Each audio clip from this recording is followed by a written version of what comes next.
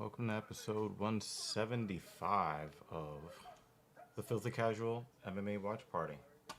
No, this is not Genius Take the Wheel. This is the Filthy Casual MMA Watch Party. I'm Dr. Evil Genius. We are getting started a little bit late today. My apologies. We have a somewhat early show for us stateside. Unfortunately, we don't have the A-level announcer today. We have the D-level announcer today. The card,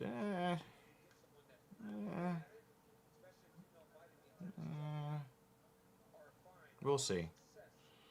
We are getting started a little bit later. This is our second fight on the card, but before moving on to that, there was Cody Brundage versus Eric McConaughey, and I've noticed that it was a split decision between these two gentlemen. But here's the thing that I find very interesting. Eric ended up getting the nod from the judges in a split decision.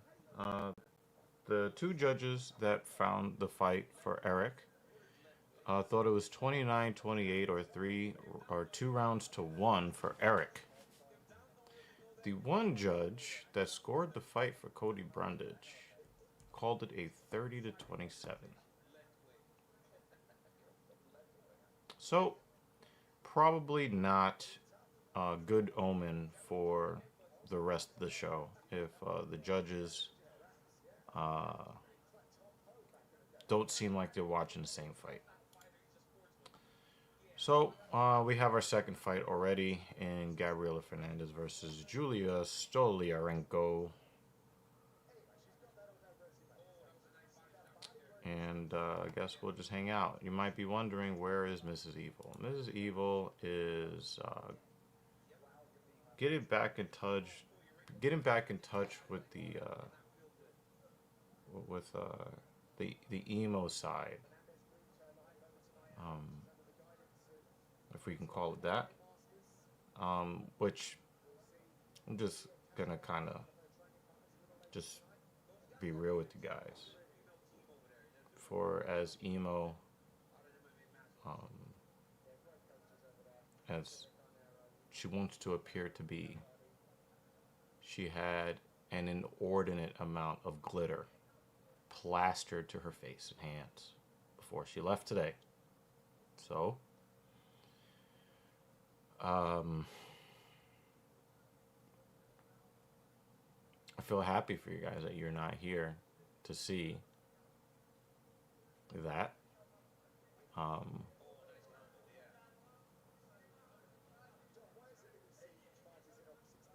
Hopefully she is not starting any new romances with chemicals. Alright, so let's just hope that these fights, if you guys know what we do here, at least for the main card, we have people give their predictions of what they think is going to happen as far as outcomes. So if you want to get your predictions on in, we will save them for the end of the show. And,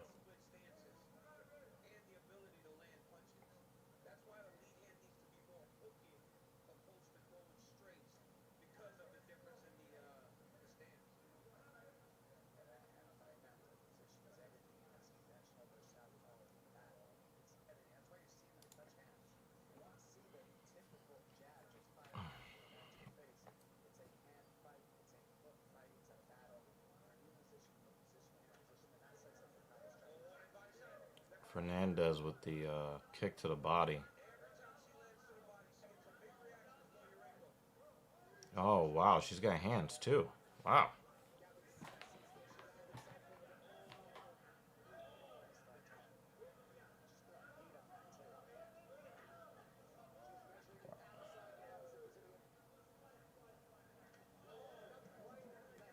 She's throwing a very heavy left cross, Gabriela Fernandez.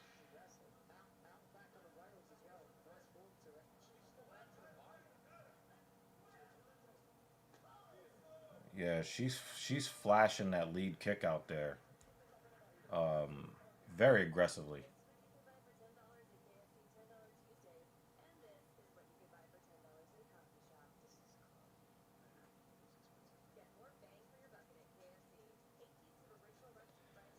All right, Carbon, I guess, was here for a little while. Dan was here for a little while. Maybe he'll come back. Ryan was talking about. Uh, yeah, I don't know about this.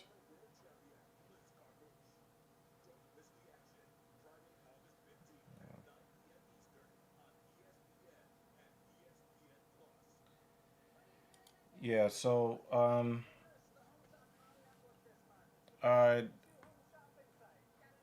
I'm really not sure that I'll be returning to gaming. I might do some adventure stuff. Some, if I could find an interesting single player story game, I might even get back into playing Horizon Forbidden West. Um, and completing a little bit more of that game. I haven't touched that game in 2 years. But online gaming just ain't it anymore, man. Um, as far as Battlefield, I don't really care about Battlefield. Um, my thing about Battlefield is that I hope that it does kill COD. I think COD has become the court jester. It's a straight up clown show now in Call of Duty land. And, I'm glad that, people have looked at. We've got blood. Got a little bit of trickle on Stoliarenko's left eye. Oh, she's crying blood. Uh, yeah, I don't see. I'm not gonna. I've never played Battlefield. I've never cared about Battlefield. I'm never going to care about Battlefield. But what I will do is, for the people that I know, like yourself, JD, any of the people that I know that find the game to their liking and want to create content on it, I'm going to support the content. If you want to go out there and create some BF6 content, I will do my best to support it. Um, and but I don't have any interest in the game. I don't have. I think it's been too long for me when it comes to competitive, twitchy, me versus you games. I think that I probably I would have stuck around. Um, I think I would have stuck around. Um, uh, in the competitive, you know, PvP scene. I think I would have stuck with it if I was always playing. But once everybody started glitching Infinite Warfare maps, and Infinite Warfare became a one gun, one rig game, I have been out of the loop for long enough where I just don't miss it anymore. Um, and for a lot of us, it's just the gaming the gaming industry in general does not love the gamer anymore. It's been a couple of decades since publishers have allowed their developers to love the people that they're making games for. And so, I'll say that a lot of my love for it has ceased, and it's been gone for long enough to where I don't see myself ever caring about it again. And It's unfortunate that it's like that. But I watched the premiere of Battlefield 6 and I saw all the things, and it did not, it didn't move me at all. And I agree with Ryan. The game visually looks amazing. But if you are being honest, Black Ops 6 visually looks amazing. So the visuals, there is not, the visuals were never the problem with these games. It's the constant insistence on monetizing every single piece of your experience with the game and then turning it into the king's court jester, where it's not even really a competitive war game anymore. It's just a bold faced merchandising event that is just meant to get it's just meant to just keep you spending money. And I want a game that wants to entertain. And as an aside, because we love the game so much, we then want to, um, we then want to spend more money because we're enjoying the game so much. That's really the way that the game should be developed. But the games are developed with a buy now and buy later mentality. So I just I, I'm no longer swayed by how great a game looks anymore, because I know that it's going to be fraught with a ridiculous amount of cross-platform cheaters. They're going to find some weird way to try to monetize the game. They're going to find some weird way to throw some skill-based matchmaking bullshit. And, maybe if SBMM was an issue, was a thing in COD 4, Modern Warfare, perhaps I would have grown up with SBMM. But I grew up in the time of fun first multiplayer gaming. And um, those days are gone. They're gone. And I'm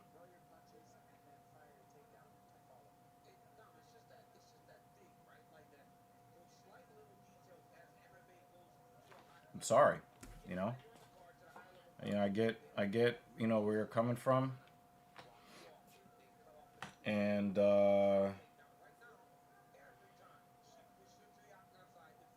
it sucks, But one of the things that I was hoping was that, I mean, not hoping, but fantasizing about, is all the bugs and all the cheating and all the hacking, get them taking it out of Modern Warfare 2 and Black Ops 2, and going back and playing those old games without it being hacked to hell.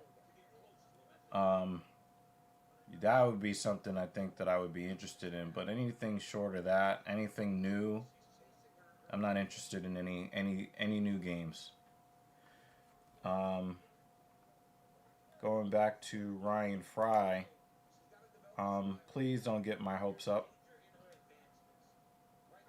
um I want to be respectful, but yeah, I just feel like being respectful. Don't get my hopes up. um oh, so she took the padding out. Okay. All right.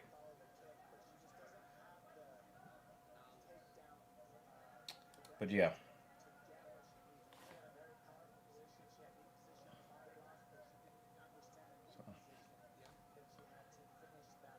Okay, so it was kind of part of a stunt. Yeah, Angela's she's a little bit of a stunt woman.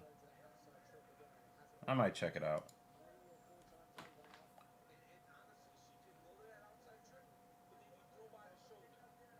Fernandez really knows how to fight. I haven't seen anything that's really making me care besides the tears of blood coming down, streaming down the left side of Stolyarenko's face.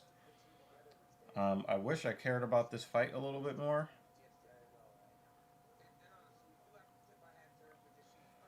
I wish I did.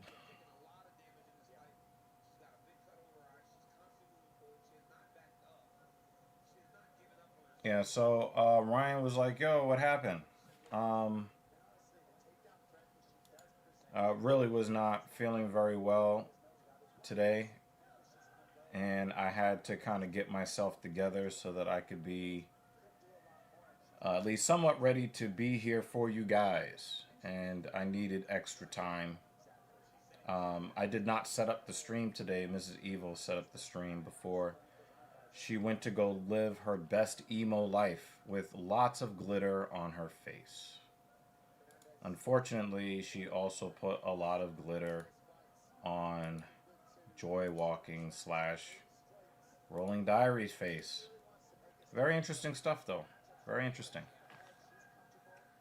But lots of she's this is her version of emoism, and that's why I'm here flying solo today.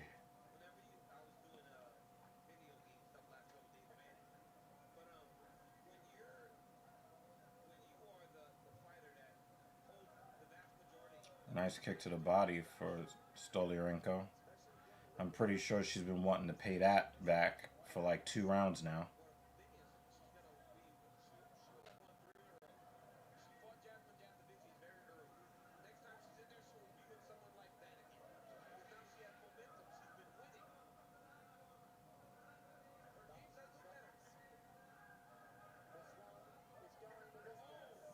She snuck another head kick in there.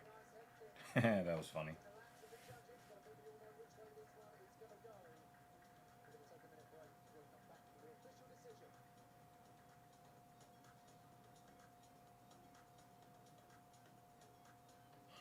She was like, "Yo, don't worry about me. All the blood comes from her."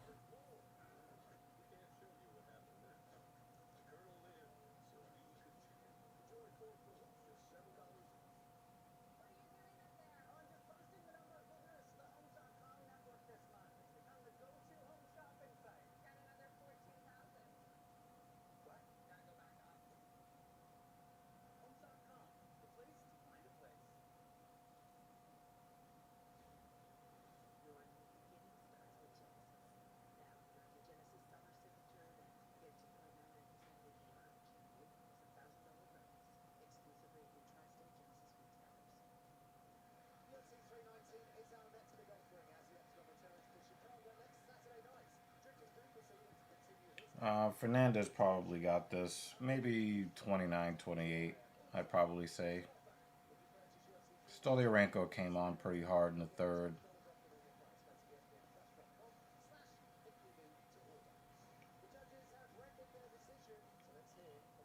I don't know why she's got her fist up. She got beat up.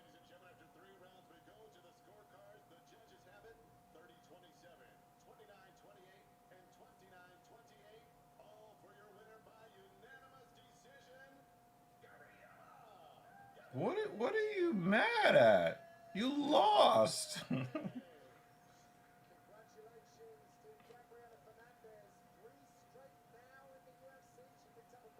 Like, what are you mad at?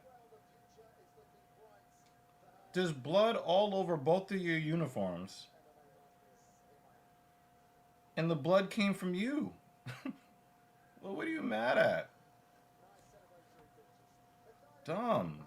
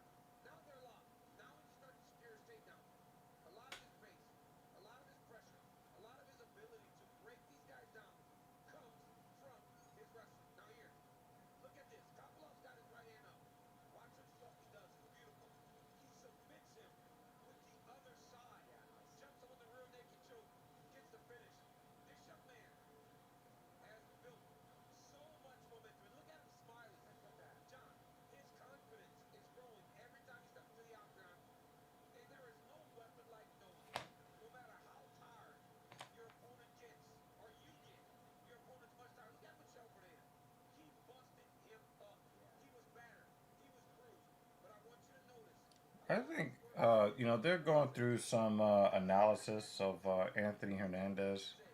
You could actually see the skill level rise through his professional career.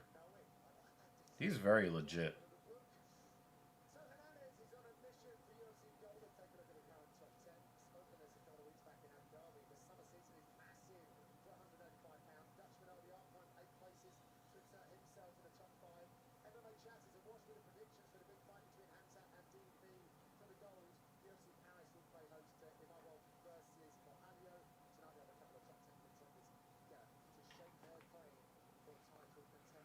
Cannot believe there's a world where Israel Adesanya has 5 losses on his record now.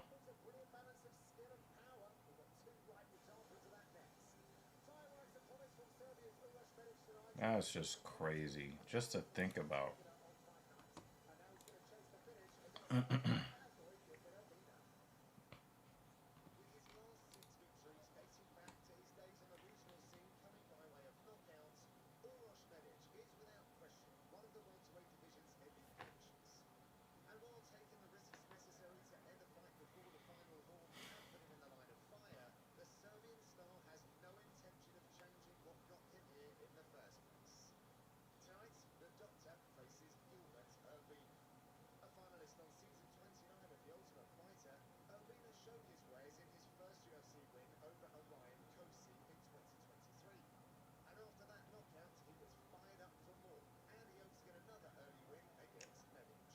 Let's see what's what on this one.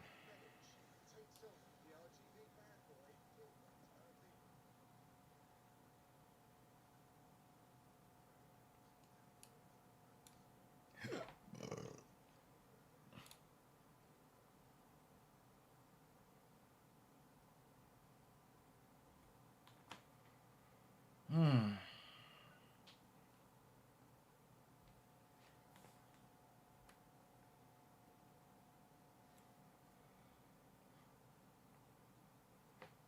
You get these walkouts.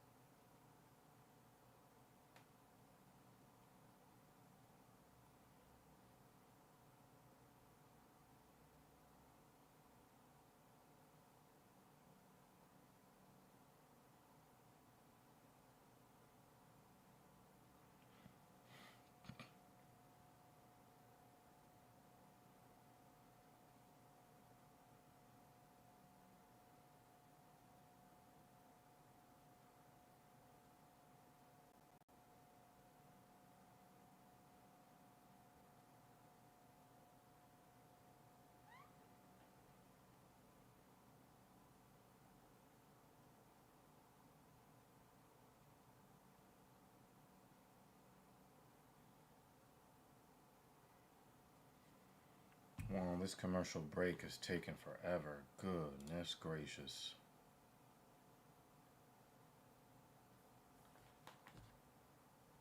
Oh, man.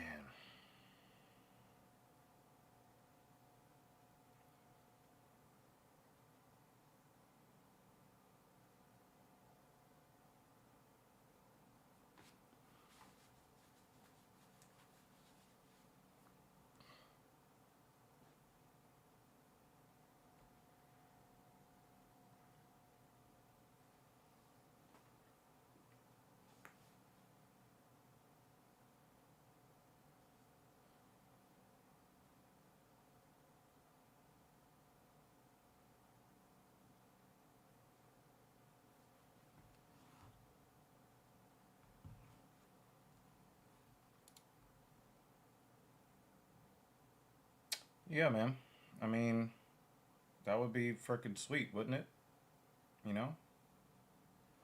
Um, my food options are pretty limited today, though. I think they left me something in the refrigerator. But I have a couple of granola bars.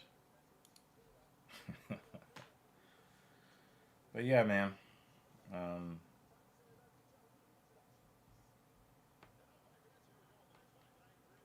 you know,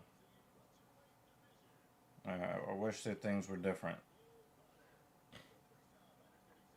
You know, I really do wish things were different in the gaming space. Uh,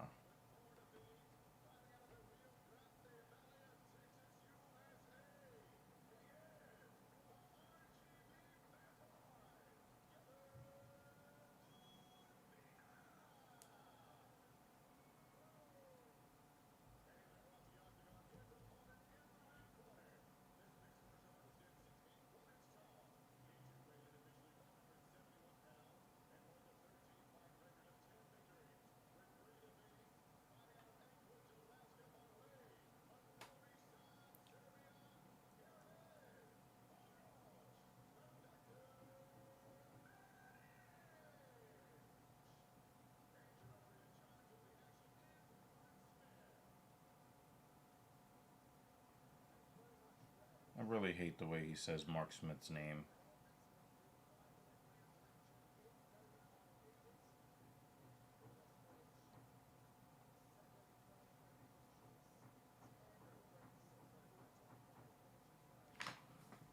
Let me move this over here. I can see a little bit better.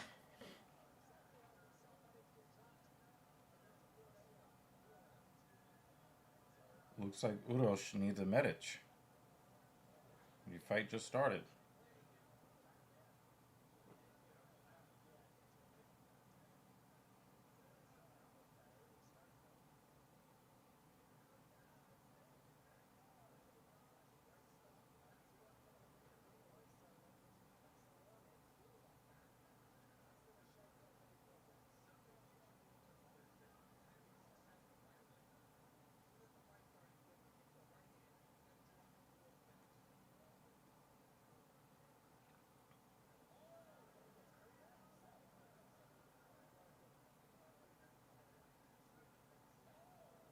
Yep, that's a legitimate knockdown. Like 10.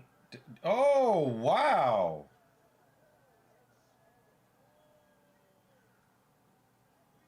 Dan, they both got glass chins. They both got glass chins.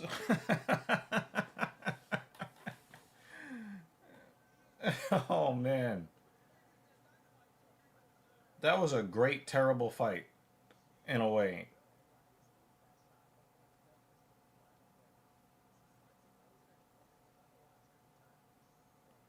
Like,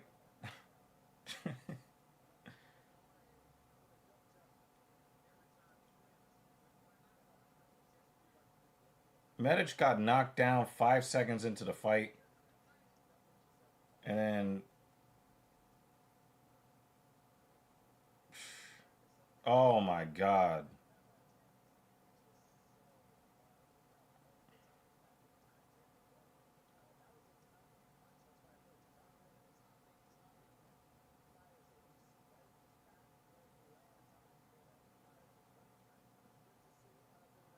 Ah,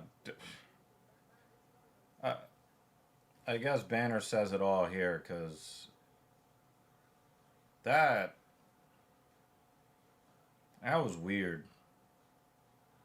As far as like first round finishes go, that was weird.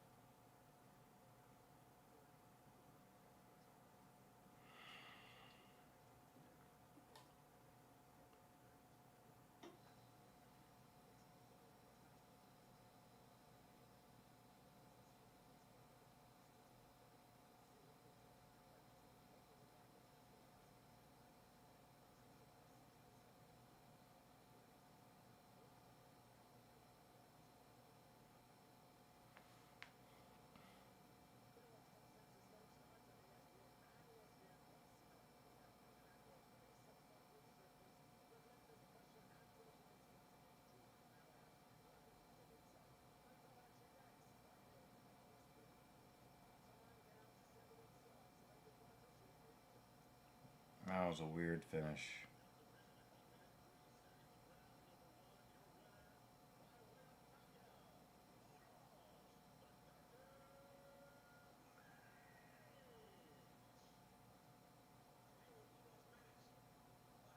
Damn it, now we have that.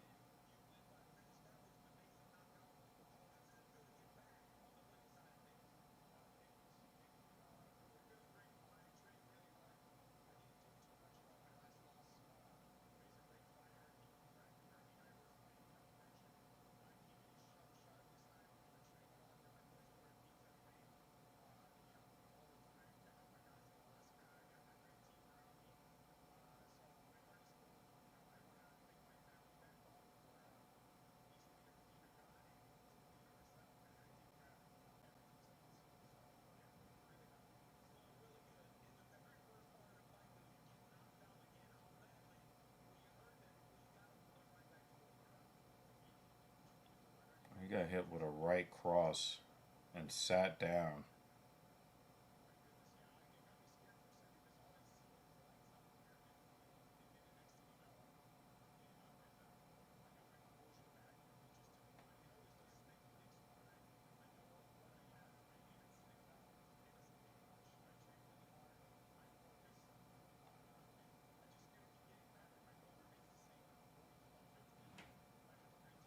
Crazy.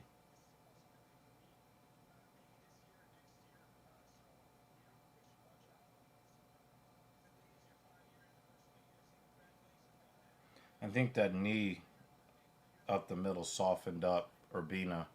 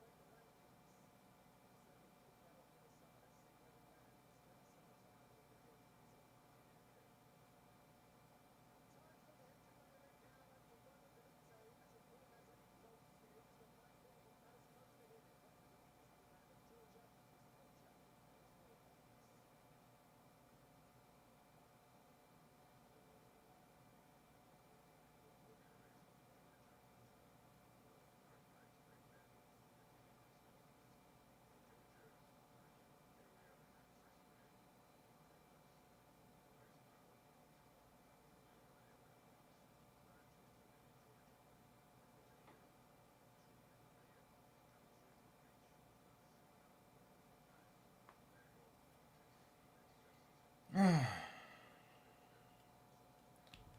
you know what happens when there is a quick finish in the first round? We get fight packs. Good to see David Banner stop in for a second. I know that Fry was here for a minute. Jansen was here for a minute.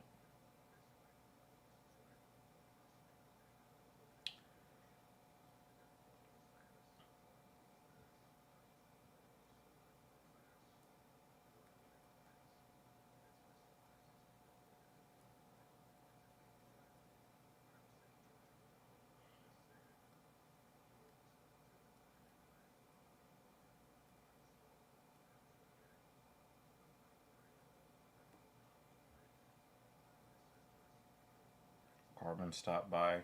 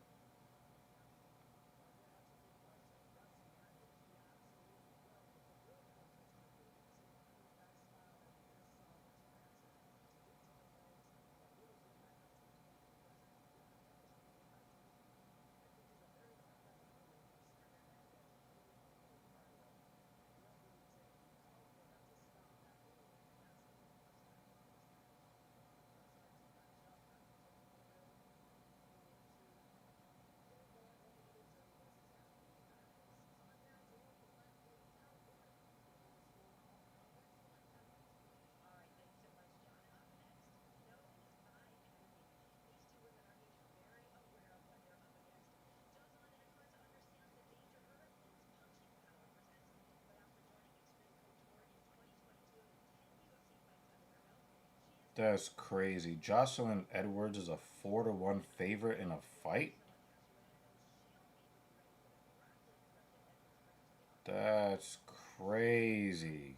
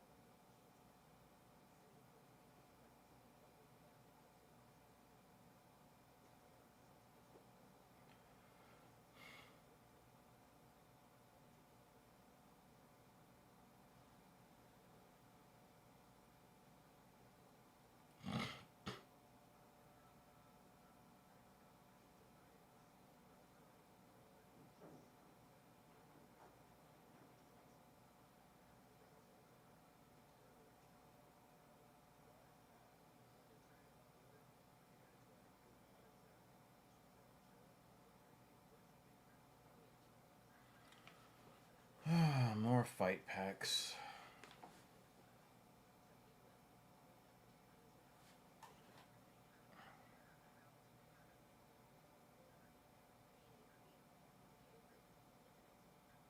That's why we need Mrs. Evil. She complains about the fight packs better than I do.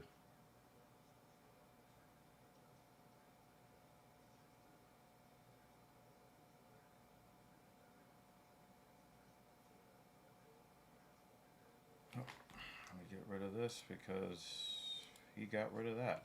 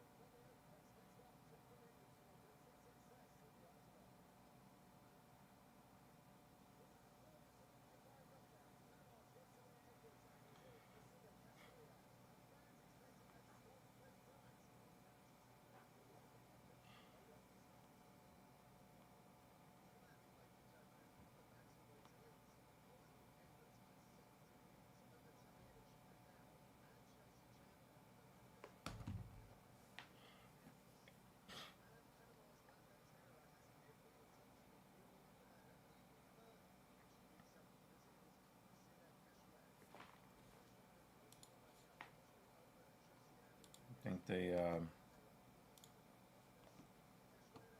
done boring us with fight packs.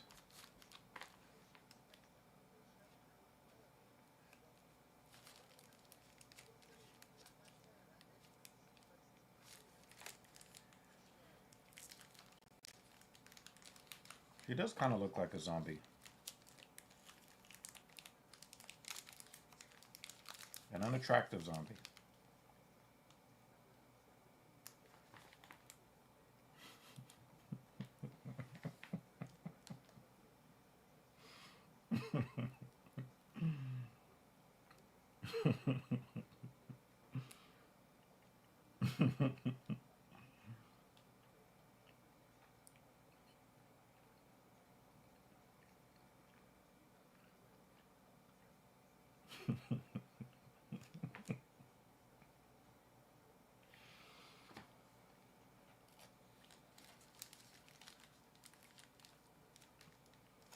You have people looking for all the 75 17s.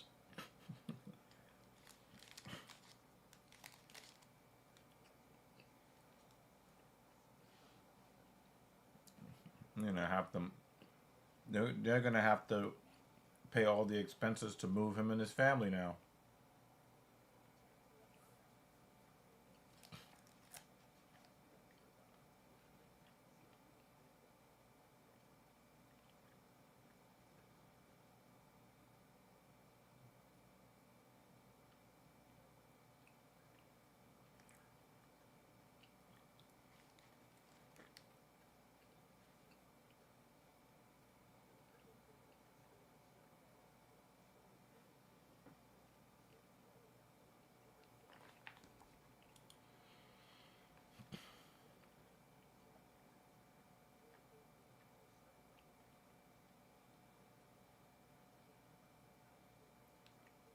Awful.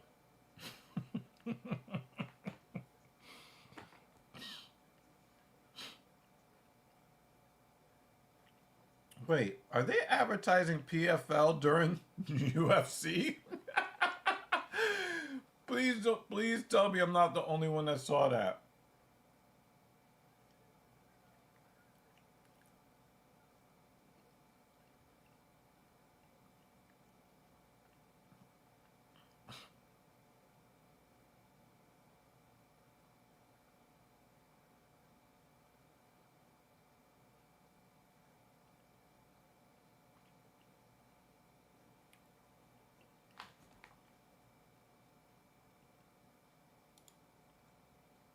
Is that confirmed? Because I know that they put all of the PLEs. They're taking them off of Peacock and putting them on ESPN, whatever they're calling their $30 a month service.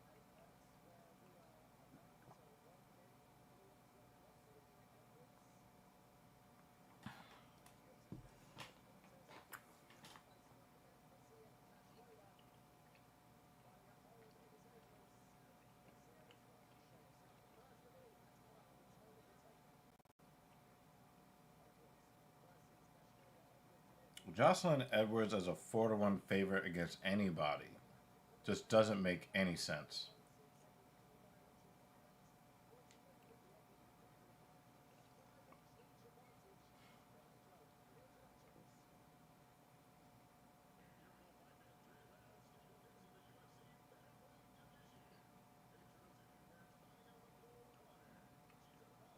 I think these might be the most disrespectful odds I've ever seen against any fighter.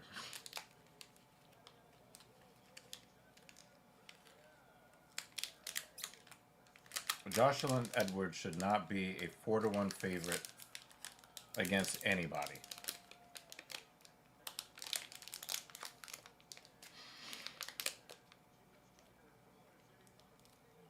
Oh, okay.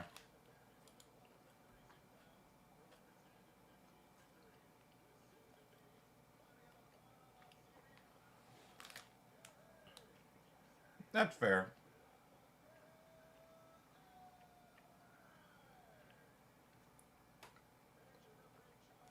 You know, pay-per-view buys continue to go down.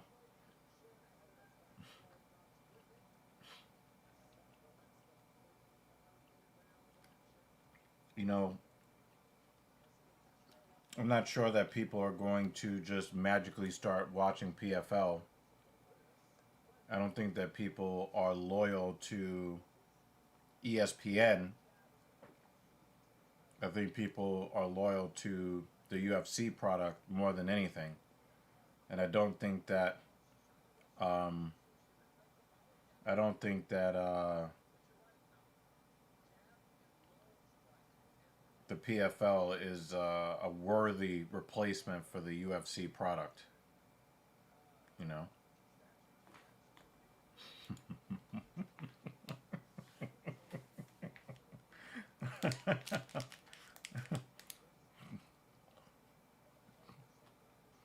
What you mean, like a dozen and a half?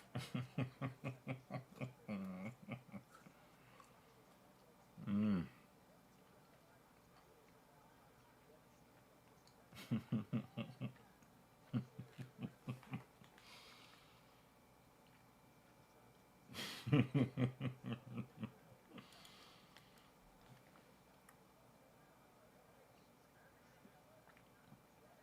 Kashweta's doing all right with the. She's doing all right with the grappling defense.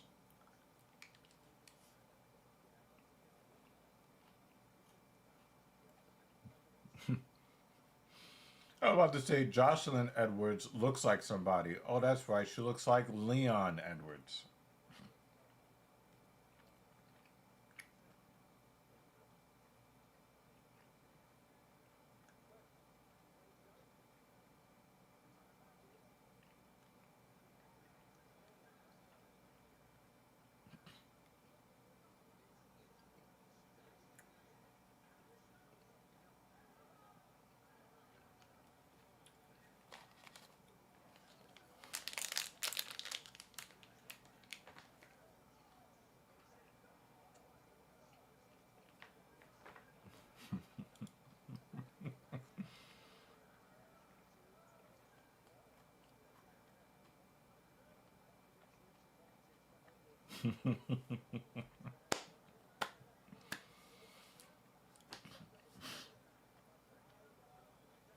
What do you guys make of the phenomena of throwing dildos on the court? What do you guys make of that? Comment down below.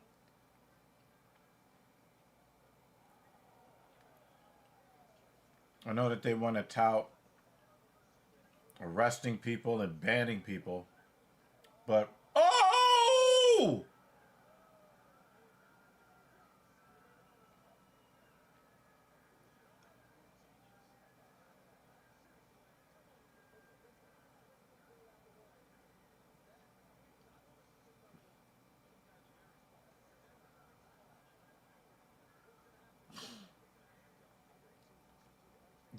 Get Kashwara out of the UFC. You got smoked by a shitty fighter.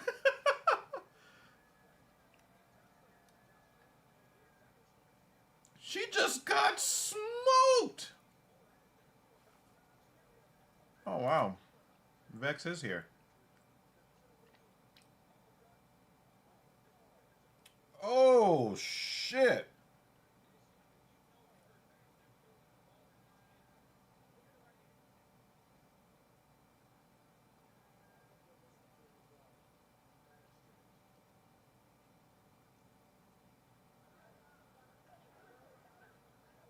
Oh, you just got binked. Wow.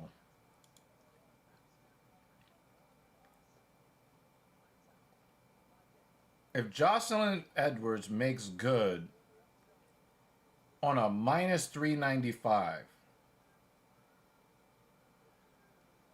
it is time. It's time to go.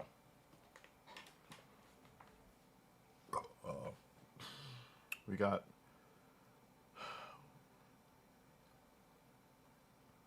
1 second. We got some spam to get rid of.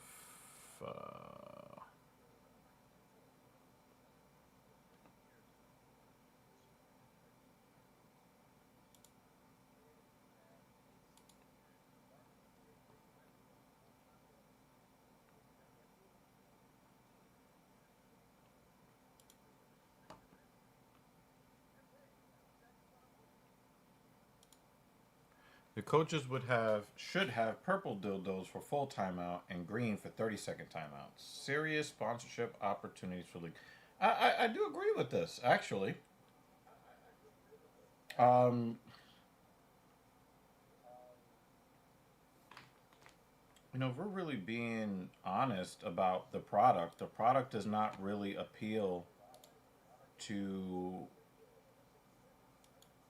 The product just does not appeal to anybody who.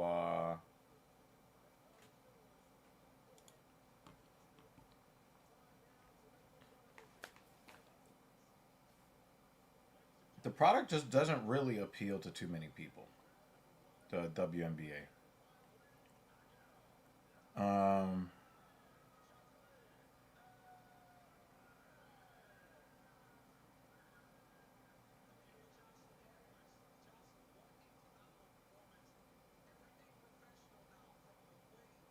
the why not take advantage of the dildo avalanche?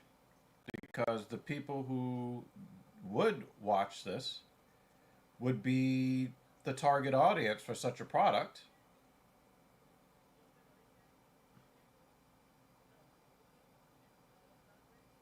People are not buying women's basketball sneakers. Not like they wear them like these or Air Jordans or what have you.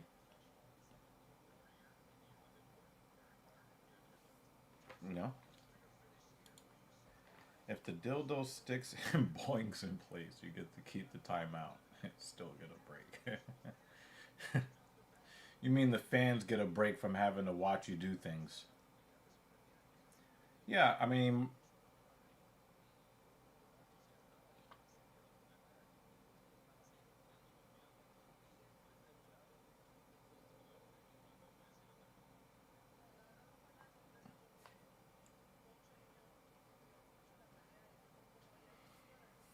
Well, we did answer this question earlier. She is trying to relive her former emo glory days with glitter on her face.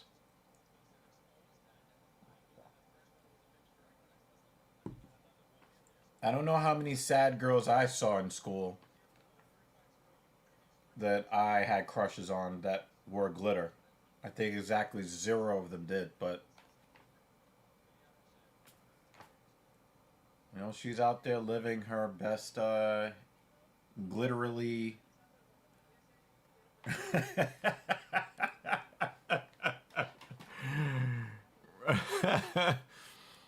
Oh man, I'm gonna make sure she sees that one.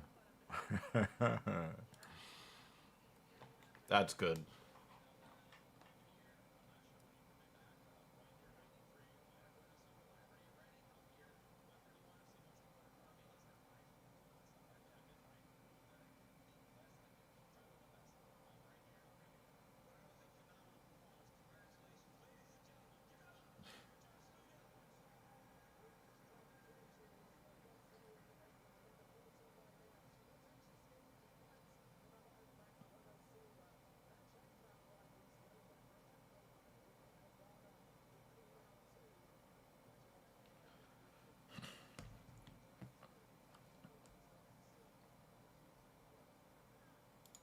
Yeah, I was gonna say, like, I don't understand.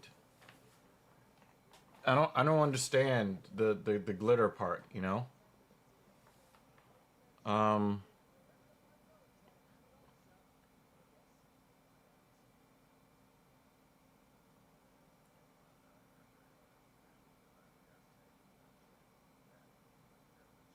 Guess you'll have to ask her next weekend. Yo, what was the deal with that?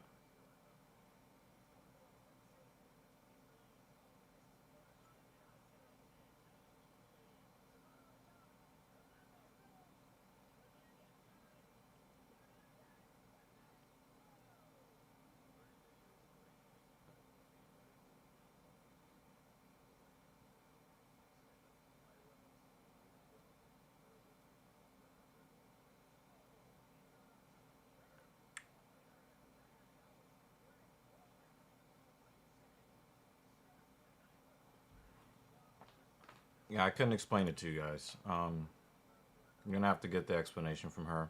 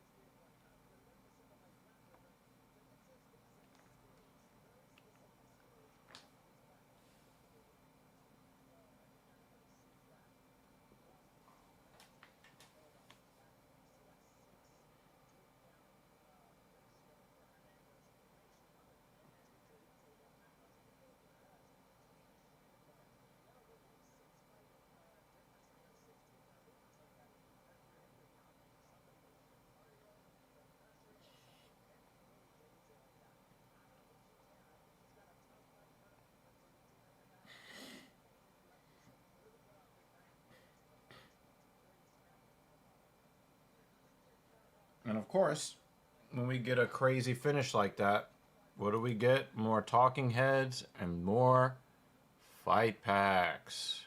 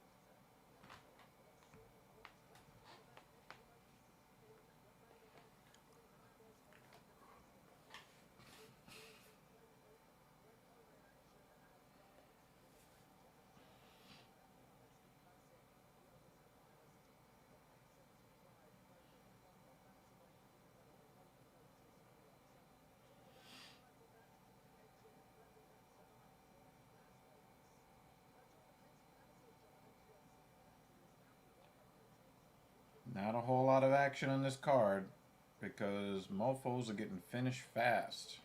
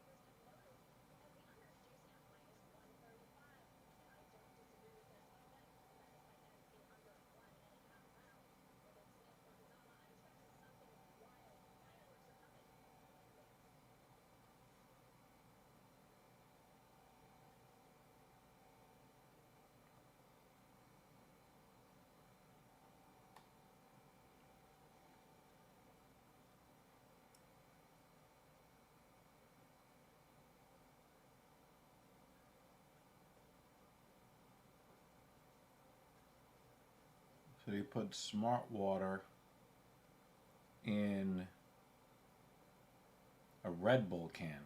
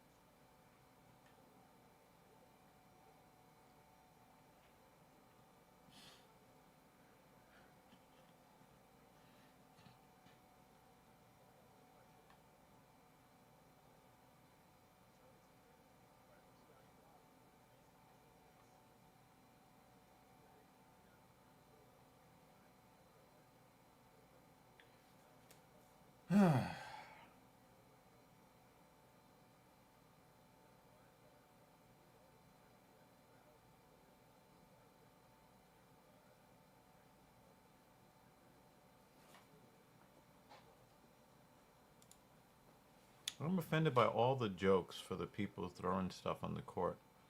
Clearly being a white guy. None of the suspects were white, so the league owes me an apology. Well, I think that all the dildo tossers are speaking for all of the white men in the country, and I believe that they are speaking accurately for all of the white men in the country, and all the Hispanic men in the country, and all the Asian men in the country, and all the black men in the country. Um,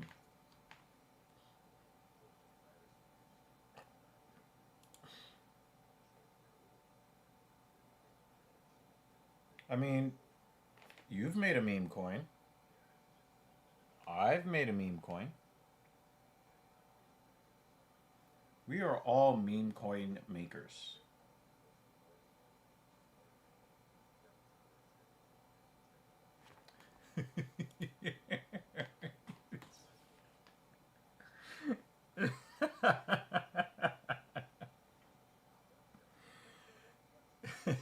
That's messed up. That's so messed up. But so accurate. Oh man.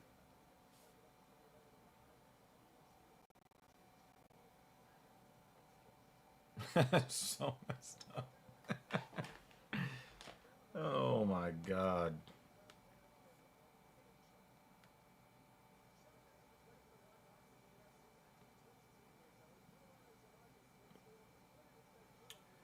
I've got scammy, spammy sex bots sending me requests on Discord. Perhaps I should accept the friend request because surely it's a real woman who wants to give me her vagina, right? for the low, low price of free 99.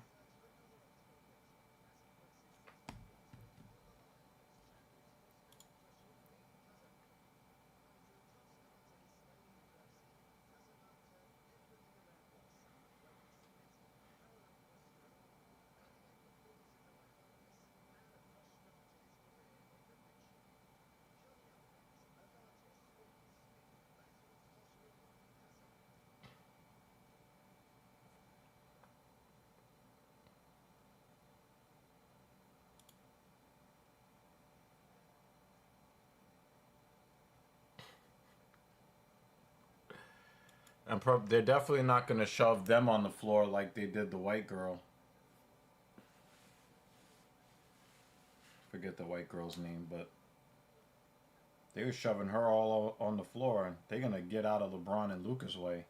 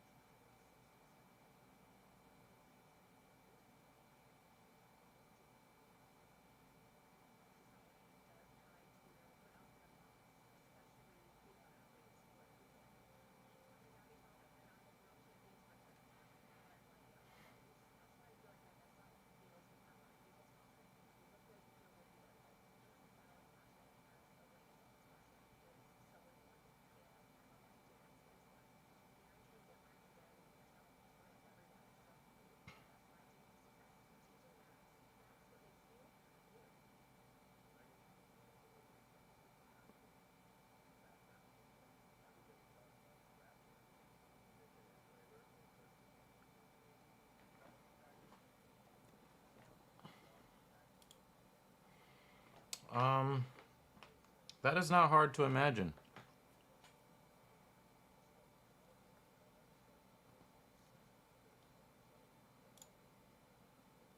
That wouldn't be hard to imagine at all.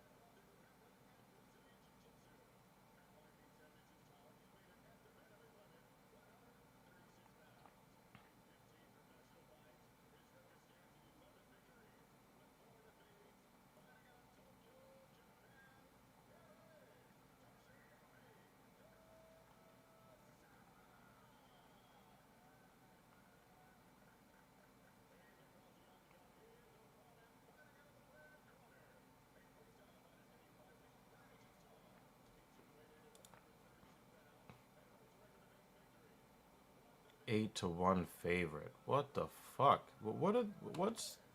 What's going on with the matchmaking?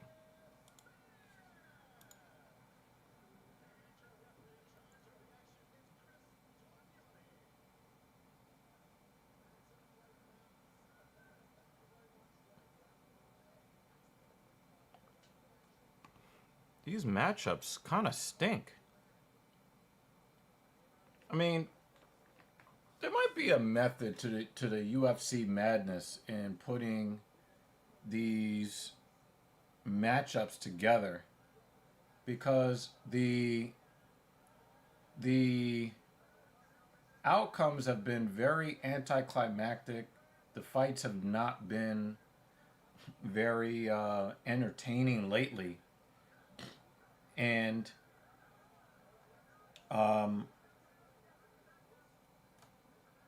putting some bludgeonings on some cards, they think maybe they can get some more interest in the sport again. That's the only thing I can think of. I mean, there was a 4-1 favorite on this card. This is a 8-1 favorite on the card.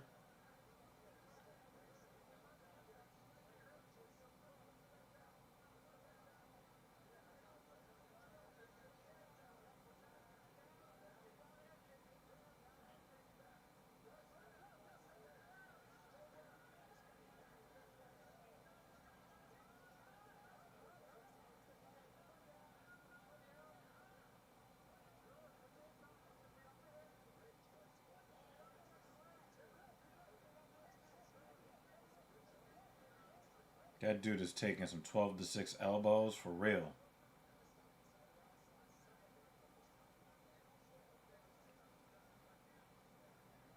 Kazama looks like he's in there trying to fight 4 people.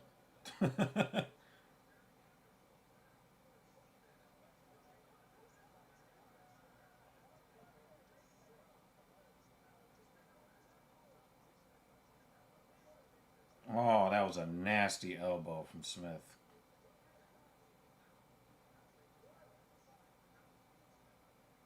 Forearms, elbows. Kazama's having a really, really bad time of it right now.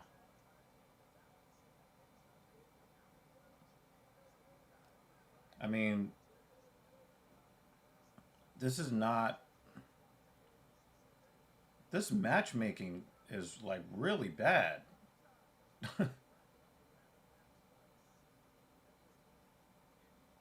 This is abuse.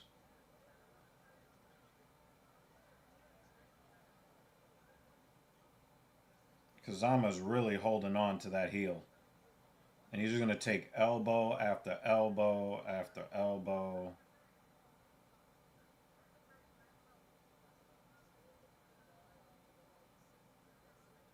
This is not a fight. This is an exhibition.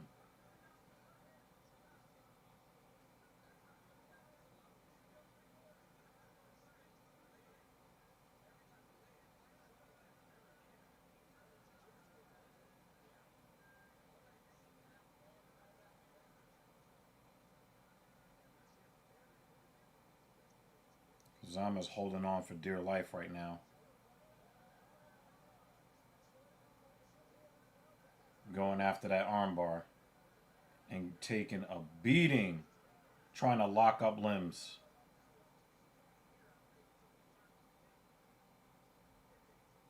I mean, this dude is throwing Hail Mary after Hail Mary.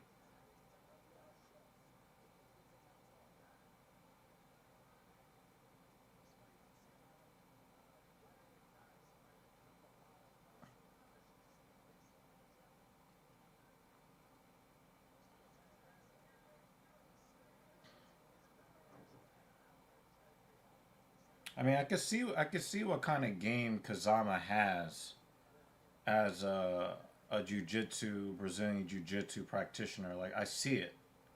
But, and you about to get slammed! Oh my god, he's dead! He killed him! Oh my god! He went for a triangle choke!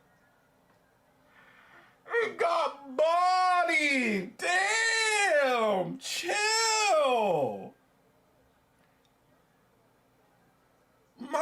boy got bodied.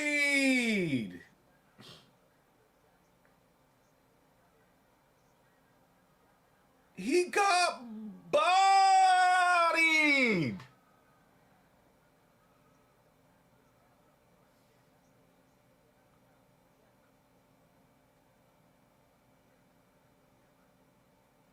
My boy got bodied.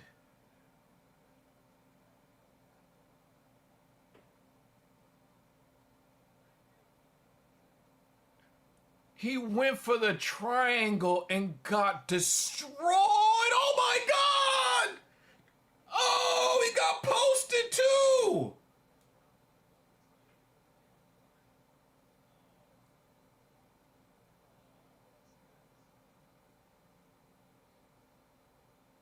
Yo!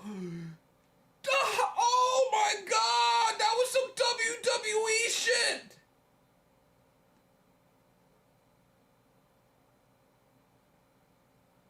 Yo! He sent them to the Shadow Realm!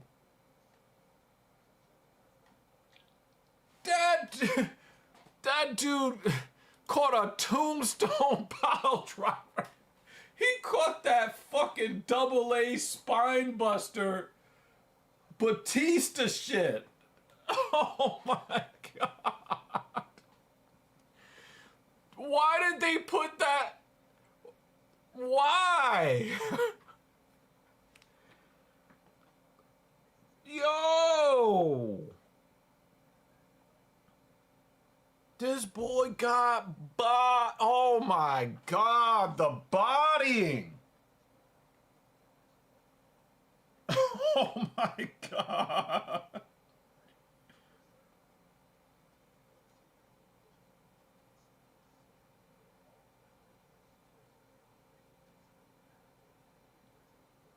Oh my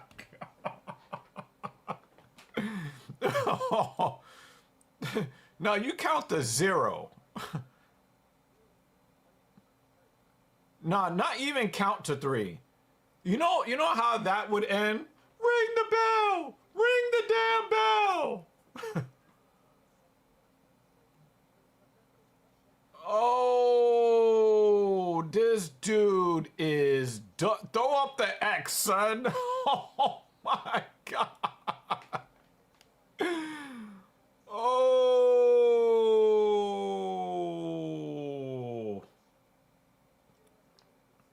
Oh.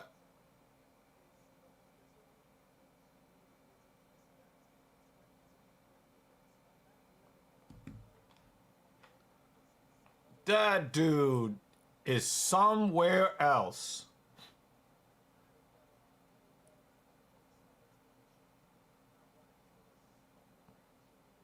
That yo, throw the X. Yo, this man got bodied.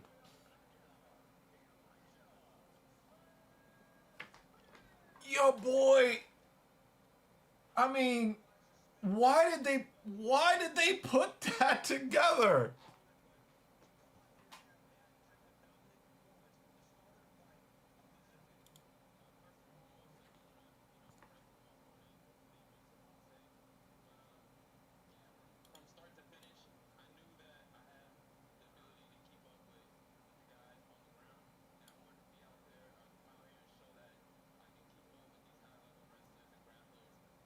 Oh, the man's able to sit up.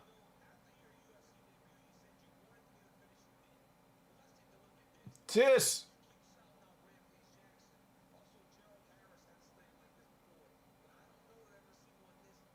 this was disgusting. Oh my God.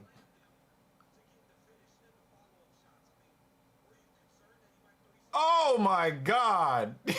Oh my God. He got bodied.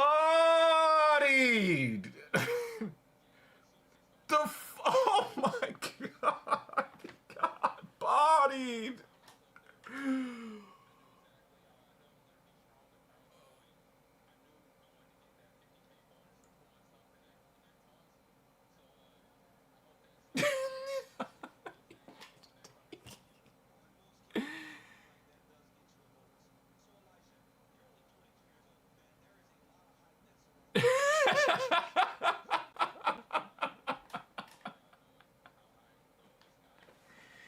Yeah, he got bodied.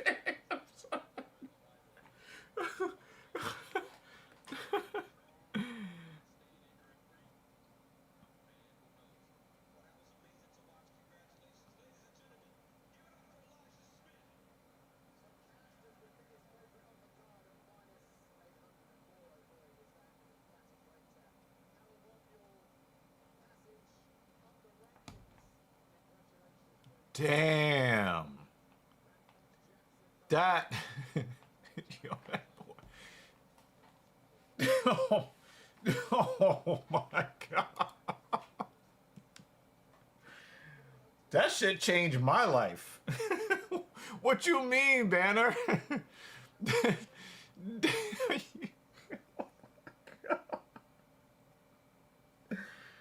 Yo.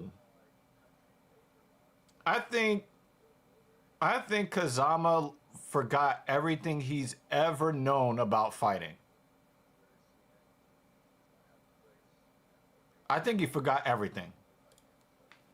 That and here we are watching fucking fight packs again. Oh my god. Oh my god. How do you get bodied like that?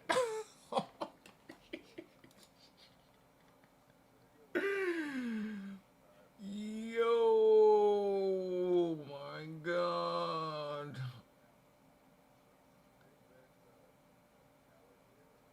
Yeah, I don't know anything about this, but that dude got bodied.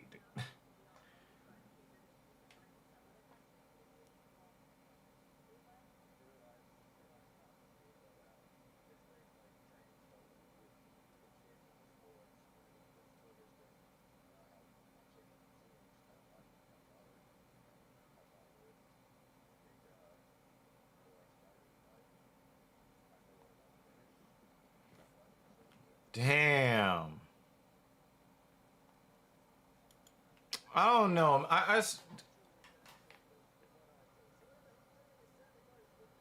Priscilla Cachoeira needs to just not be in the UFC anymore. That's all I learned from that. Like, I looked at the odds. Jocelyn Edwards was a minus 395 favorite. Like, she should not be a 4-1 favorite against anybody. Not even a woman walking in off the street should be a minus 390. She should not be minus 395 against anybody. But she was minus 395 against Priscilla Cachoeira. And then gives her the bink bink. Cachoeira just has to just be done. Like, Cachoeira just needs to get cut. You caught a first round bink bink from Jocelyn Edwards. You're done. It's over. Time to go.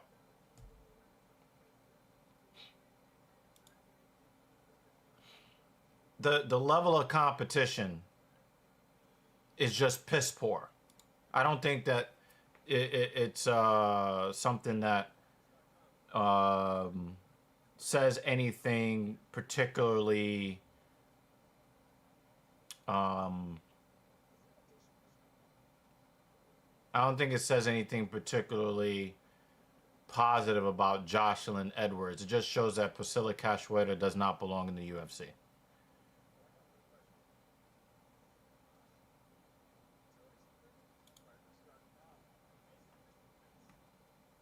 No chill, Jake. No chill.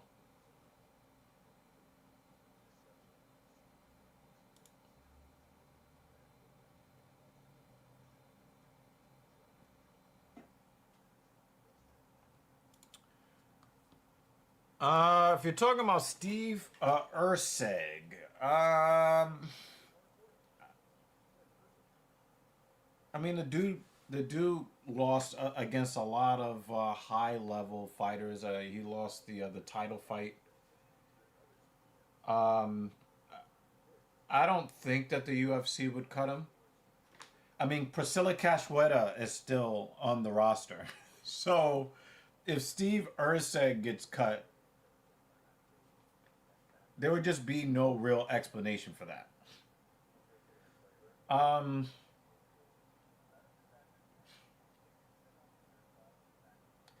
I think that Steve talking about possibly getting cut after this fight is really more of a.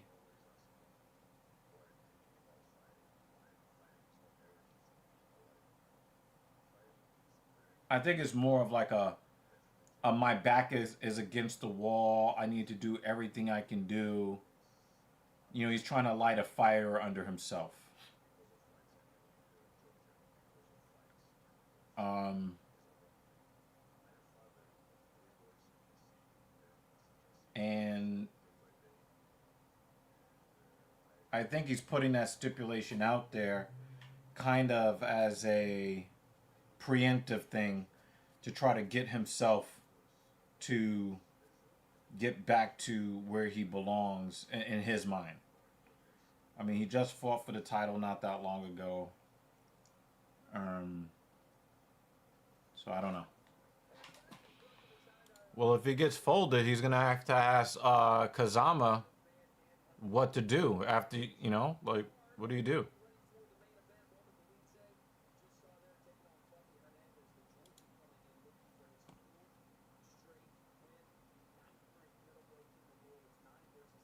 I don't know. I think that knockout from Smith might get charged as a hate crime against the Japanese because that was so fucking violent. That finish was so. That is gross. That is just gross. You talking about Roman Dolidze is messing with that nasty chick Cheyenne? Ew. You could do better than that, Roman. Wait, you talking about Roman Reigns?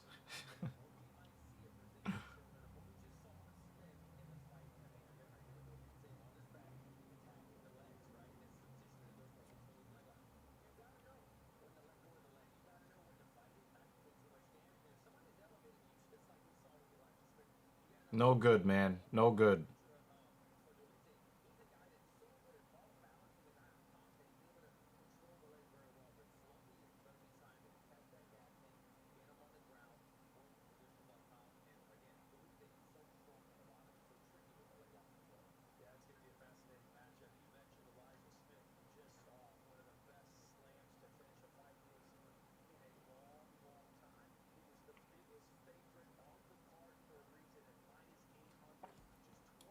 Yeah, I remember that. But I'm saying, like, if you're the dude that was smashing the chick, you can't, you can't, you can't wife a chick after she cheated on somebody else to get with you.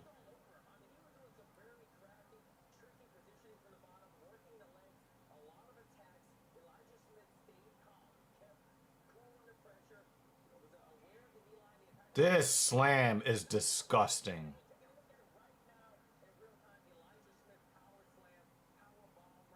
Oh my god. And he posted him too. Oh, that's nasty. I'm sorry.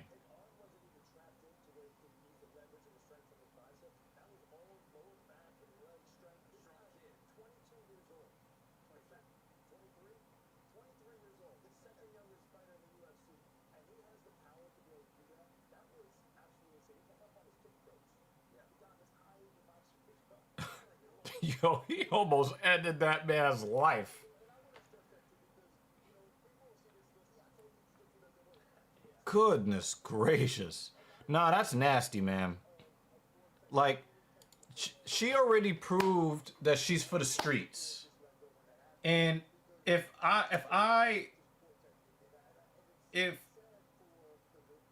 if I smashed a chick, I've never. I mean, I've never wifed a chick that I smashed from that was with some other dude. Uh,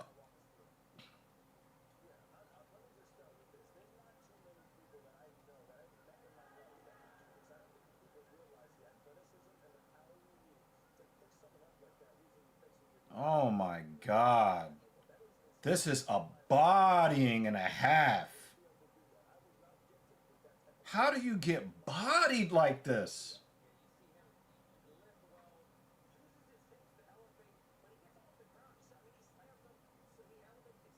Boom! Where's the referee?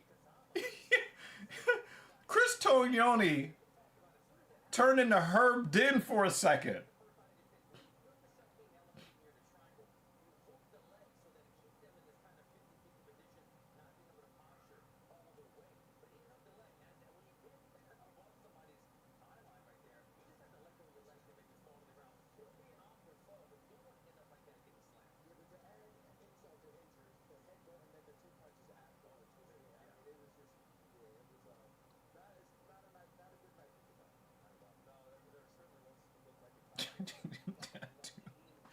That dude got mega body. Damn. Yeah, I can't root for the guy. Like, I can't root for that. I can't, like, all right, so you smashed a chick. You got, yo, she's for the streets. She's for the streets. You know she was with somebody else. You know she has the capacity to just throw everything away, and then you're gonna wife her? That's crazy. That's mental illness. But he'll learn. He'll learn, Jake. He'll learn.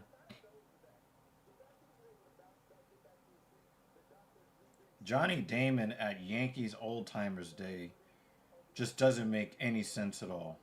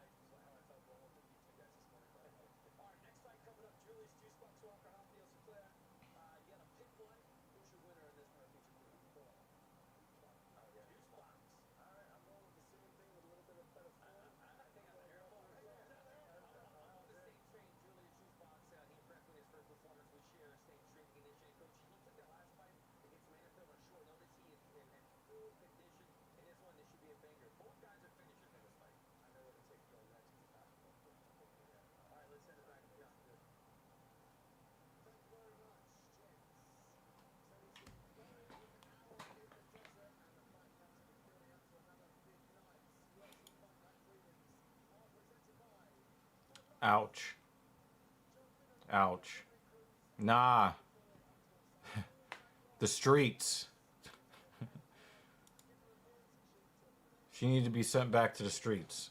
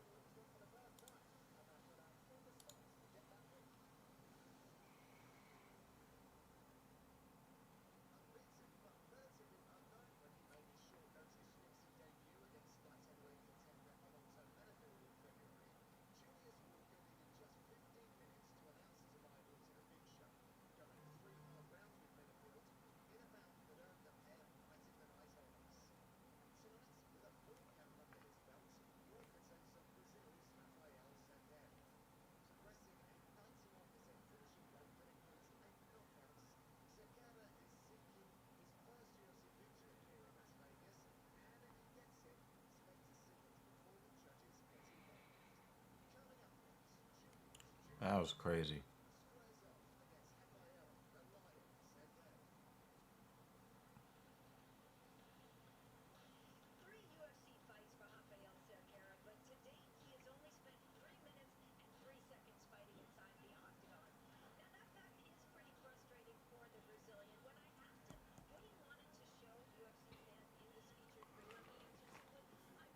Damn, they got Karen Bryant off the desk? Give me a second.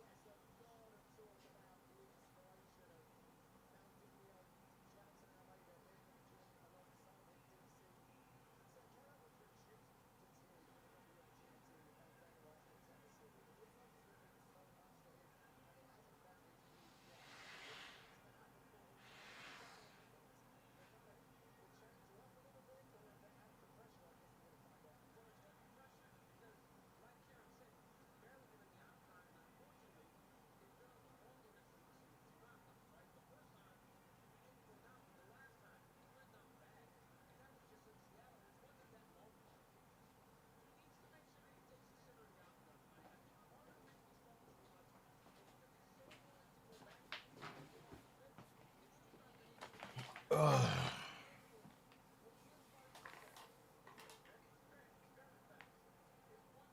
That might be not the knockout of the year.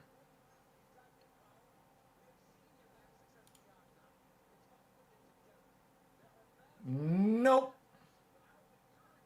Nope. Nope. Nope.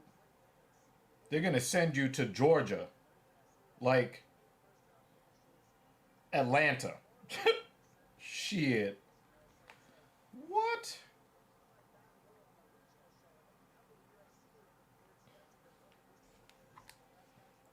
Yeah, I don't. Roman Dolidze could get any woman on planet Earth, but settles for that. That's crazy.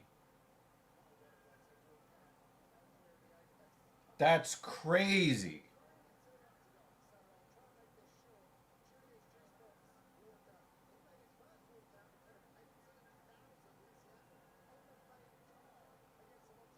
I'll never understand guys that have so many options and they choose the most down bad option.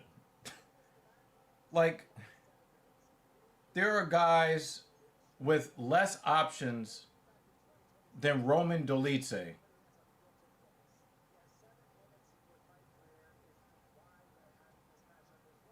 that still would not accept that.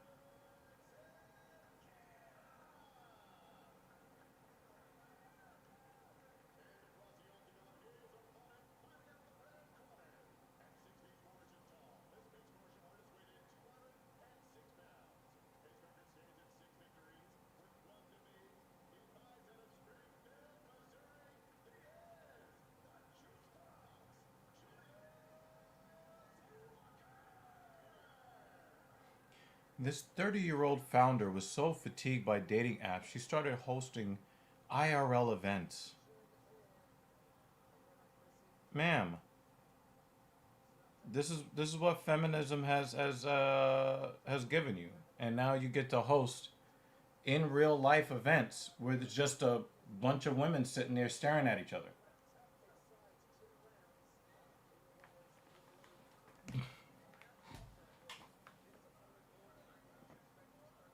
I would love to figure out why this guy calls himself Juicebox.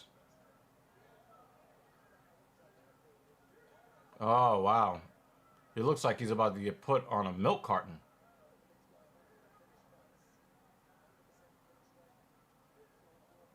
These guys look like they're related.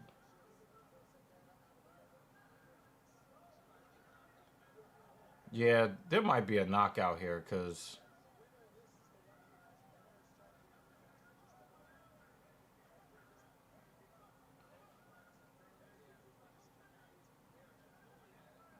they're both standing up super tall. Um, they're both a little bit rigid in their stances, and they're just throwing overhands.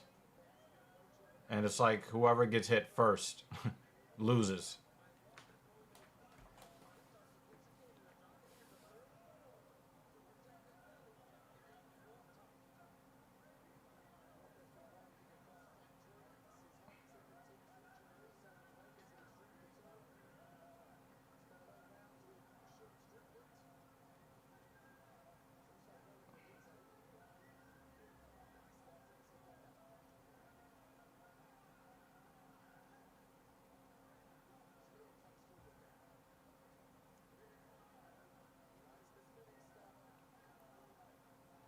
He landed a spinning back kick to the knee. That could not have felt great.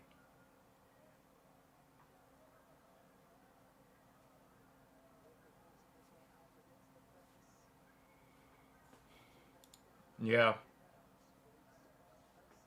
yeah. Both of these guys, actually. And we got a takedown for Walker.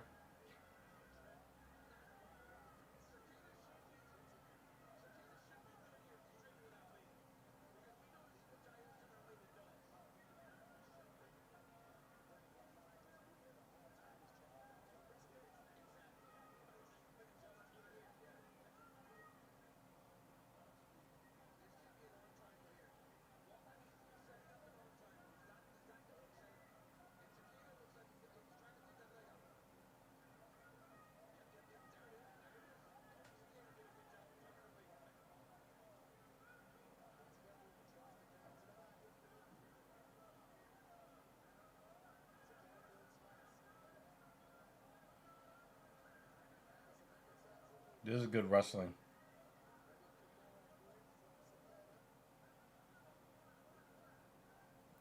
So he's threatening Kimura.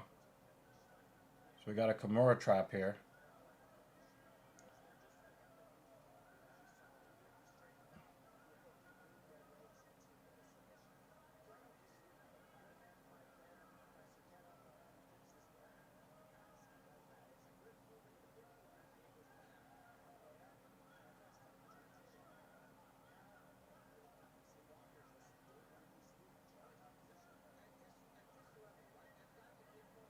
He's got the handcuff. Oh,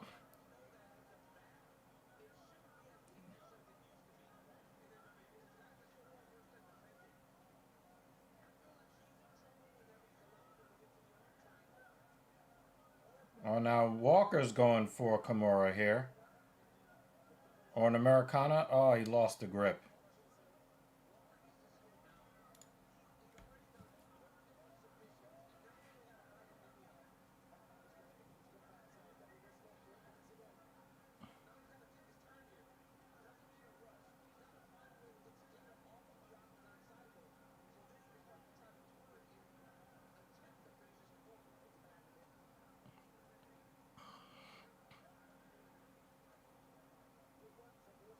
So Walker gets this round one pretty easily.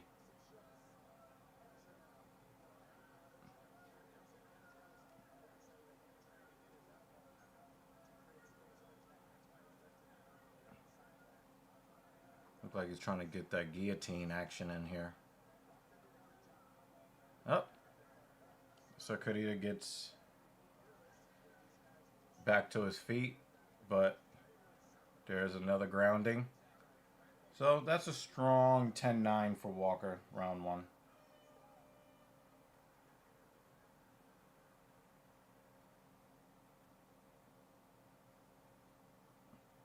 I know that, there's been a lot of complaints lately about the over-reliance on grappling in the UFC this year. This was not that. This was Walker actually implementing an offensive game plan to hunt for a finish.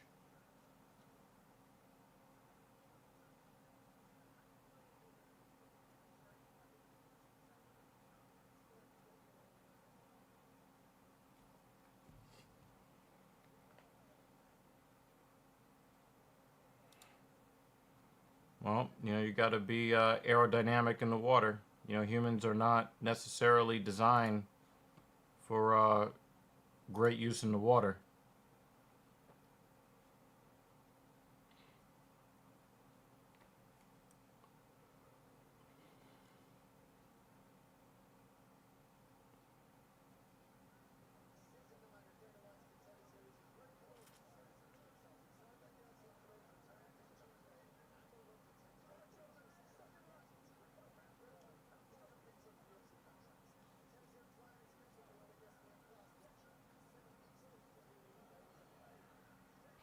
That was weird. I don't think that was a takedown. It looked like he just slipped. Oh, he's throwing elbows with intention.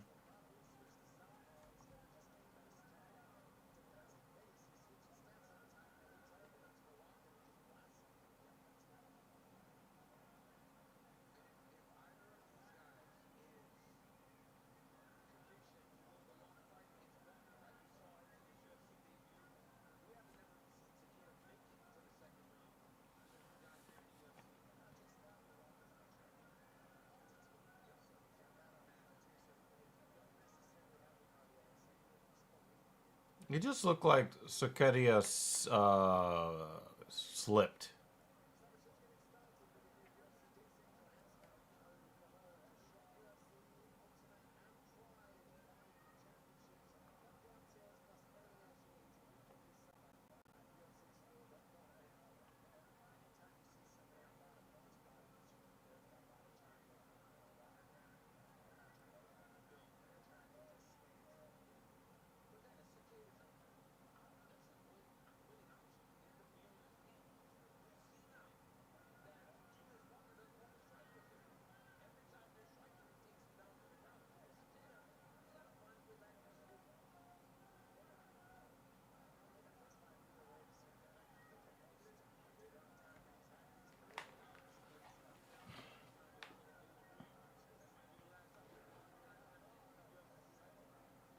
It looks like Walker's taking some damage.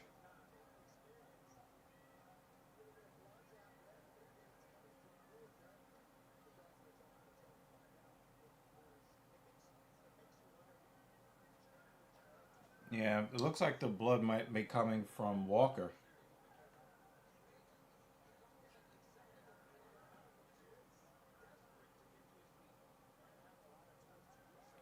Doesn't look like Walker's going to be able to control Sarkadia as well with all the sweat.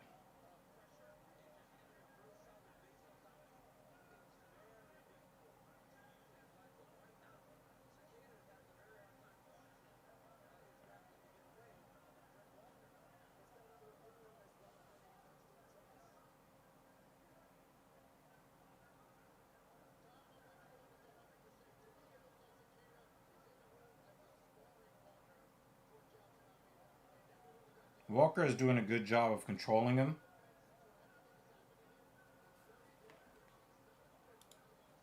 Yeah, that had to be it because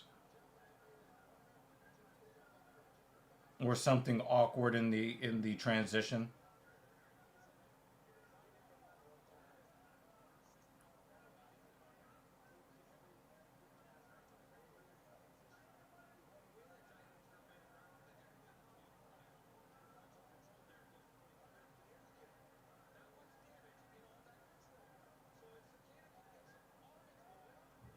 That's a nasty leg kick. Oh! If he would have committed to the strike instead of trying to throw the left to change levels, he might have gotten that knockout because he caught Sakedia like dead to rights.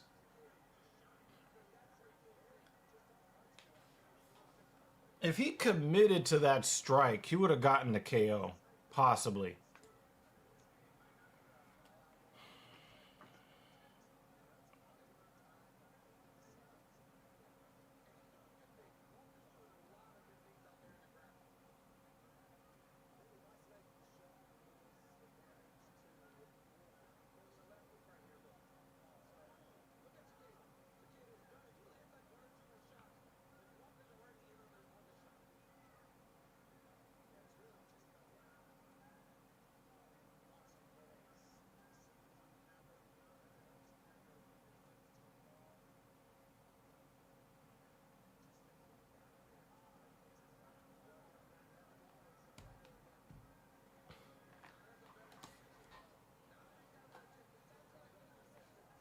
He's trying to get that arm isolated.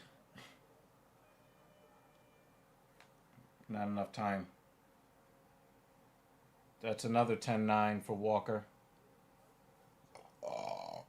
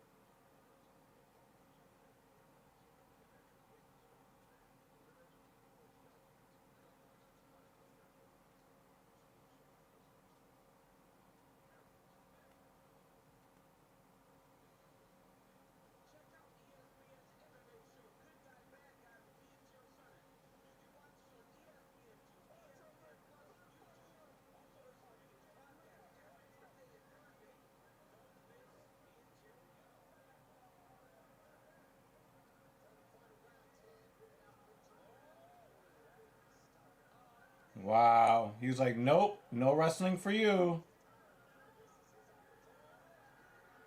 Yo, if Walker loses after all of that,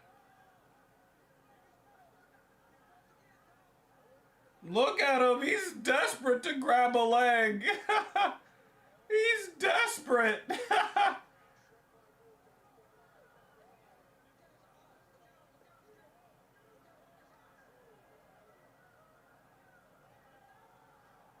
No, he didn't catch him. No, he didn't. No, he did not catch Sakedia like that.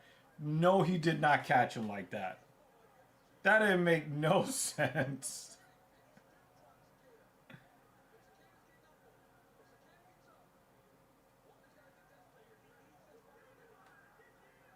This has been a weird fight card, y'all.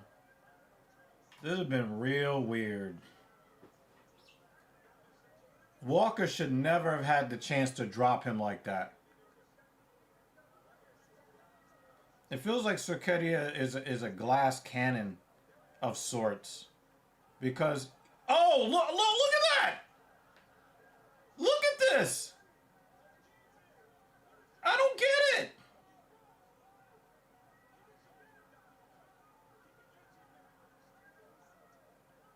I don't understand what's happening.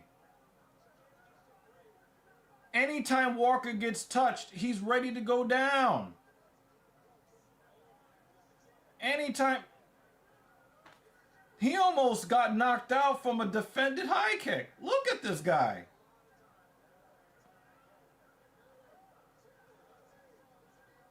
I don't understand what's happening here.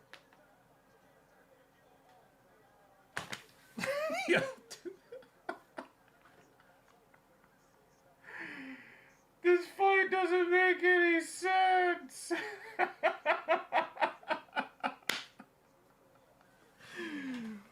This fight. But anytime he gets touched, he starts doing the chicken dance. He doesn't trust it for a reason.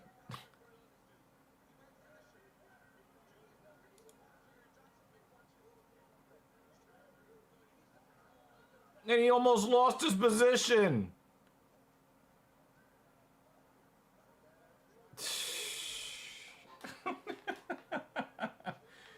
At this point, I hope they both lose. What the fuck, man?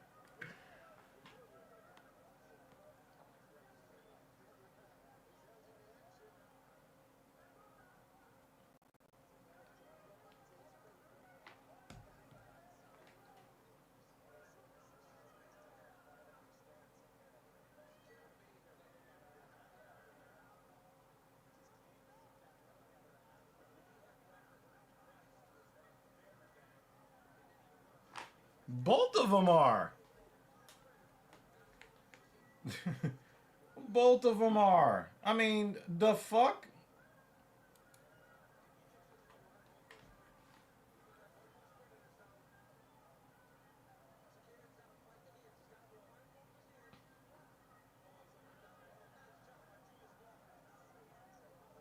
Walker is basically just leaning on him, trying not to get knocked out at this point. I had to give Walker credit for the way that he grappled in rounds 1 and 2. This is just like, please don't knock me out. I must grab you so you don't knock me out.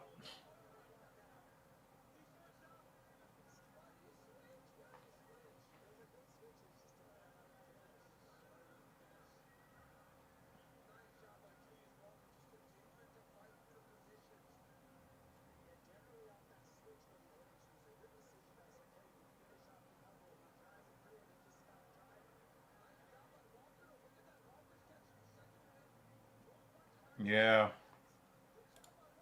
Yeah. Yep. So Kedio ran out of time.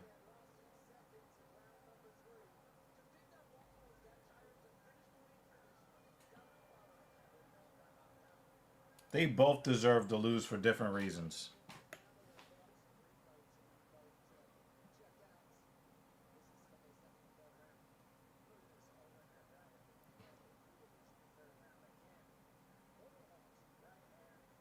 Kratos is here. I haven't seen Kratos in a while. Hope you've been fine. Hope you've been well.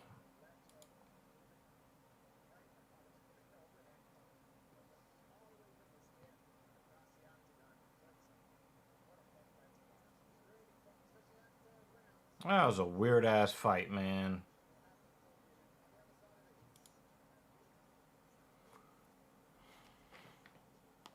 That was just fucking weird.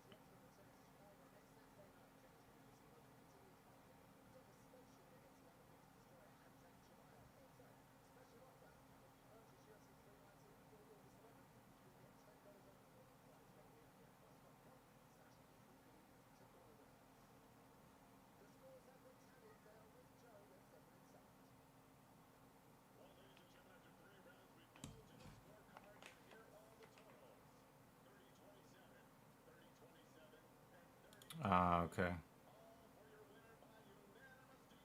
Nah, you missed a lot of crazy shit. You missed a lot of crazy shit, Kratos.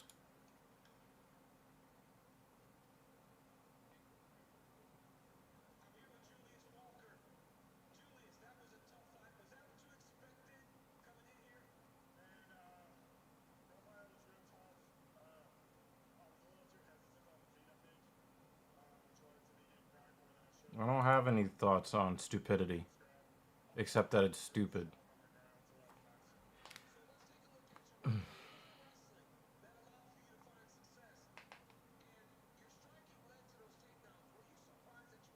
Yeah, only the people that care know about that, and I'm definitely not one of those people.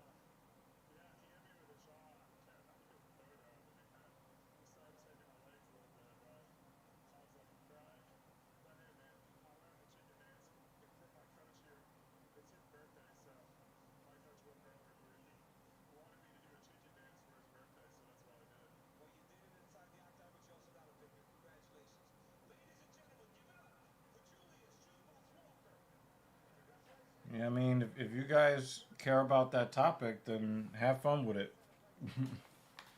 Have fun with that.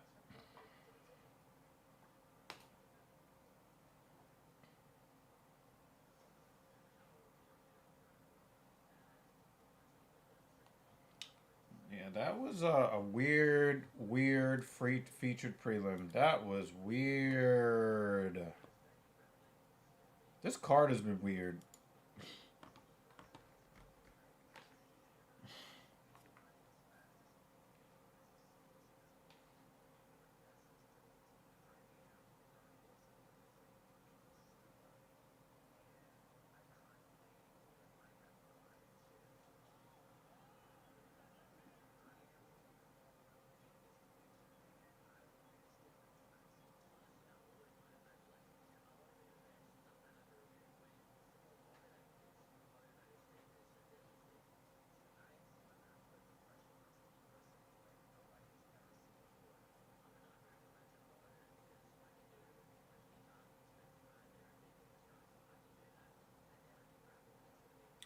I know you guys were asking me earlier about, if Urseg loses a fourth in a row. I gotta say that I don't think that it would be. I just don't feel great about Steve Urseg getting cut, losing to somebody like Ode Osborne. I would not feel comfortable with that being the reason someone gets cut.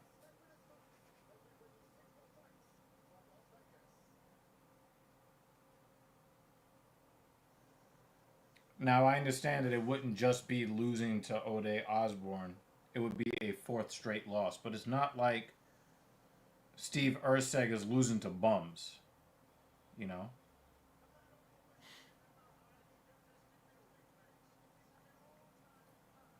Wait, so Kratos, you mean that you are going to be illegally betting on your sport and then blaming other people for it? Did I read that right?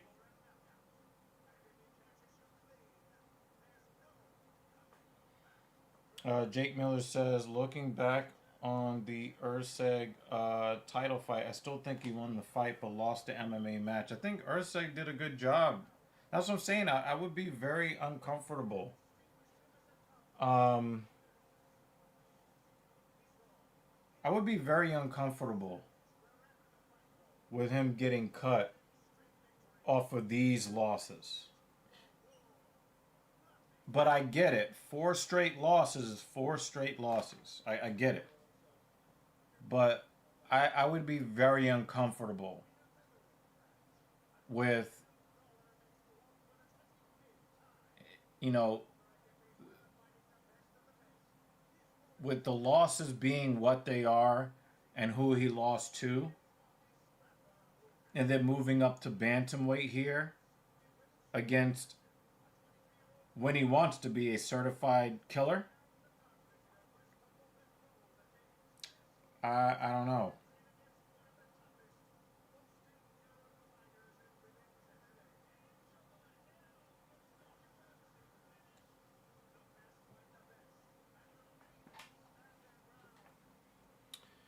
Well, again, it's one of those things, Kratos. I think that every content creator should talk about the things that they're passionate about, and it's obvious that you're very passionate about that topic. Um, say what you feel. You know what I mean? I just know that I don't give a fuck about that topic. I think that I think that I think that the thing that bothers me about anybody that has a Lonely Fans account, any male with a Lonely Fans account, you're spending money to remain disrespected and disenfranchised in a society that cannot run without your competence. So for you to continue to give women money for nothing, I just think that it's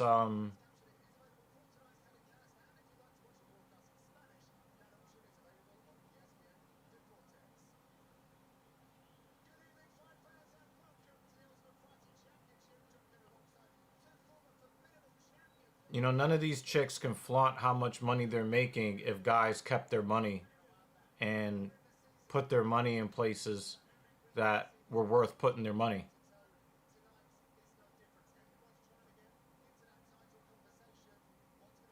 But whatever, everybody, a fool and his money is easily parted. And apparently there's a lot of fools in the world. As far as Sony bringing Bungie under their control, these are for-profit entities. They have to do whatever they can do to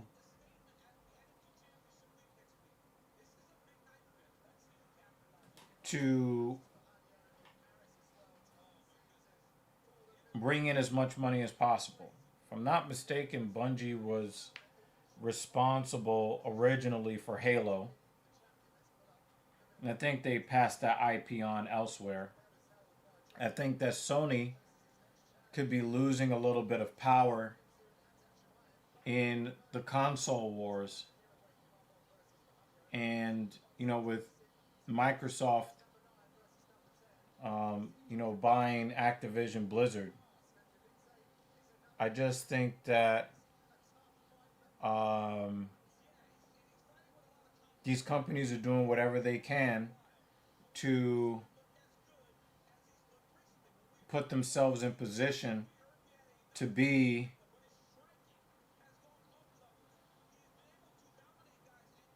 successful in keeping their business models functional. Personally, Kratos, I would not understand why, unless you own stock in Sony or had ownership share in Bungie yourself. I'm not sure why you would feel so personal when it comes to something like that. I mean, if you're talking about monopoly on gaming, I mean, I didn't really hear your I didn't hear anything from you specifically deriding the merger or the acquisition of Activision Blizzard by Microsoft. I think that that is a much worse monopolizing force than Bungie, which really is a shell of itself, being folded into PlayStation Studios. I don't understand. I mean, this is where the whole gaming industry has been going for a long time. So I, I had Carbon in here earlier wondering if I would be willing to buy Battlefield 6 and play online with him and JD from NY206 among other players. But the whole gaming industry has. Oh, she's got a comic book skirt. That is nice, Karen Bryant. Um, I just. The whole gaming industry is killing the love for gaming. Um,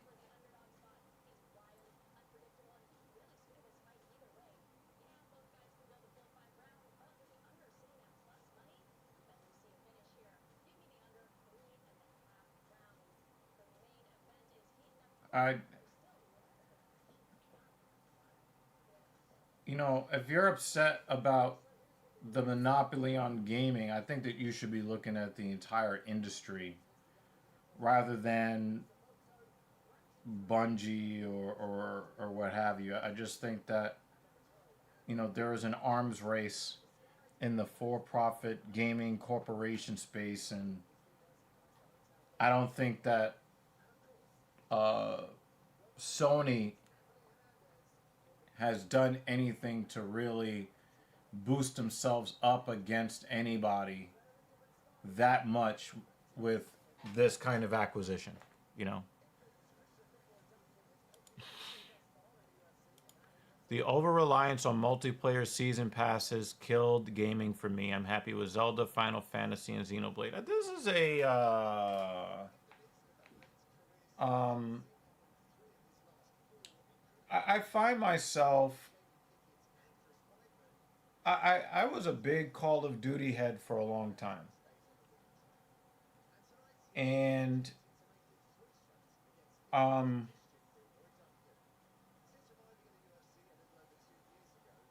I disagree with you, JL, and I'll explain in a second. When I finally gave up on online gaming competitively, and I mean competitive um,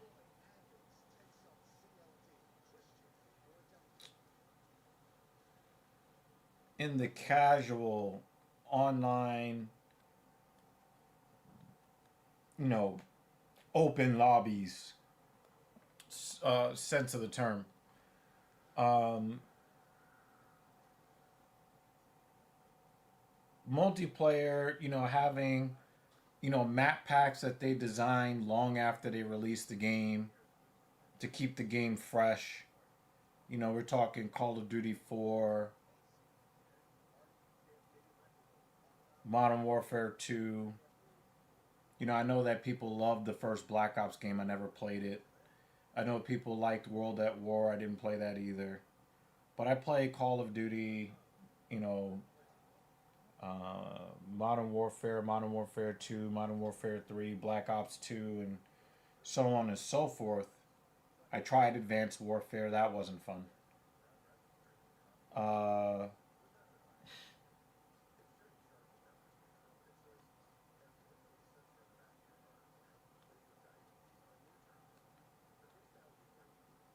those were that was kind of like the golden era for online gaming, in my opinion. It, they let the players play the game, but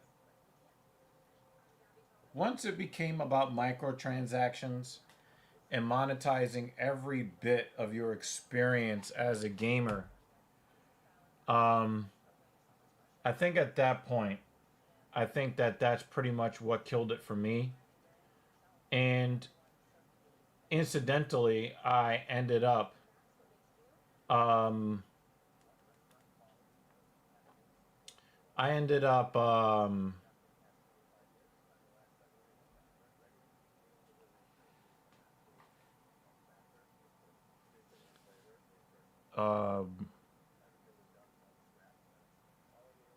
going back to like playing like single player games. I mean, the last game that I played that I streamed on the Doctor Evil Genius channel was the Horizon Forbidden West game. If I do, if I do, um, if I do go back to streaming, it's probably going to be on platformers like that. You know, open world single player games. You know, um, but you know, I feel like I've basically gone back into that mode of um, going back to single player games just to have fun again. Activision Blizzard being acquired by Microsoft was essentially a bad move for everyone employed because more independent studios under Xbox were shut down due to that acquisition. I mean, it's much, much, much worse than just that. Fortnite ruined gaming. I disagree. I think that Fortnite actually put out a blueprint for companies to be able to continue to monetize their games in a way that did not interfere with the fun of the game. And other other studios took the underlying mechanism that allows um, them to continue to monetize games long after their release. They didn't take the best version of that. They just said, well, let's see if we can try to monetize even more than they did instead of just leaving it the way that Fortnite did. I think Fortnite did it in a way where it got people, you know, people were really excited about the game, and then they did these crossover events that really kept people um, that kept people interested in the game. Um, but another reason why I disagree with you is because I knew about the patents that Activision were already that had already filed. Activision had already filed patents before Fortnite became popular to do a lot of really funky things like, you know, microtransaction based, microtransaction purchase based hit detection and damage and all kinds of scams to um, influence gamers into buying more stuff. So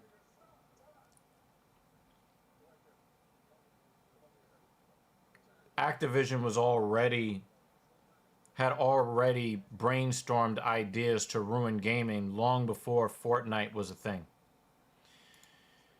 I think you meant COD. Infinite Warfare killed COD when they decided to put Call of Duty in space. Nope, that is not what killed Call of Duty. But I will explain it to you if you will allow.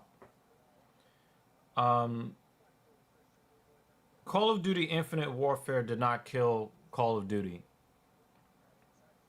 In fact, Call of Duty Infinite Warfare is one of the best Call of Duty games ever released. The problem with Infinite Warfare was not that the game was a bad game, because like you said, the reveal trailer was disliked, meaning that people had already developed their opinions of the game before they played the game, which is never a good sign. It is not easy to take you seriously as a gaming fan if you say a game is bad and you haven't played the game. Wow, that was some Victor Henry shit right there. Goodness gracious, that was all dick and balls. Um, um,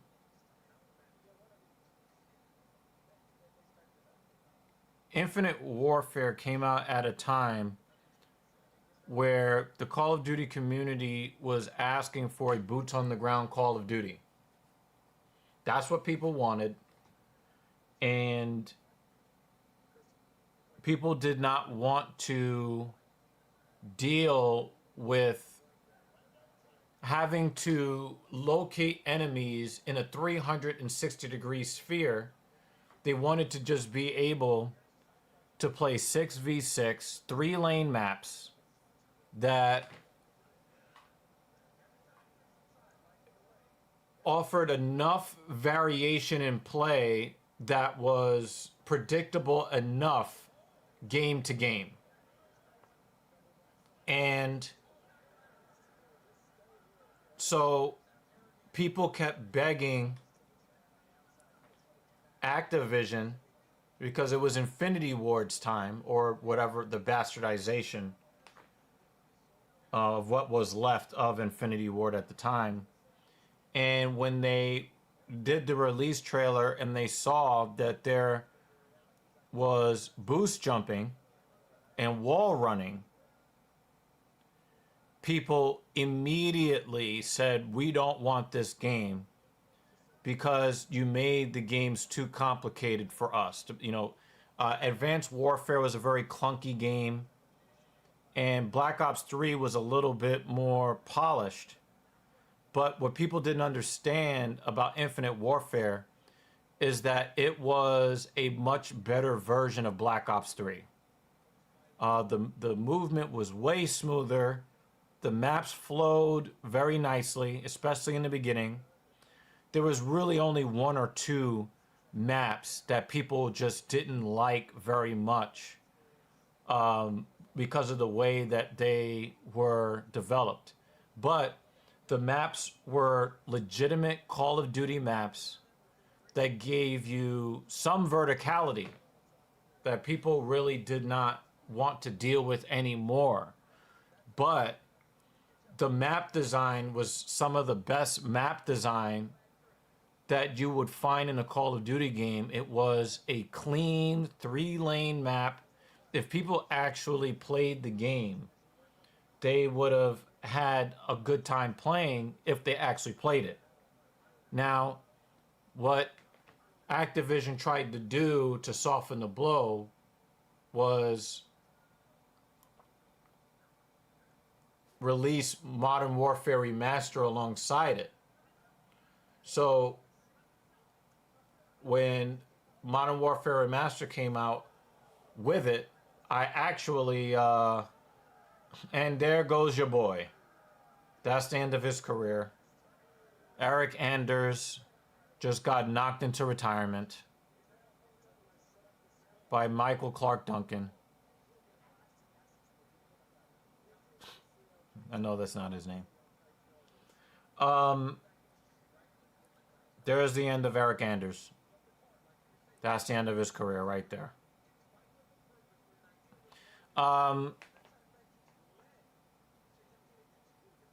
The first 2 years of Infinite Warfare were probably the last 2 good years in the COD community.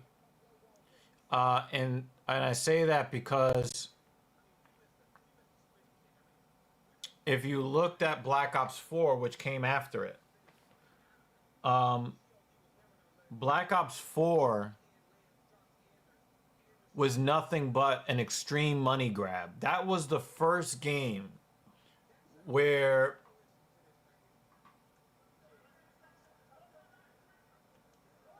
Activision prioritized microtransactions over everything. They put out bundle after bundle. They had a $30 melee weapon. They put a bunch of like kids cartoony bullshit in the game that really did not fit into the theme of the game. Black Ops 4 was the first game that signaled the end of Call of Duty as it should be. Infinite Warfare for the first 2 years had a system that gave you a lot of different weapon types that fit the game's motif, that added variation to the game, that had a lot of fun and funky mechanics that didn't feel too messed up, except for a couple of weapons that, you know, we could have done without.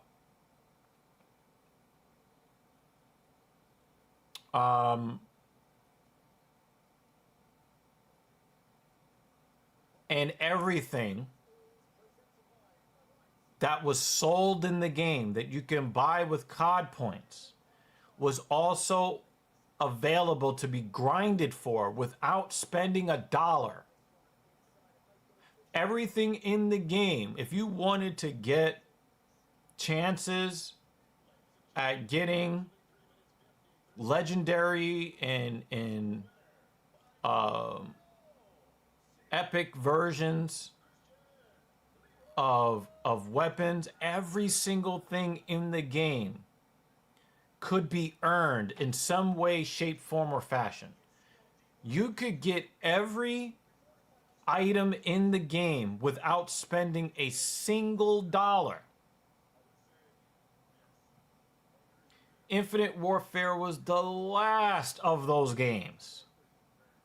After that, it was 2,800 COD points for everything, 2,400 COD points, 2,000 COD points, 3,000 COD points, 3,400 COD points, COD points, COD points, COD points. I mean, you could actually earn COD points while playing the game in Infinite Warfare. Something they did away with after Infinite Warfare. What killed Infinite Warfare was three things. Number one, in the last weapon balancing update for the game, they elevated the Titan light machine gun over all the other weapons in the game to the point where if you are playing a 6v6 matchup, 4 to 8 people are running around with Titans. The Titan light machine gun had a 100 shot clip, no recoil, and 3 to 4 shot kill from beyond 50 meters. You would be dead from getting hit by it before you even notice the guy is shooting the weapon. They made the synaptic rig too powerful. They gave it too many. They gave the synaptic rig way too many benefits over all the other rigs in the game, to the point where in a game that had 6 rigs and 54 weapons, a good 40 to 60% of the player base were only using 1 rig and 1 gun because it was so dominant. Those are the first 2 things that helped kill Infinite Warfare. And the third thing that helped kill Infinite Warfare was the abandoning of the game to the point where they found map exploits in almost every map in the game. So you had guys hiding underneath the map with a Titan and, you know, shooting people that can't shoot back. And ruining a bunch of matches. So,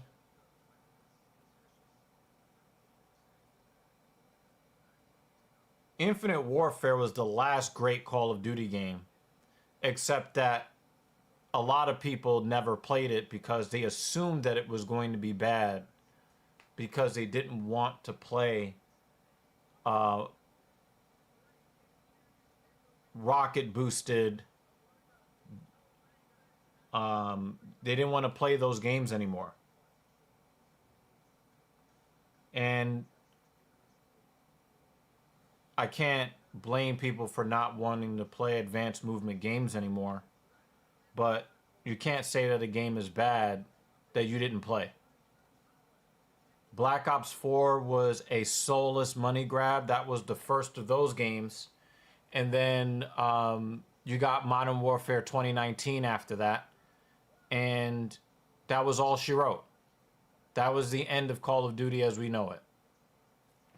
It's all season passes and Black Cell this and season pass that. And these, you know, stupid crossover events that have nothing to do with Call of Duty. You know, I think for, what was it? The World War II game that they came out with. You know, they started putting the liberalism in there. You know, they started with the liberalism. You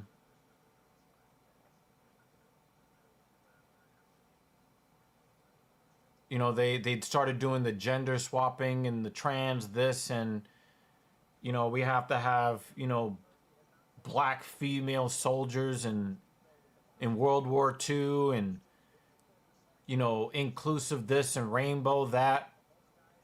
I just don't think that a lot of people truly understand how great Infinite Warfare was, and the fact that it was the last great Call of Duty.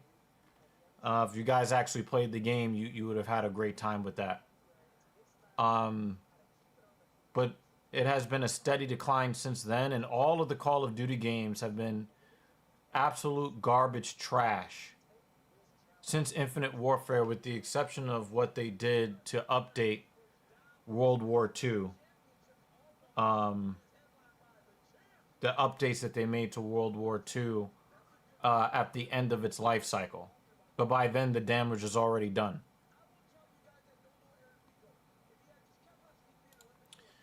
Jake Miller says, I am social and play competitive disc golf with friends all the time. Gaming was my hobby I did alone to pass time. So yeah, you might not be a guy that wants to, you know, yell into your microphone, yell into your headset about somebody's mom and how you're fucking her. Maybe that's not your thing because you're out and about doing other stuff. But, you know, when you're talking about that Rona era where people basically were locked in their houses, that was a great time. I spent a lot of time. You know, I would work out in my living room with my adjustable dumbbells and my weight bench. And I would, host my shows that I hosted.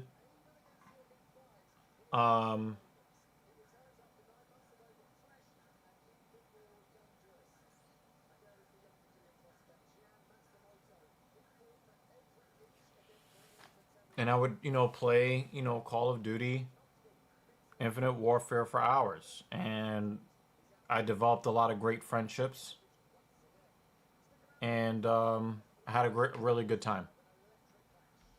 But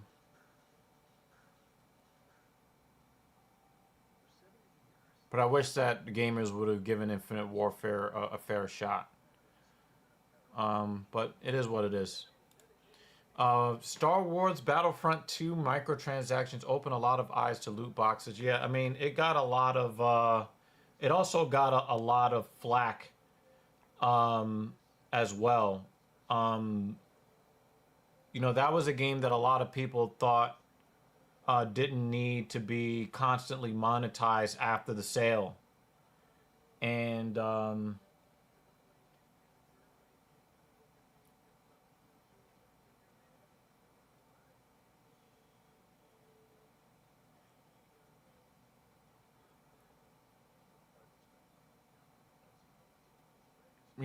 Battlefront 2 got a lot of flack that it deserved. Hmm. Yeah. So, those are my views on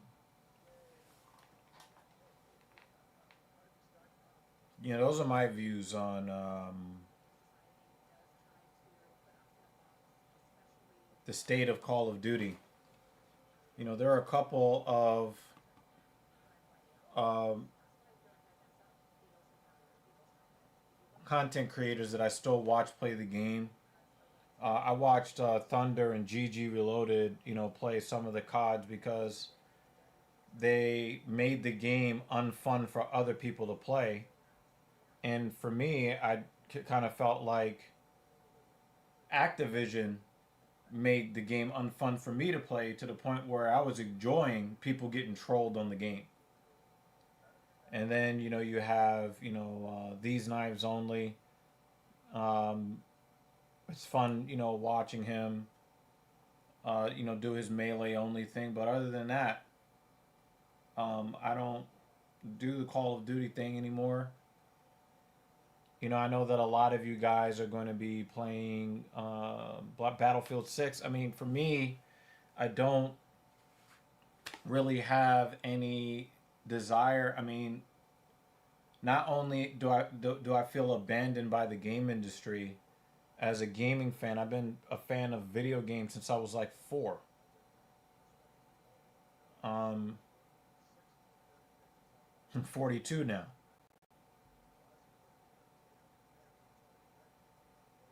The gaming industry abandoned the gamer in favor of the shareholder. Let the shareholders play the games.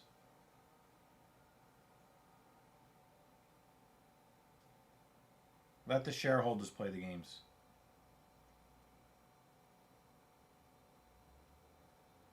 The gaming industry loves the rich man. Let the rich man play all the video games and see how much money you make then.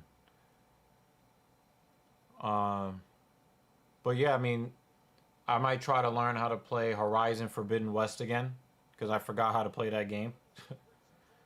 And I might just stream some single player shit. If there was a game out there that I actually would love the story to,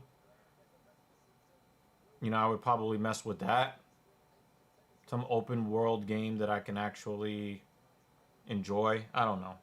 A lot of what's out there, I don't really care to. I just don't care for them. So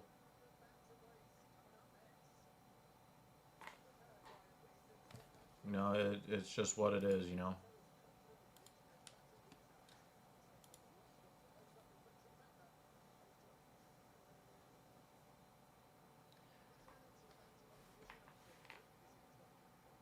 I will tell you this, Kratos.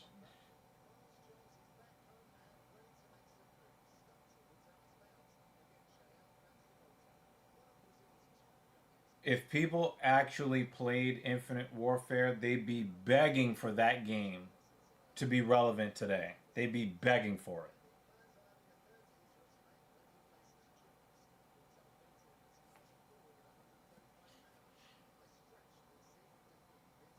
It's kind of like, music where you're like, wow, this song sucks. And then 20 years later, you see what the music industry is like now. And you're like, wow, that song is actually pretty good compared to the bullshit that's out now. That's how people would react to Infinite Warfare if they actually gave it a chance. Yeah.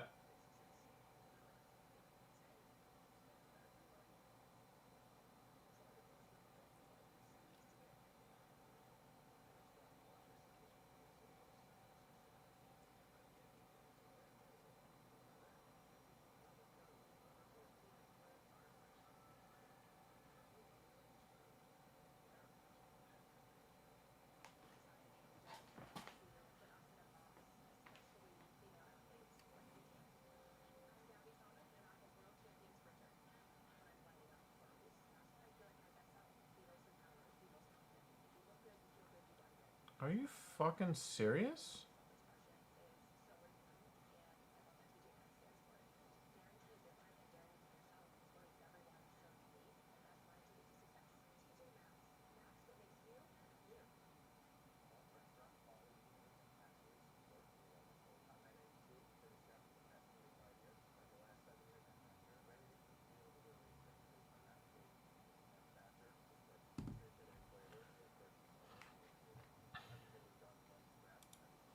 No.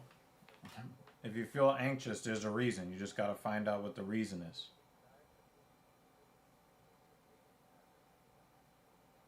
I don't believe in anxiety as a diagnosis. I believe in anxiety as a symptom. If you're anxious and you live in 2025, you have a reason to be anxious. You just have to figure out what it is that's making you anxious, why it's making you anxious, and what you can do to address that anxiety.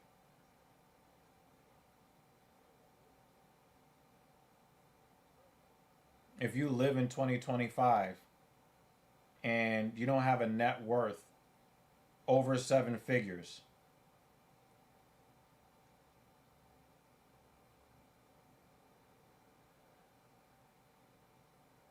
and you don't have anxiety, more power to you. But if you do, believe me, you have a reason. Yep, you are nervous about something. You just got to figure out what it is.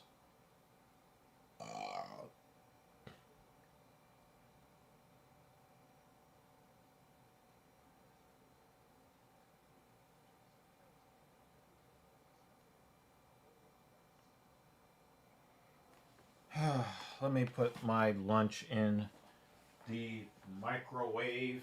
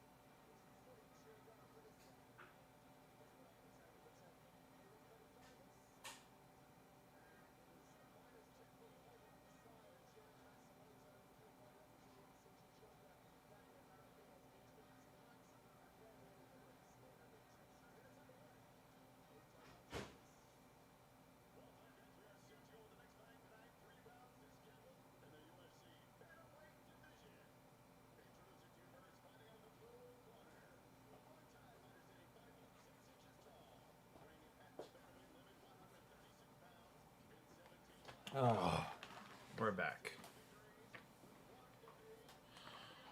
My lower back does not like sitting here.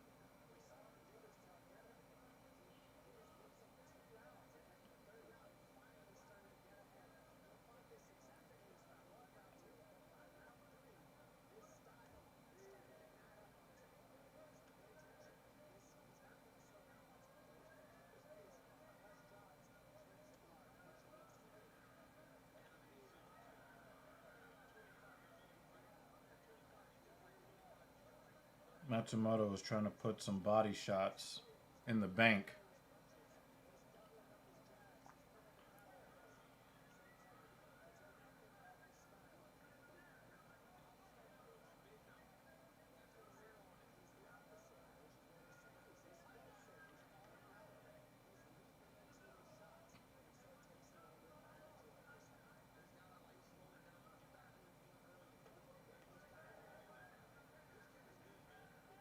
A nice left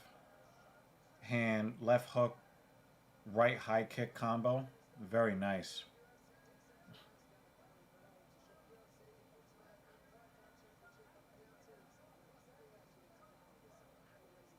Oh, nice knee from Matsumoto. But leads to a takedown, though.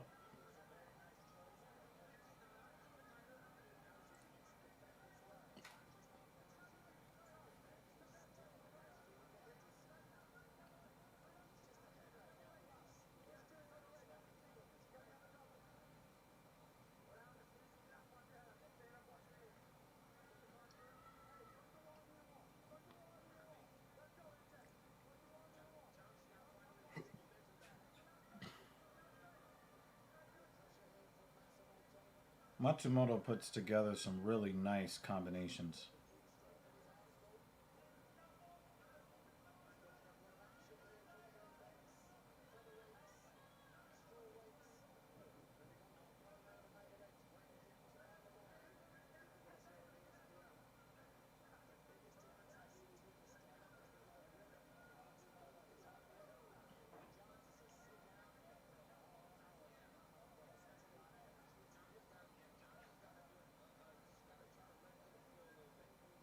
Oh my God, Lindor. Holy crap.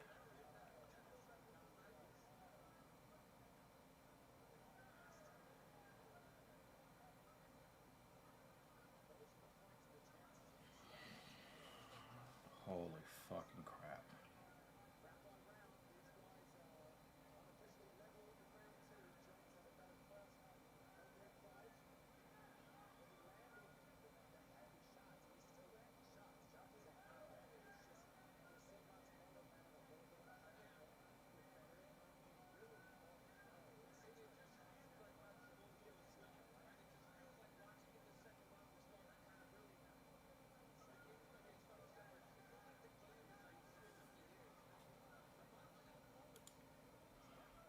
It's definitely possible.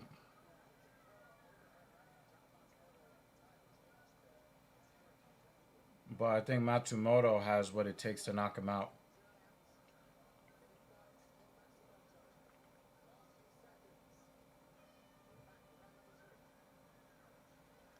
Yeah, it's a good fight. I just don't care about the matchup that much, you know?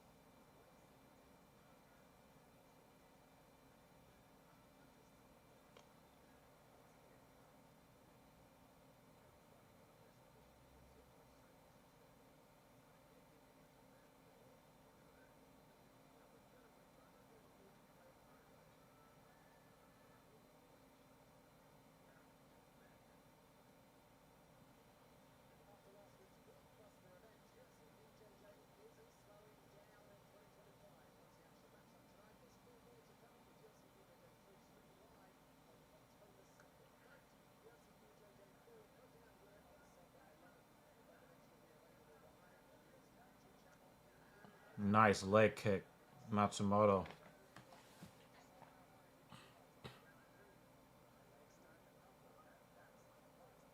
Johns is not really loving that lead leg right now. If Matsumoto could just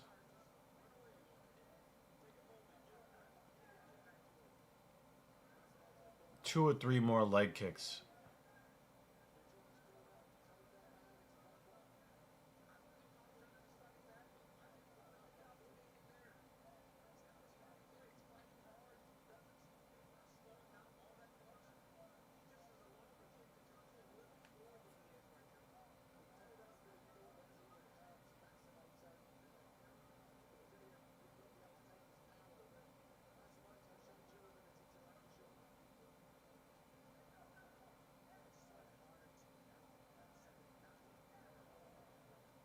It seems like people liked Matsumoto more in round two, Ryan.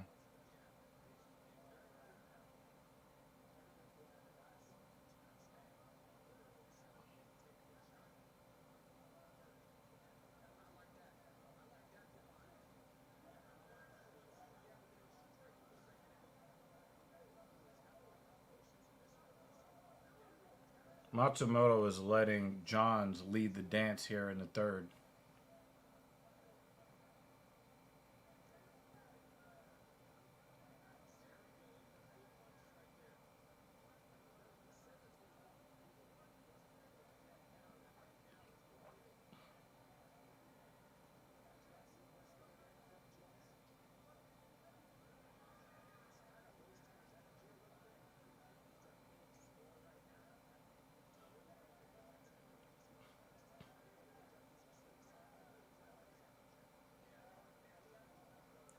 Looks like Matsumoto's thinking too much.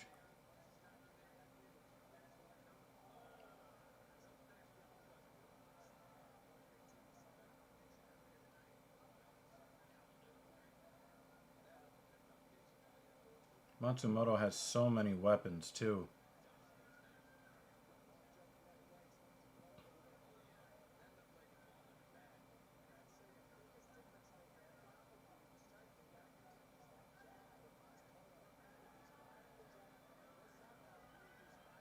Yeah, Miles is not liking that lead leg. That lead leg is really bothering him. And then he switches up with the switch knee on the other side.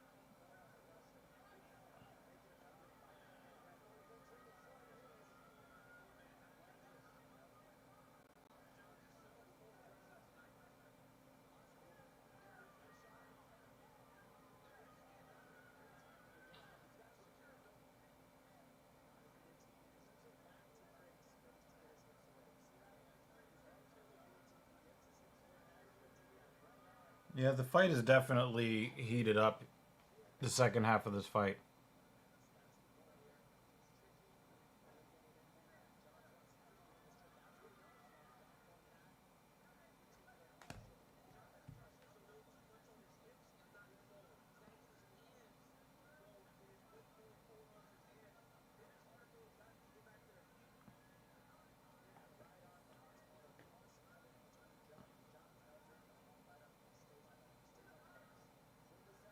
Come on.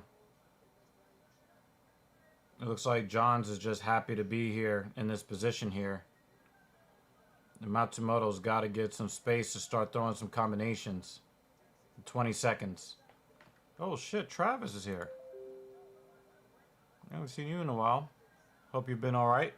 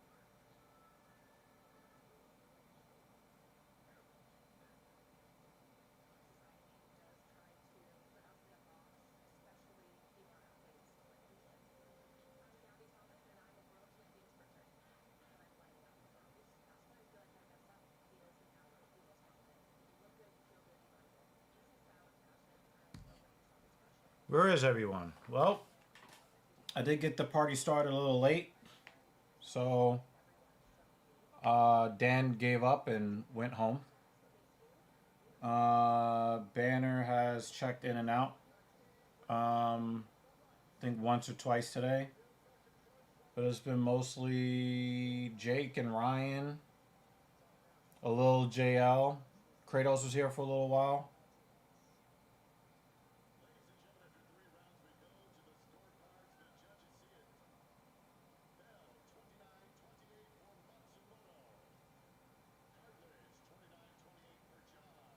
Well, we got a split decision here.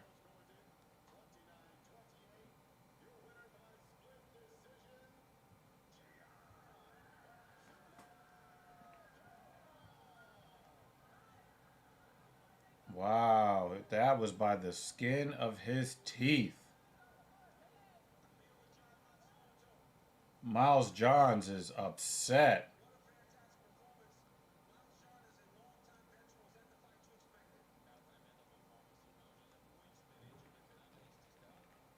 That, that,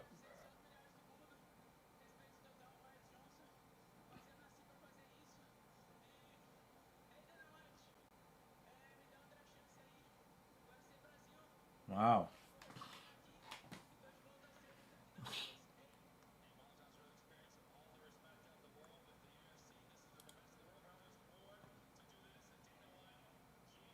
All right.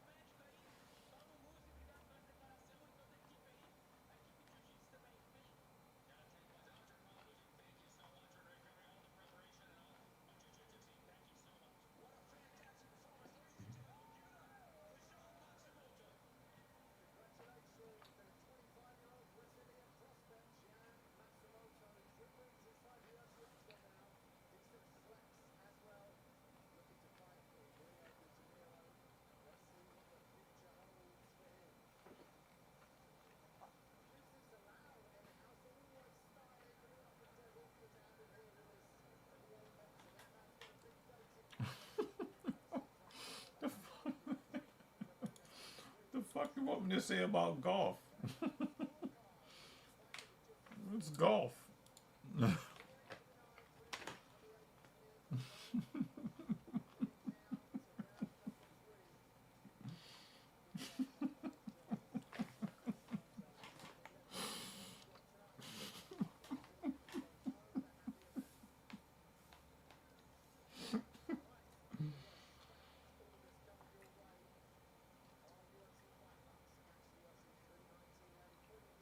Well, considering that you're white,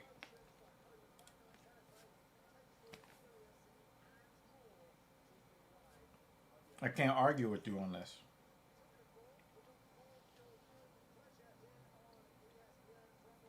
But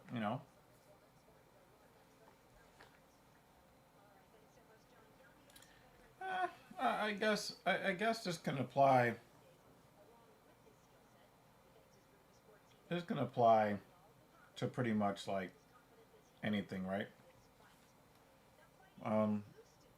Oh wow, I was wrong. um. I don't know, man. Um. I have friends that always like to play board games and stuff. They're like, "Yeah, I'm gonna bring some board games over to your house." I'm like, "All right." They get to my house. The ladies play the board games with them. I go in my room and take a nap. like maybe I was ruined by video games and MMA. But a lot of the slow stuff, it's like, okay, if you enjoy it, awesome.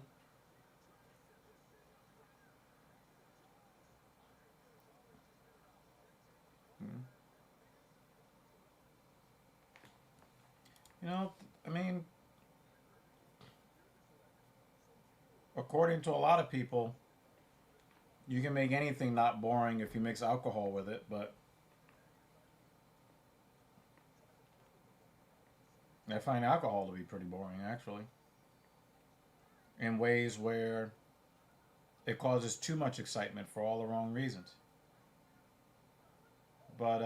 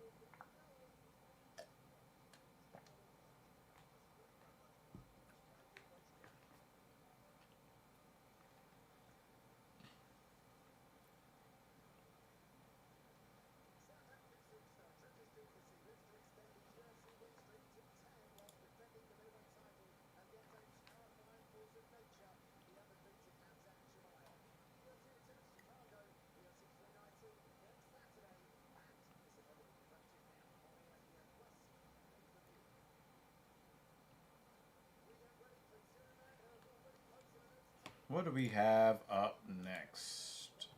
Andre Feely versus Christian Rodriguez.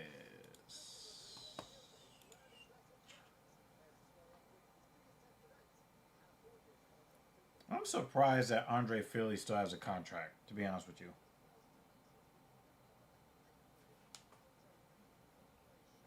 It's like, damn, they keep giving him fights.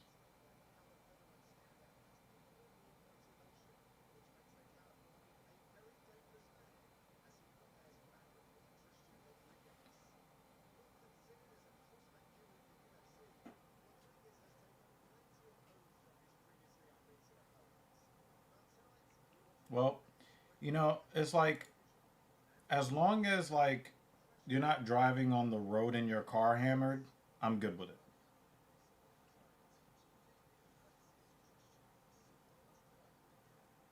Just, keep it on the golf course.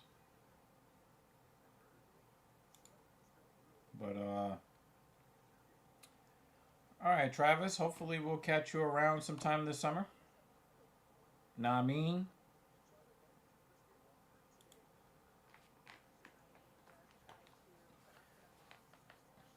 I think this fight will be a fun fight. I'm pretty certain though that if Andre gets knocked out again, he's gonna get cut.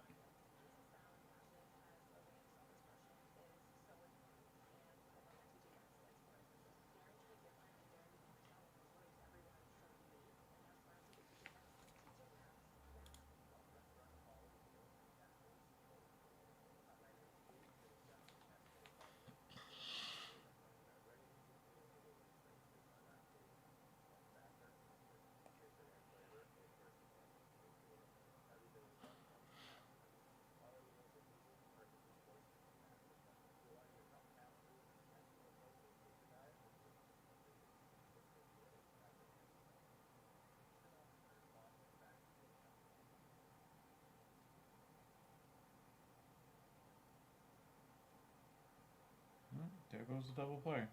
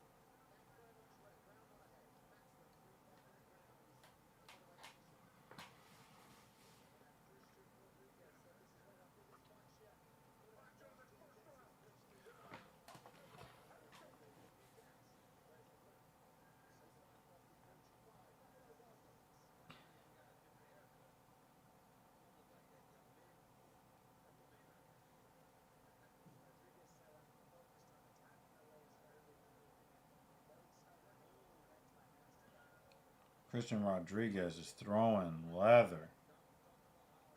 Oh my God. Big left hand right out the gate.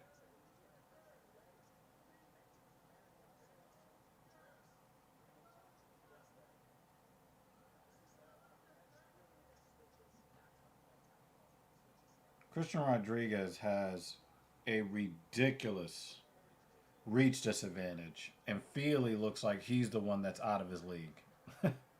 That's crazy. Andre is getting touched. Pause.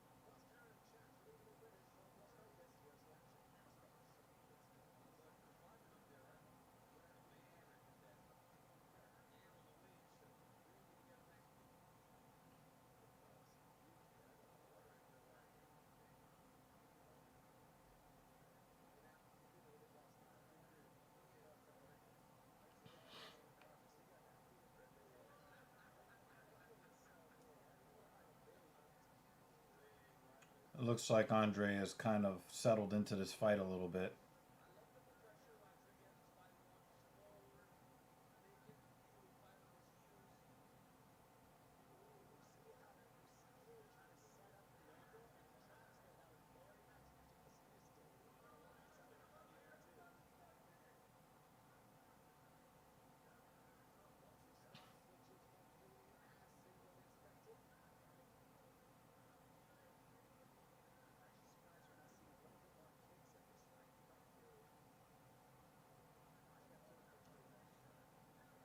Another check kick. Oh, Christian's in trouble. Oh, he tried to remove his soul with that high kick. That was a crazy roundhouse.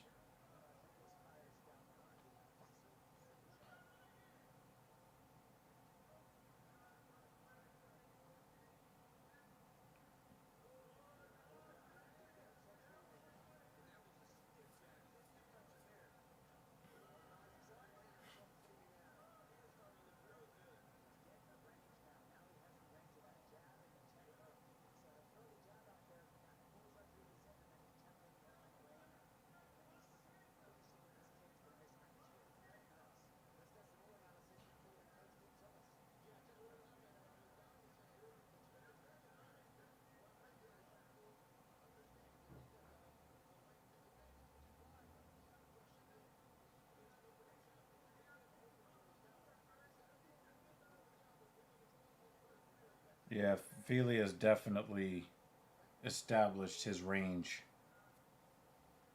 But in the beginning, it was like he was just not prepared.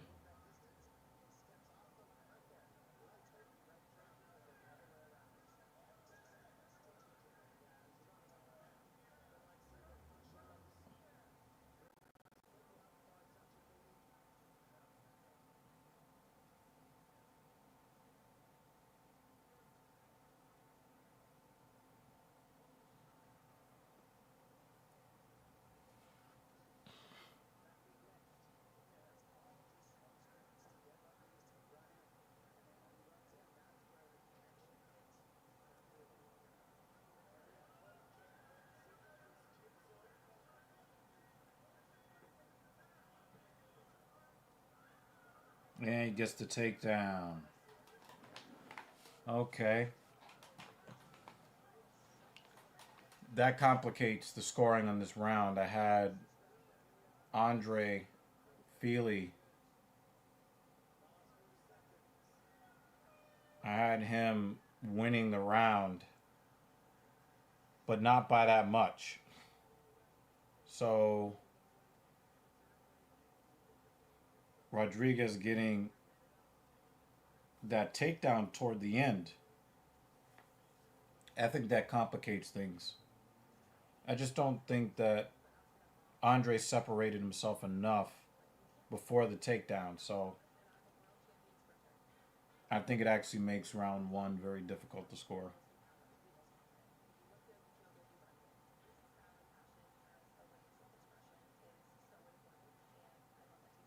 And it's in the gap.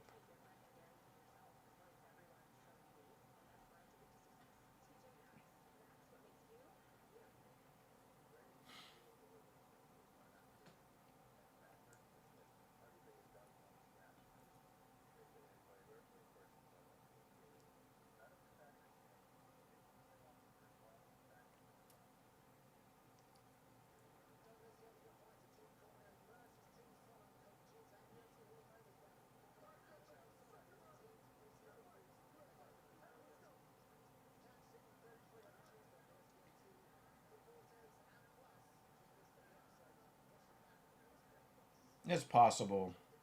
It's possible that Christian saved that first round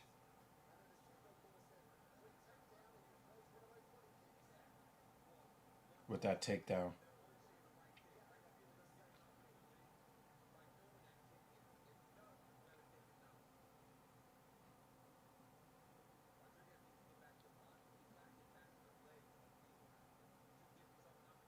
I wouldn't be upset if if the judges still gave the round to Feely. He had that one really big moment where he stunned Rodriguez.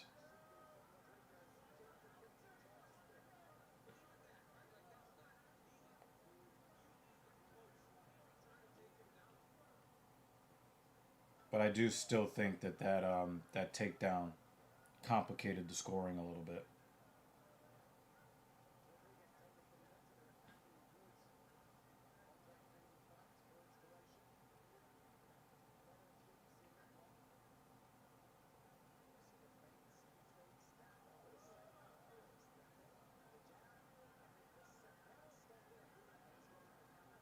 Nice combination from Feely there.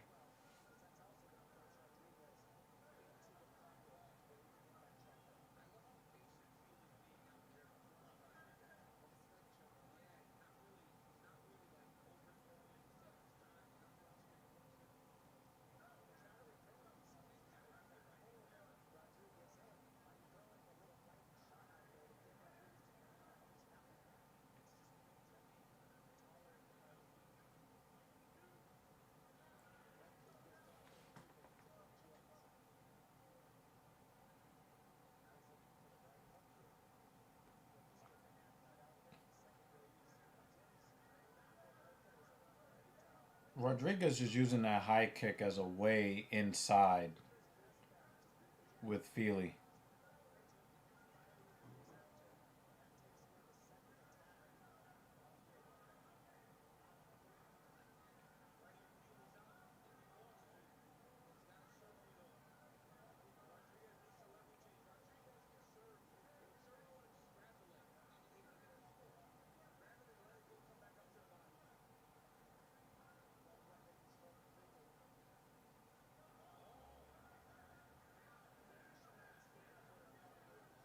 Christian is starting to wear it.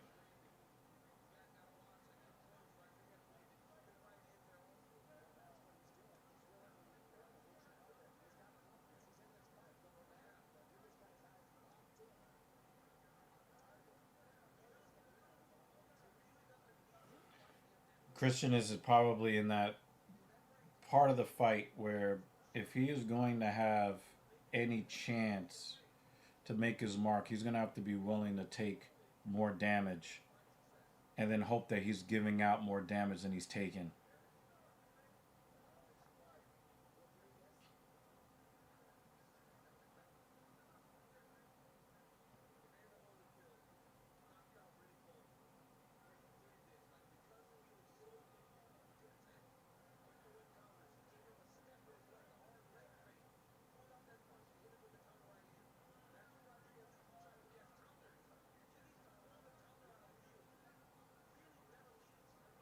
Feely's got the range. He's fighting behind the jab now.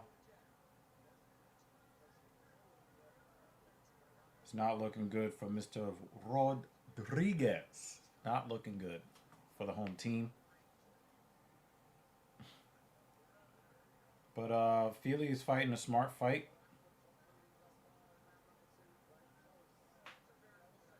He's fighting a smart fight.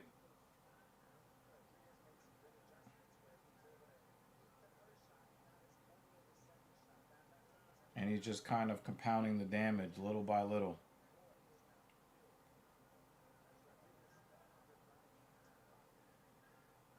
I would say that Christian should throw more leg kicks, but Christian has been getting those kicks checked early in the fight. So, Feely is seeing those kicks coming from a mile away, and he's checking them. So,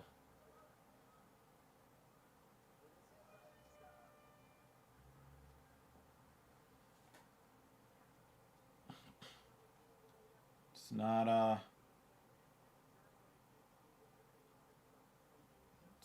a great situation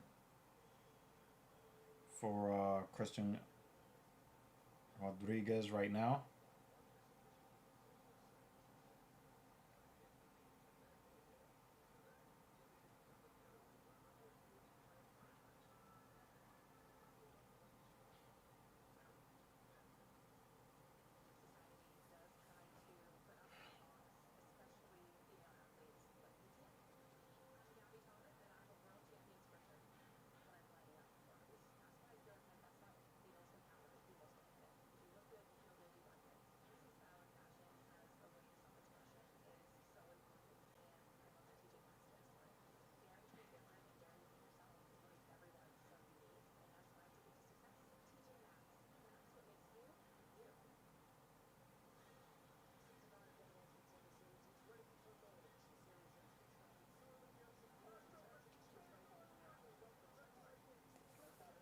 Round 3.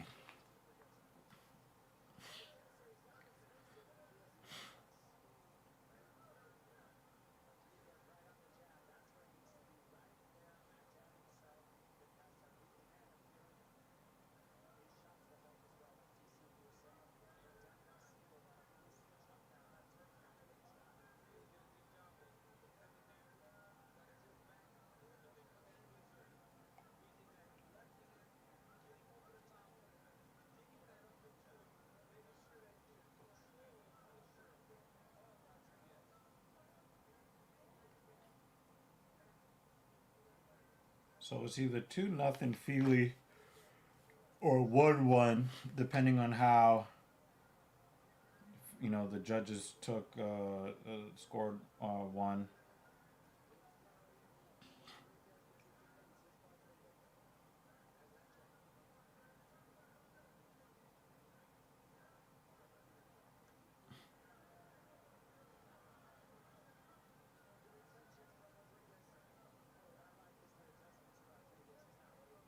Rodriguez is doing a lot of arm punching. He got taken down.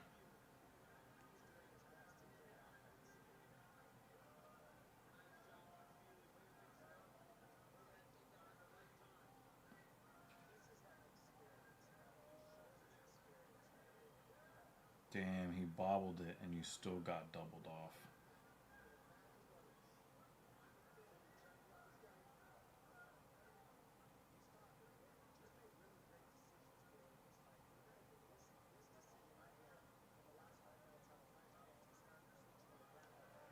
Damn, he got slammed. So I don't know. I think that's pretty much the end. I think that's pretty much the end of the fight right there.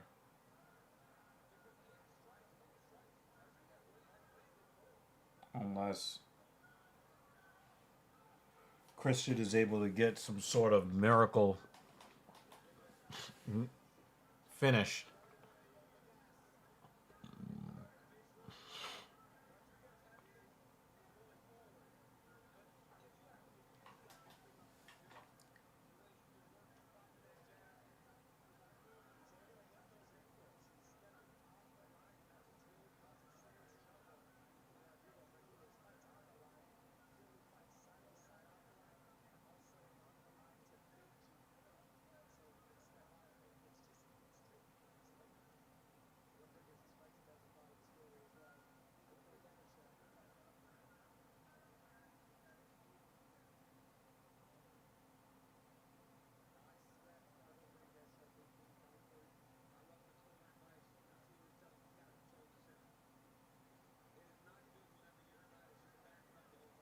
Oh, nice elbow.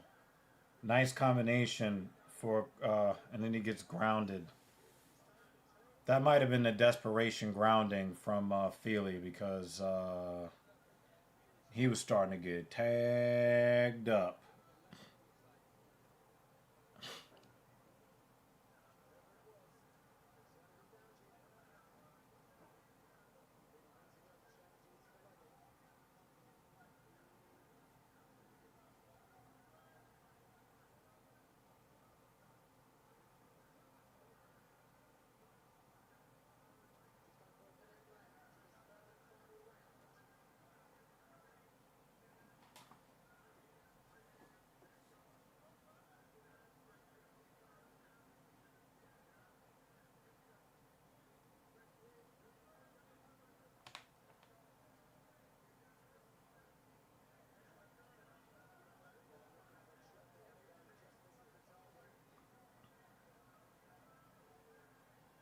30-27, 29-28.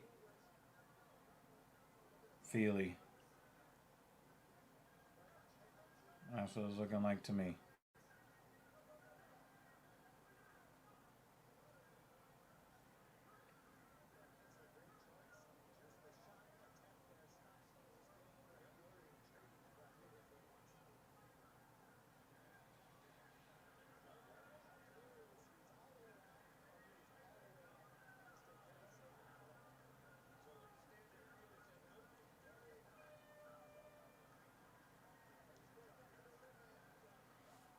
He thought he was gonna sucker him into a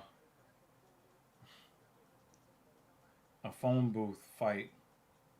He's like, nah, I ain't giving you that.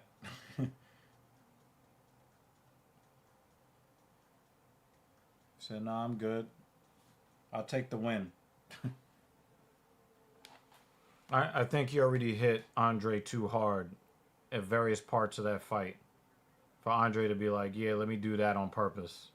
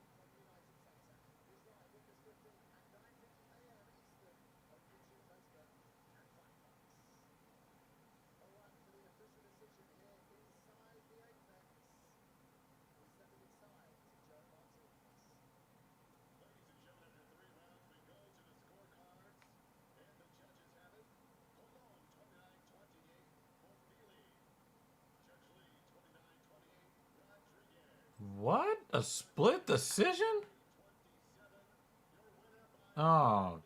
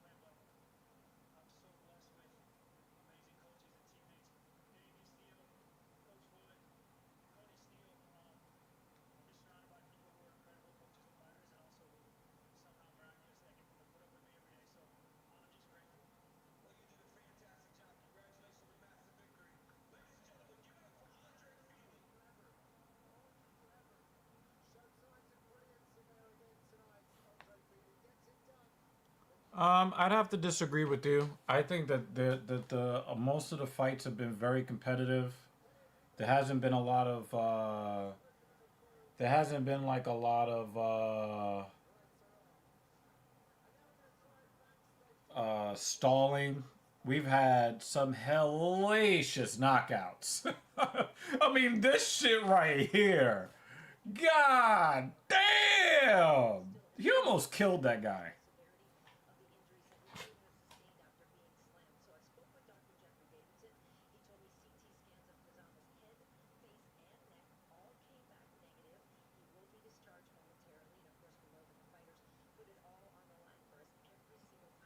They said the CT scans were clear.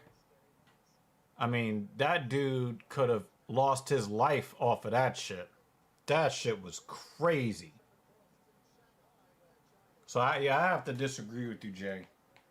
I would probably say the probably the worst part about the card is the fact that there've been so many quick finishes that it's just a lot of dead time. We don't have a lot of our usual suspects to like fill in the time and talk about a bunch of weird stuff as much, not as much as usual.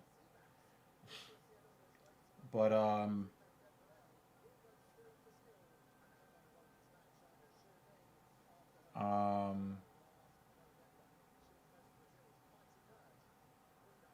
and Juan Soto is on fire. Oh my god.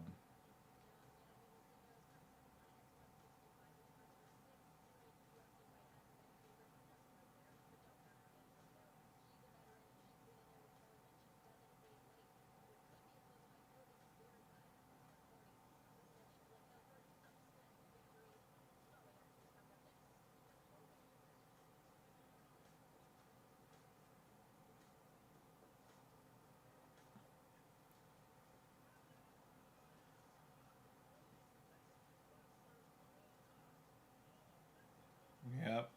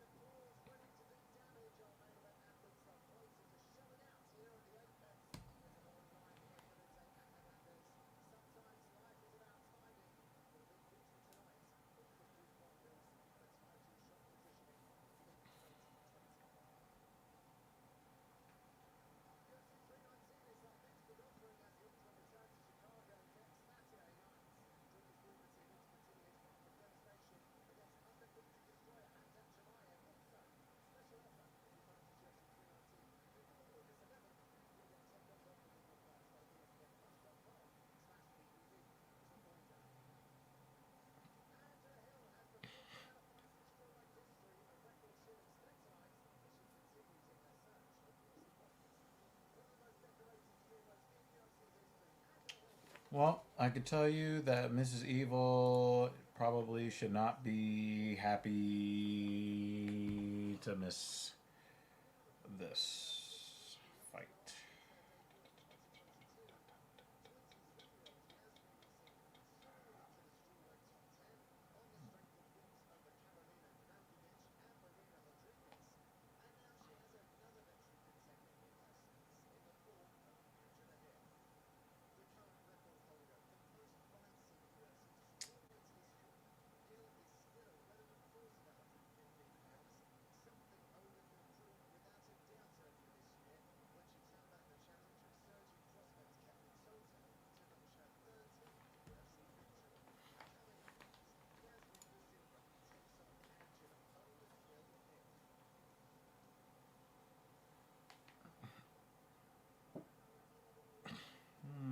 I don't agree with that call.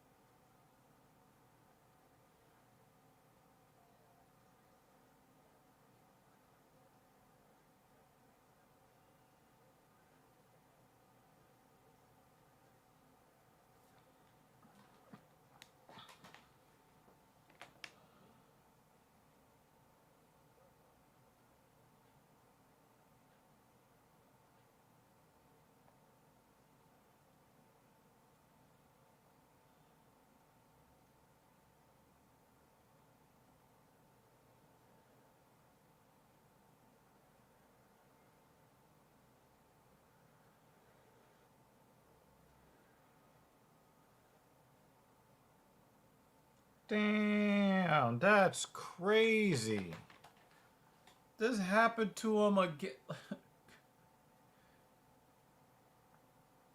I remember toward the end of Mariano Rivera's career, he was shagging fly balls in left field and tore his Achilles.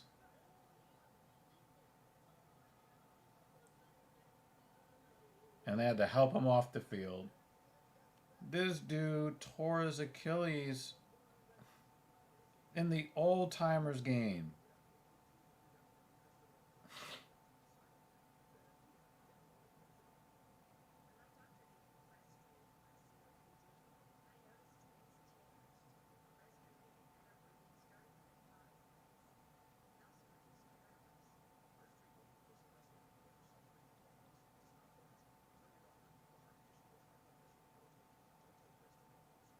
No, he tore his ACL. It wasn't his Achilles.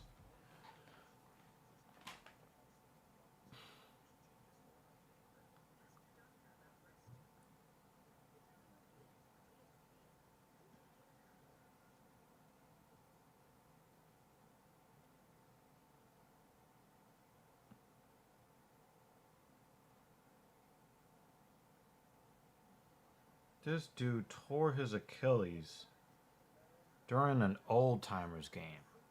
I mean, what the fuck?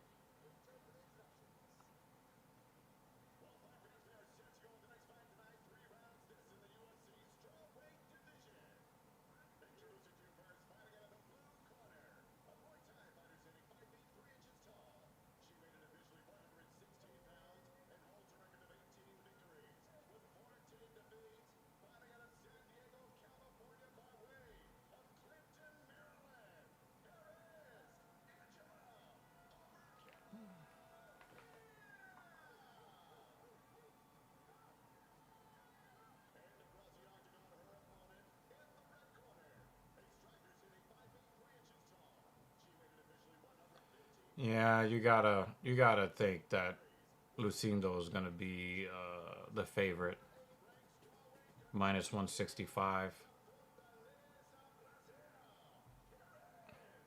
She's physically stronger than Angela. As much as we love Angela, got those pillow hands.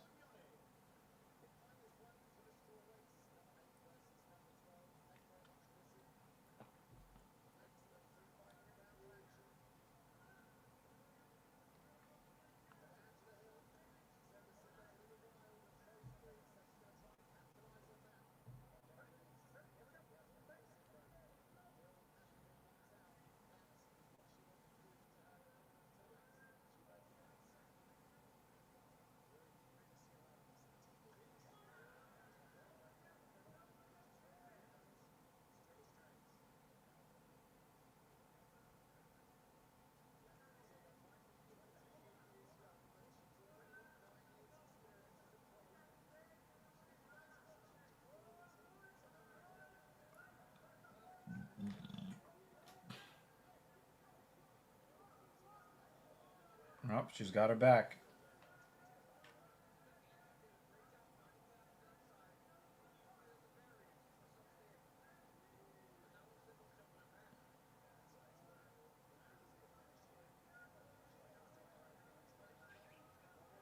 there's a takedown officially.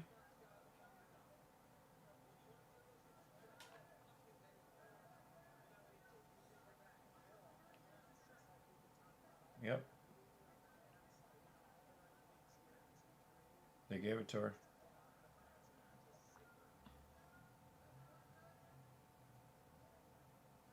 Angela's doing a good job defensively, though. Got to give her a lot of credit defensively.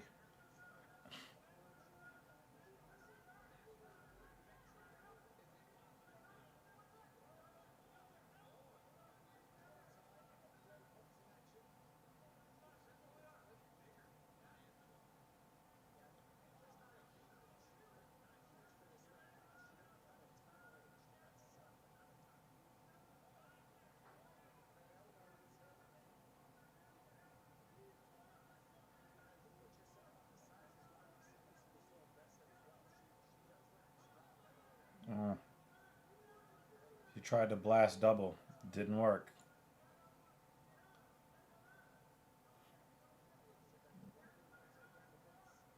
Gotta always have a lot of respect for Angela Hill. I mean, one of the physically weakest fighters I've ever seen, but she just goes in there and gives it everything that she has.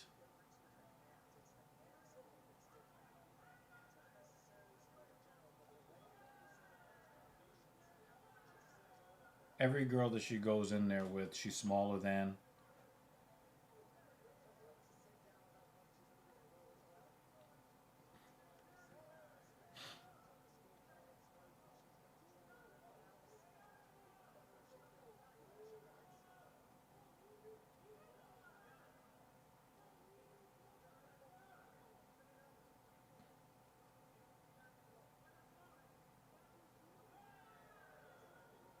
She was a little slow on that spinning back elbow attempt, though.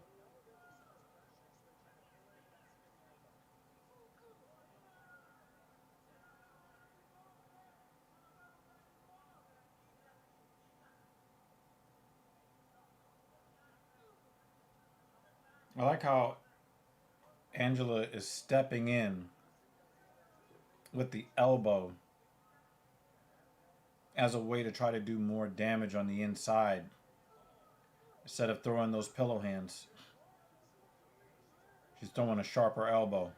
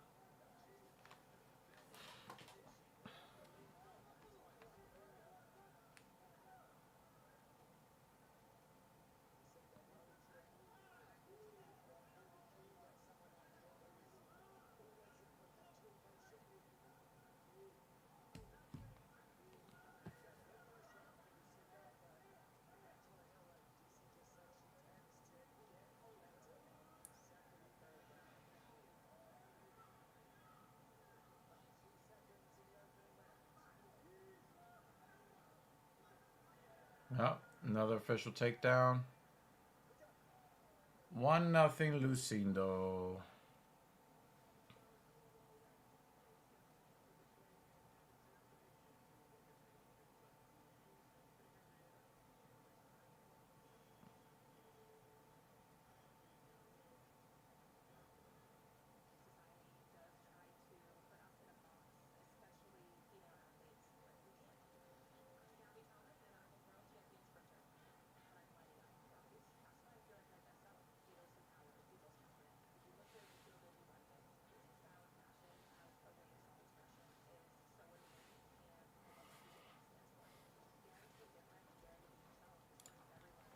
Yeah, I mean, yeah, I mean that's exactly right. It when it comes to Angela, and I said this a little bit earlier. Angela might be the physically weakest fighter I've ever seen, but she brings a lot of heart and grit and determination and all of those intangibles. Um, but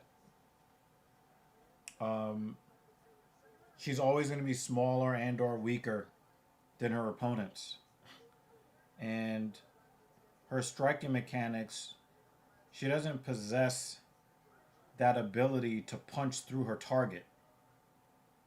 So, um, I mean, Cowboy Cerrone had a lot more power. You know, Cerrone fucked people up pretty bad. Um, but she just does. She's just not very physically strong. Um, and you know, it hurts her in a lot of these situations.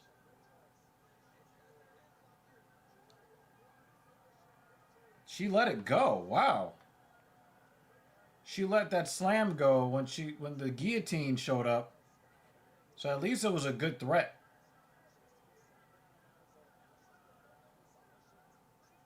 Oh, nice elbow on the break, Angela.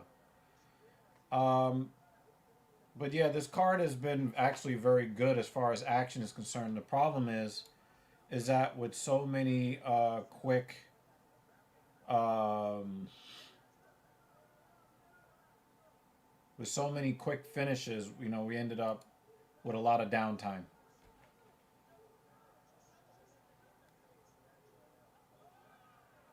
Step in elbow. I mean, you got to do something when your hands make your opponent feel better about themselves when they get hit by them. Um, so you know, throwing that elbow in the clinch, getting in close, I think is important for her. It's an important weapon that she's added. But her avoiding getting slammed by threatening that guillotine, that was great.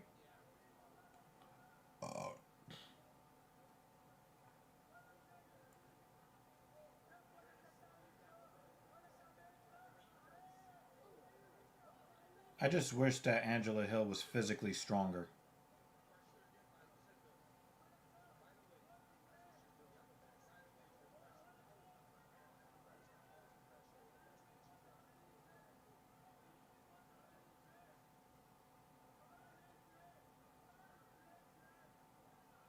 Ouch, she hurt her toe with that.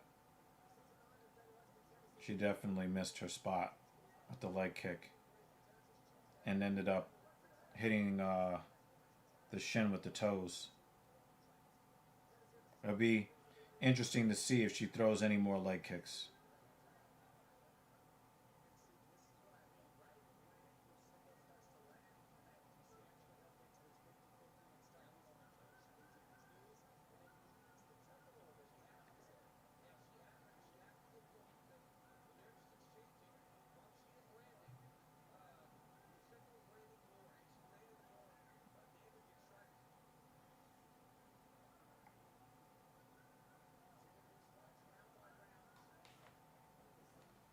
Yeah. Yeah, that's a good point. I think that like if she could, if we did have an atom weight division, I think that she would do okay in that division. But she definitely is undersized. She's definitely undersized against every chick she fights. And it is a wonder. I mean, she's won fights on guile, mainly on guile. She's not overpowering anybody. And it's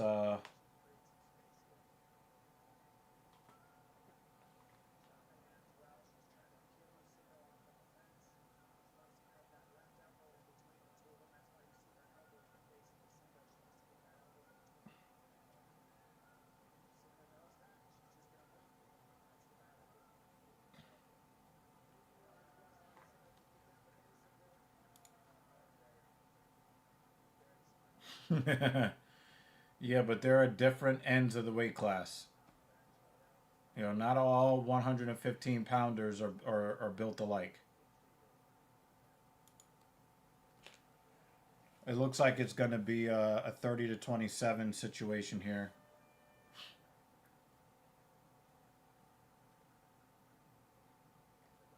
That's what it's looking like to me.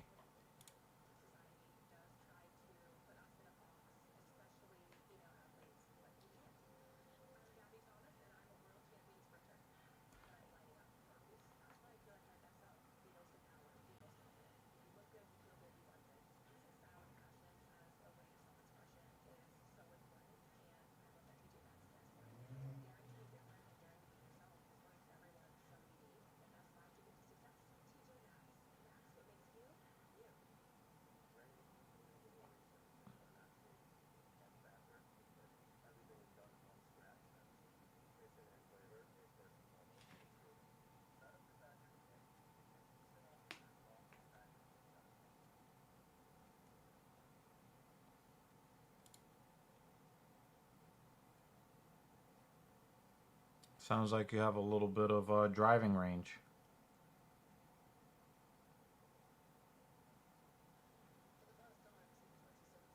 Got a little bit of physical strength on that.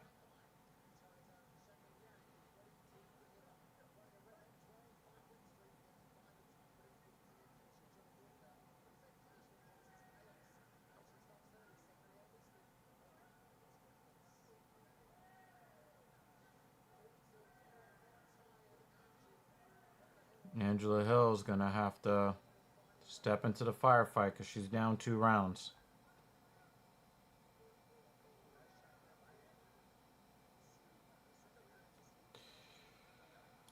Ugh.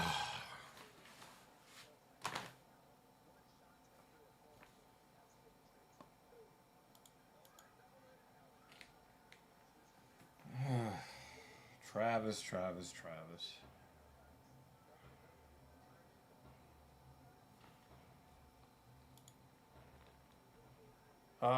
Hell something. If she used that kick to the body instead of the failed head kicks, I'm not sure, man. Um,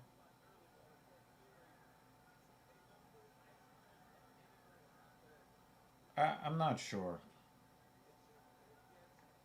If she gets a leg caught from a body kick, she's going down to the ground.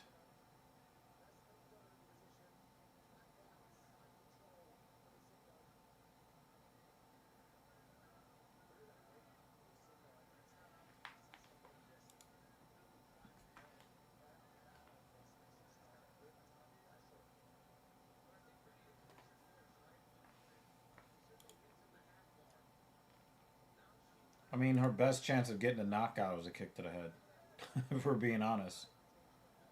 She doesn't have a lot of options against bigger, stronger opponents.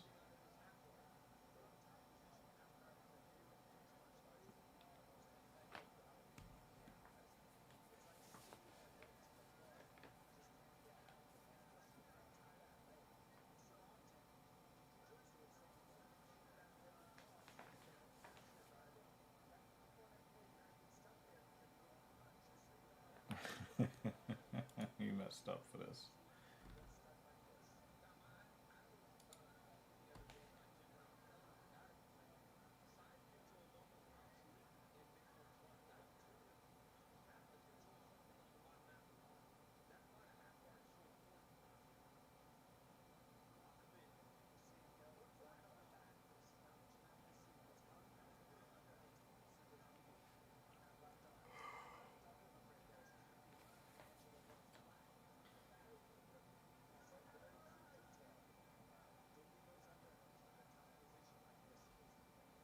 I don't think Lucindo is fearing Angela at all, but I think she is annoyed by Angela.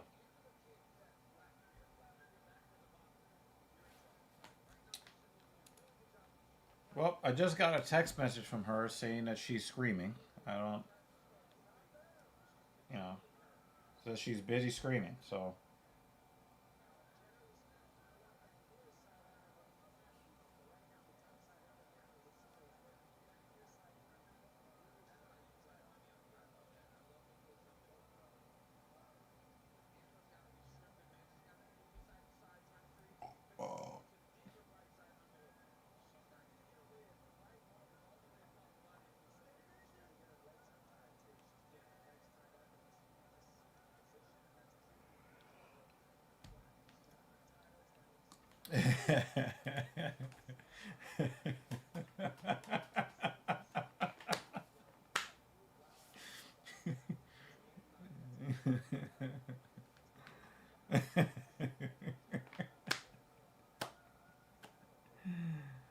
Oh man.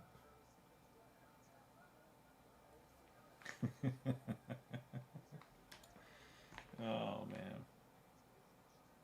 That's good.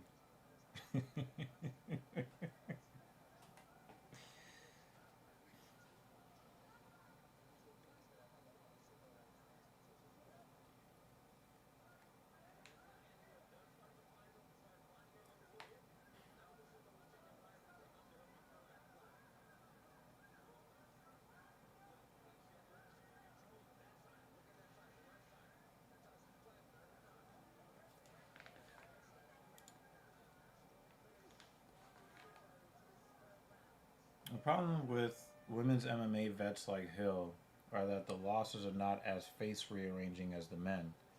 Hill should retire, in my opinion, but has not had that horrible KO yet. Yeah, I mean, you're not going to find a lot of horrible KOs at strawweight. Um, I doubt that she even has to cut weight to make strawweight, to be honest with you. Um,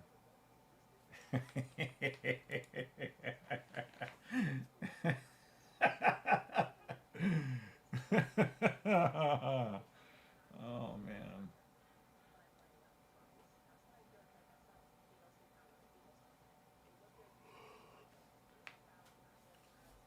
Um, Women like her are gonna last long because they're company girls, and she's a competent fighter that always gives her competitive best. Is she's just not physically strong enough.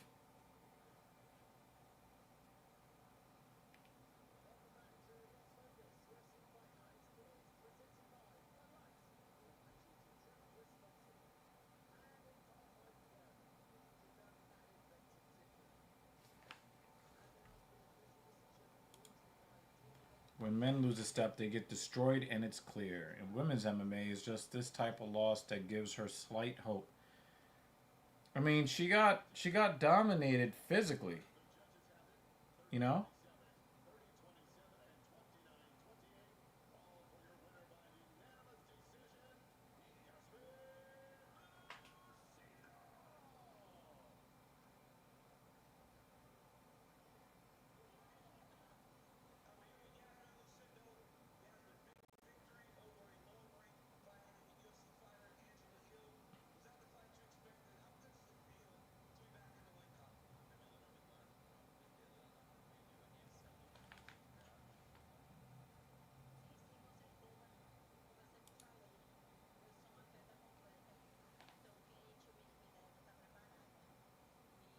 She's too cute to have that masculine of a haircut. I'm just gonna just come out and say that.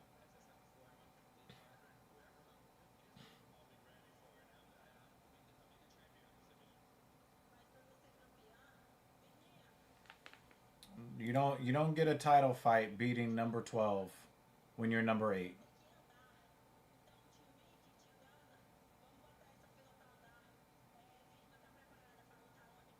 Yeah, she definitely looks mid, due in part to her very masculine haircut. I think that it betrays some of her more natural features.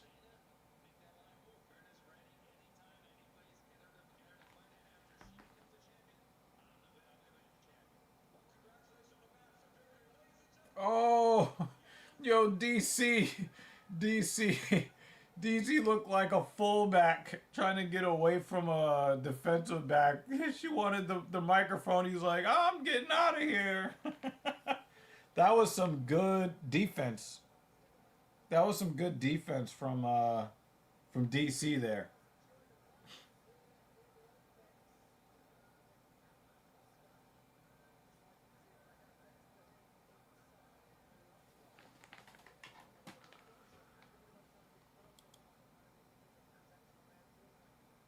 I don't know.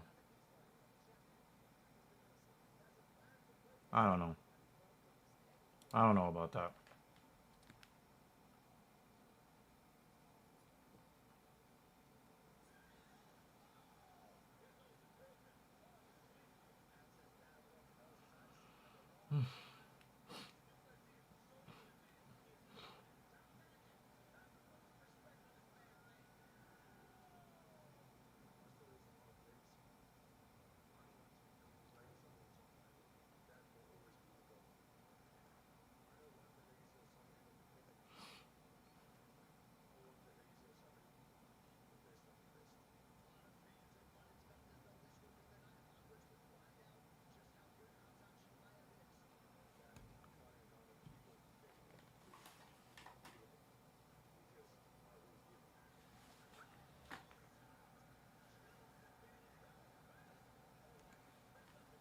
All right, what do we have left? We have the co-main and the main. The you know, many of you here and Steve Erceg himself believe that he's fighting for his job versus a very, very, very, very tough opponent. From your fingertips to God's ears, hopefully.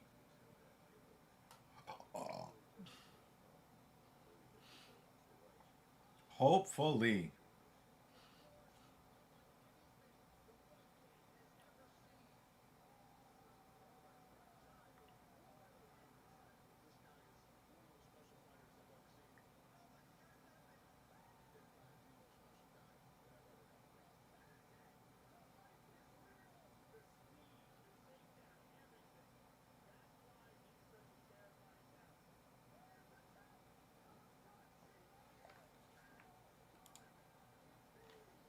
I would not. Ode Osborne is not a slouch. Erceg believes he's fighting for his job because he is 0 for his last three. Um, I don't believe he should be fighting for his job. I don't believe that he's performed badly or lost any bad fights to subpar opponents. He's lost some tough fights at 125, but now, um, yeah, I don't understand the Ode Osborne disrespect, but Urseg is coming up from 125. I think that's a very, very tough fight for him.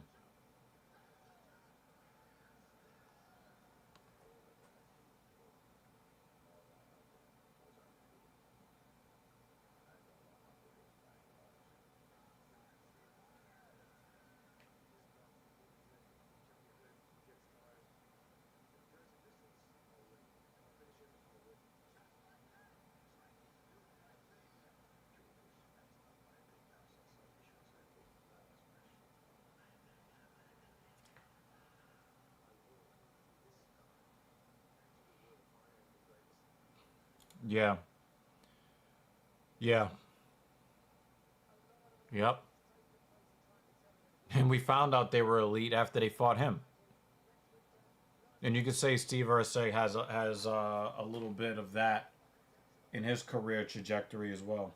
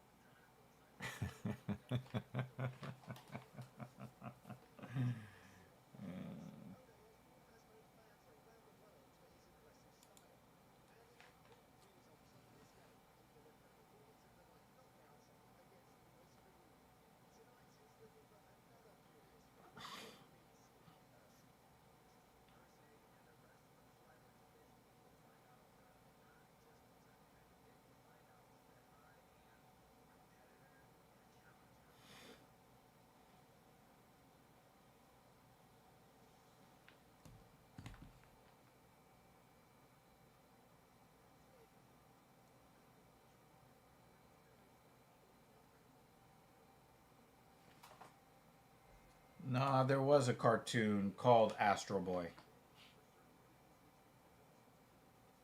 I believe it was also a video game too. But I don't think I'll be able to unsee the Jimmy Neutron. Got a blast.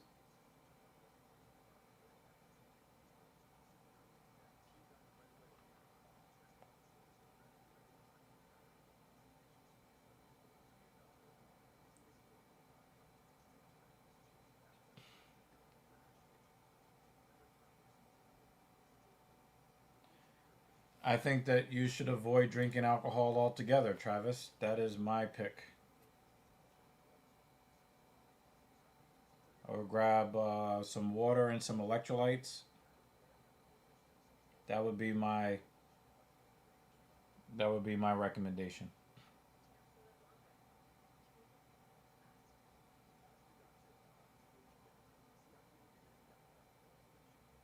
Yeah, water and electrolytes. That's my pick.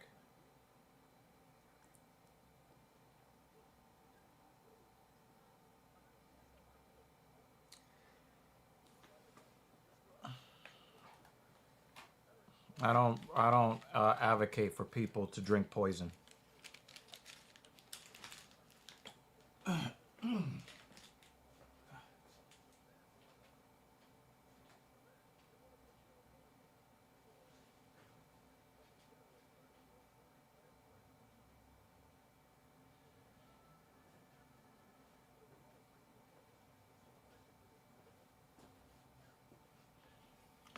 Ugh.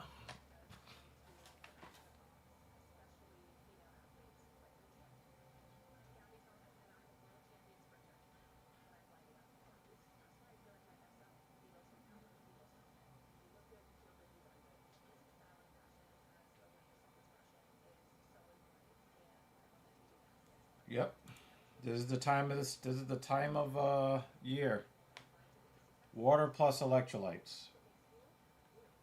Yep. This is that time of the year.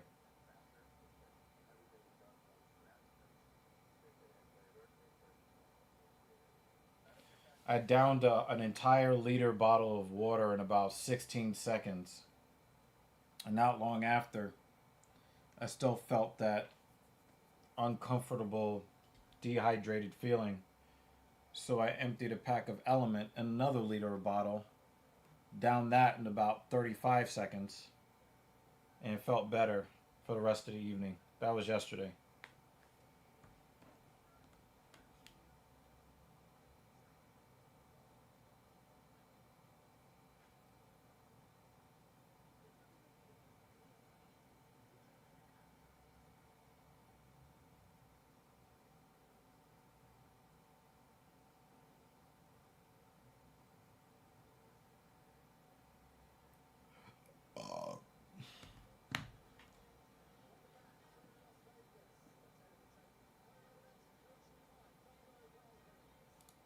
Pause. But yeah, pretty much just poured it.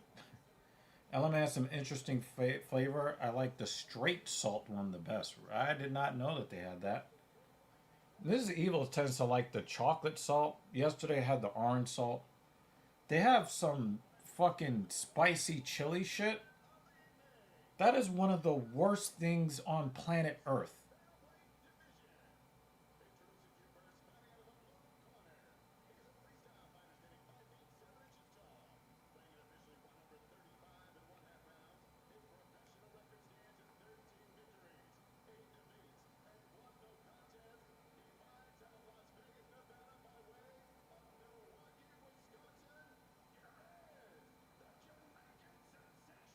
Yeah, I just don't understand why.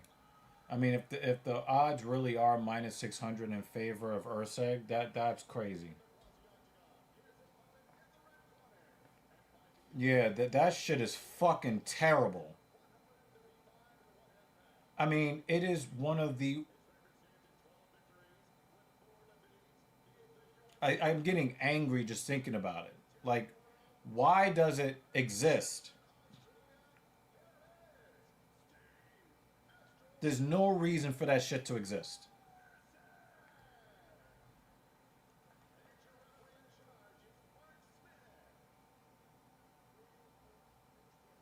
The way this announcer says the referee's name, it just makes me want to pour that mango chili in my eyeballs.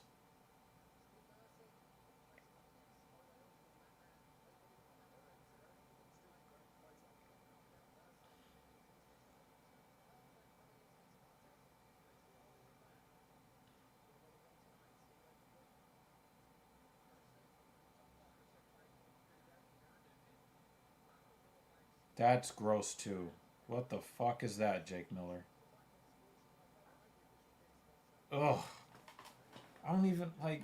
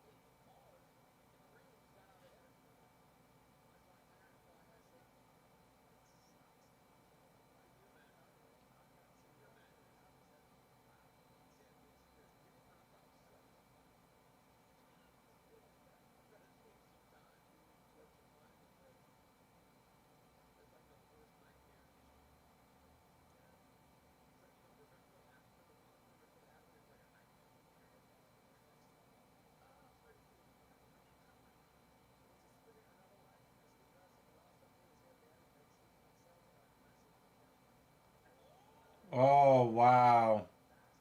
Osborne almost put him down.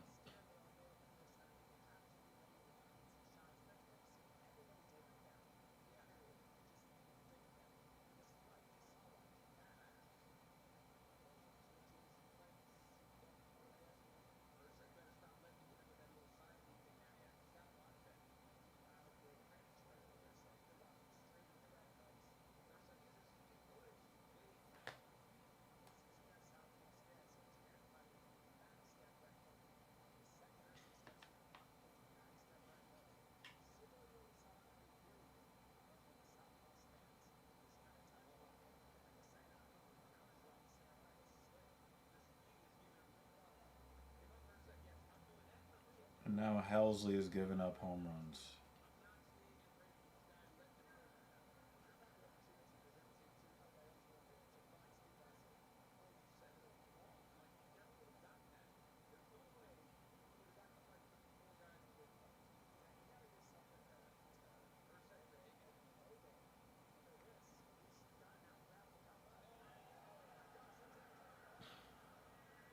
I don't understand why the minus 600, why the minus 575. I don't understand.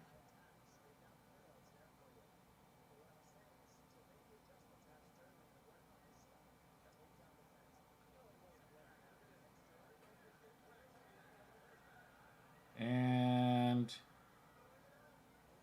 Urseg is really trying to hang in there. He was like, I'm gonna lose my job. I'm gonna do the unemployment line.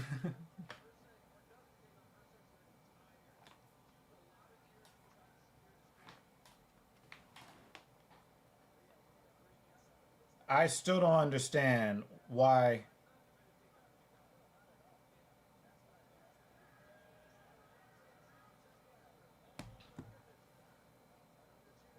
I don't understand why Urseg was a 6-1 favorite.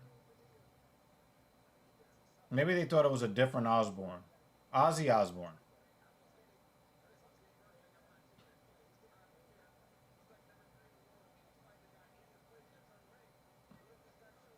The worst thing for Urseg is that Osborne let him stand up.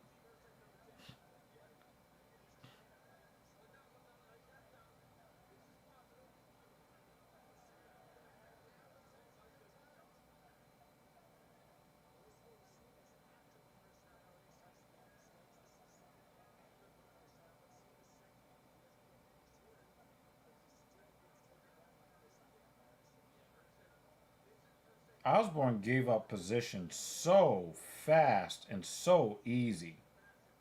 That's that's weird. Oh, he reversed it. Nice reverse.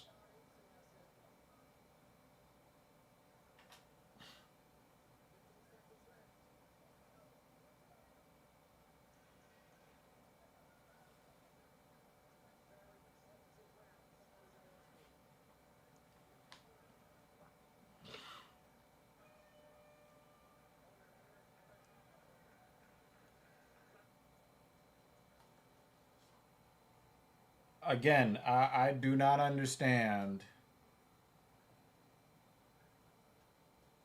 I don't understand the 6-1.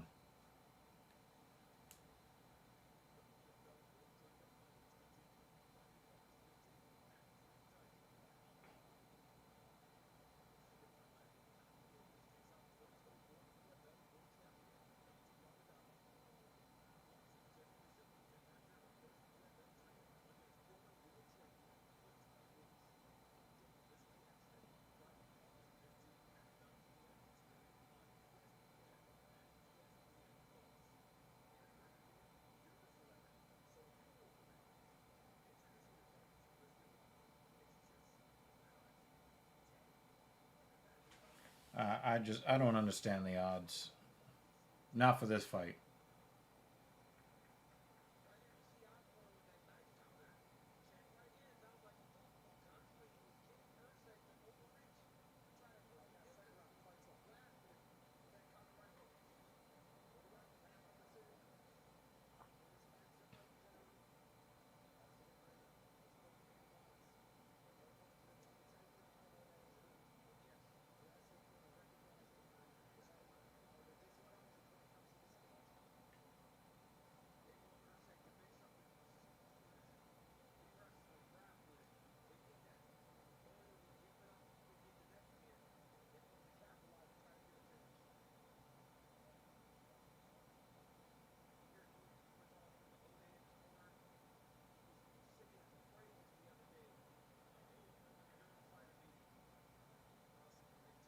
Like who did Vegas think that Steve Ursig was fighting against?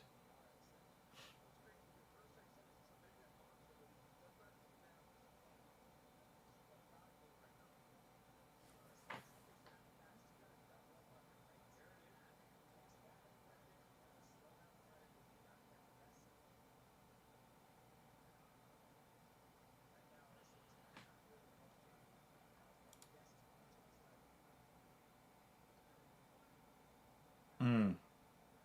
All right. I mean, we'll see.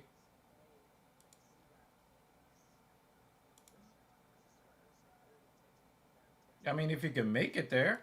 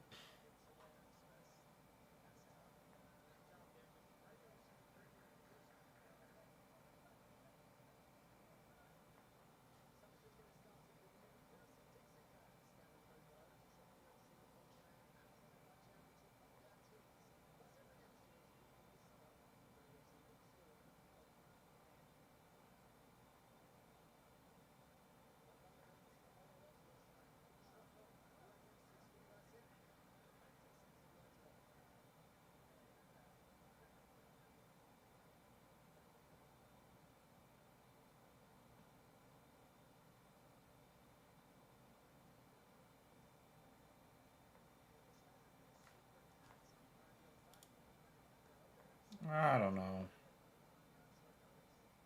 I don't know. But you're gonna see in the second half of round three if it goes that far.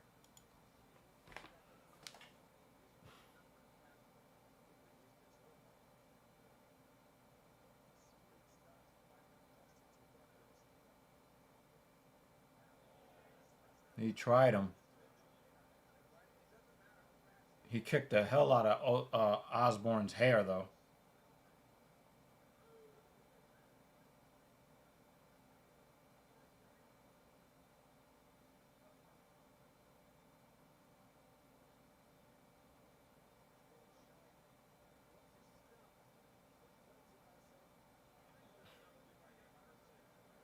He just touched him with the short right hand as Urseg stepped in. Urseg is really, really trying to push that wrestling that he's not really known for.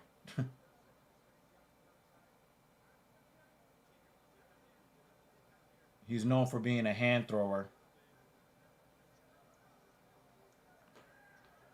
He's not known for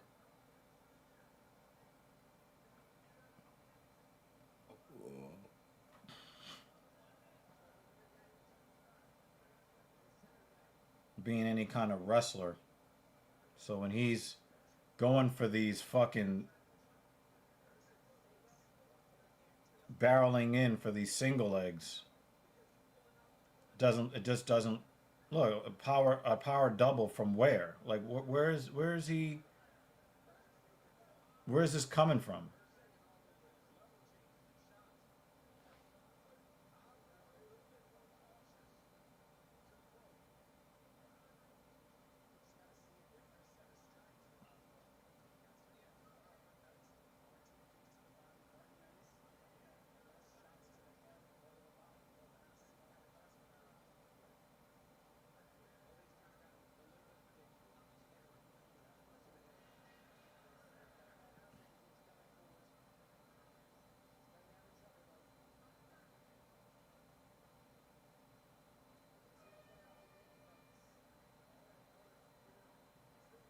I gotta say, Osborne won round two as well.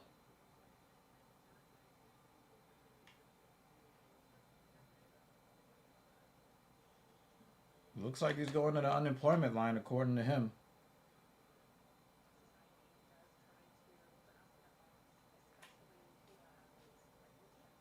Yeah, and his strikes are landing um, with more thump as well.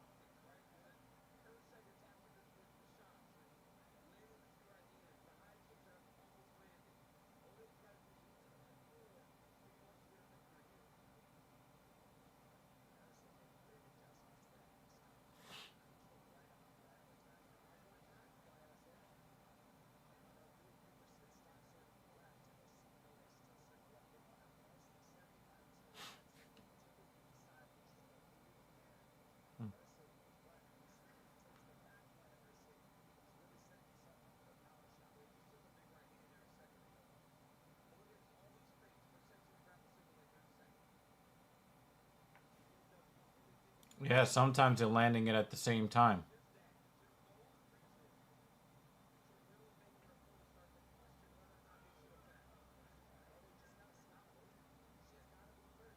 I don't understand how the live odds could ever be in Urseg's favor. He lost the first 2 rounds.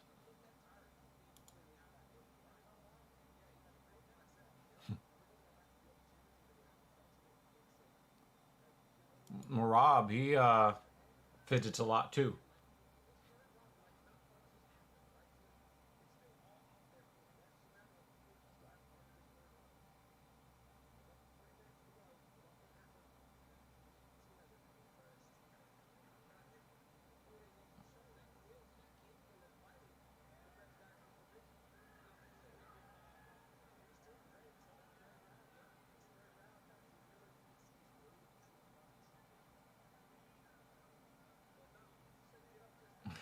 Yeah.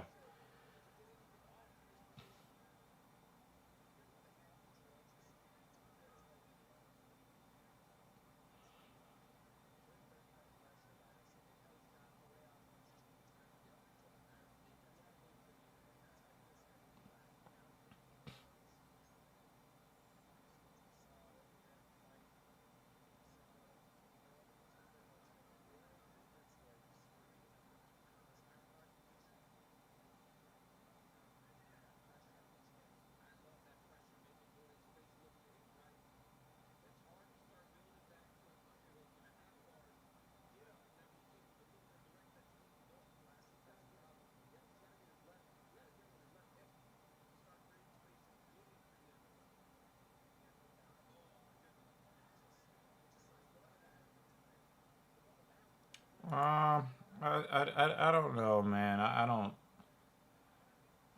I thought he won round two. Now, if he gets finished here, all bets are off. You know.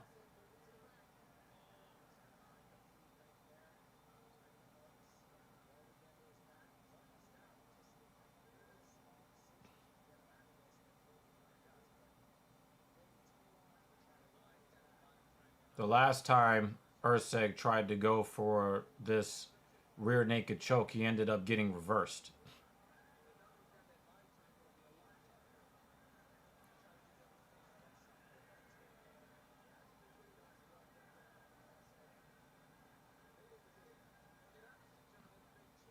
Damn, he almost got choked out there. And he reversed it again.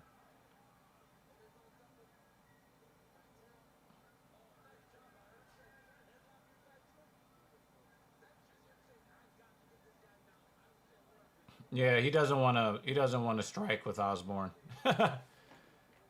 He's like, listen, um, I am not good enough to strike with this guy. I need to put him on the floor. But at least he's not trying to um he's not trying to avoid the fight. He's actually searching for a finish. So I don't have a problem with this. So 5 seconds.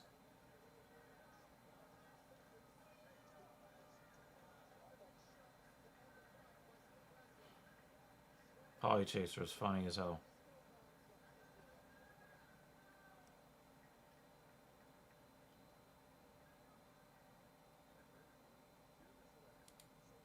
Possibly.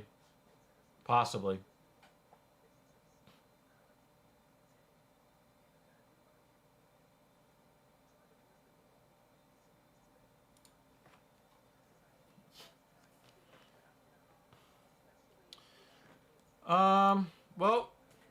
Well, this is the end of the stream.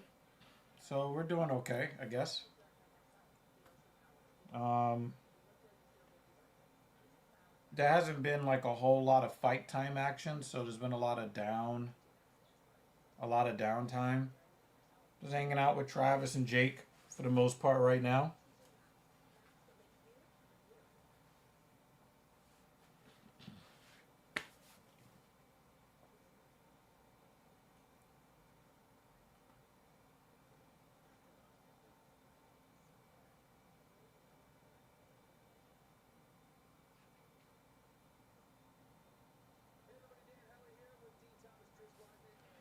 No, the fights are just ending quickly. I mean, some of the fights, a lot of the fights ended in the first round.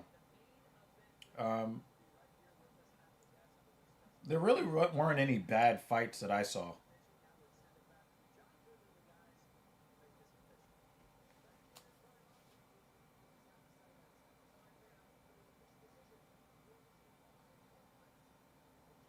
All right, let's see what the judges had to say.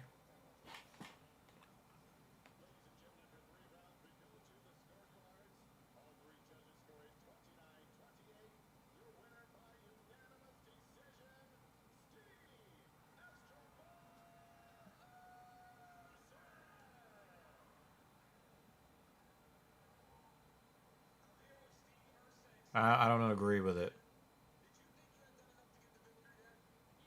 Um, I'm going to say that we find every excuse to excuse DV when a woman is the perpetrator. We find every every excuse.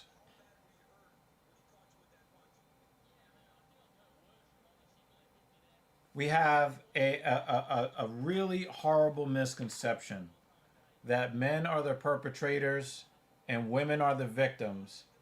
And the reason why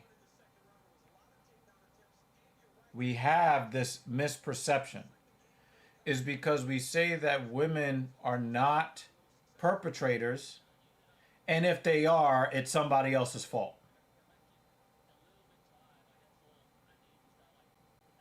And too many men are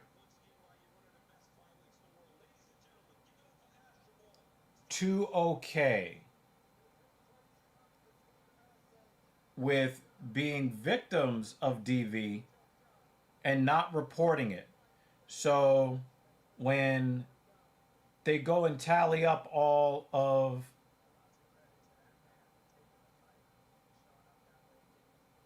the statistics, they try to color it as if men are just so brutally violent when in reality physical DV is initiated by women more than 50% of the time.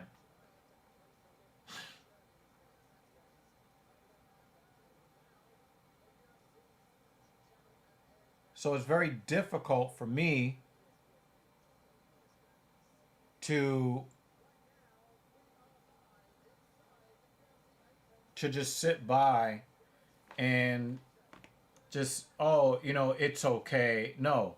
Any woman putting their hands on me is getting criminal charges straight up.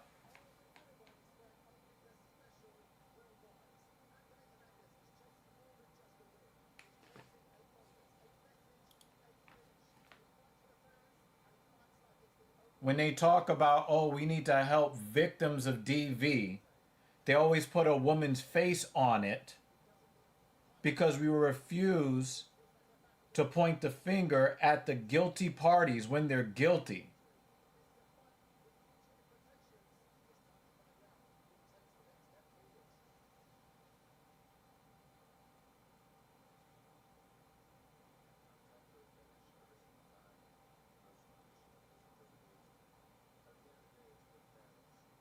It's disgusting. Women can only be victims, but if they're not, then she had a legitimate reason to be violent.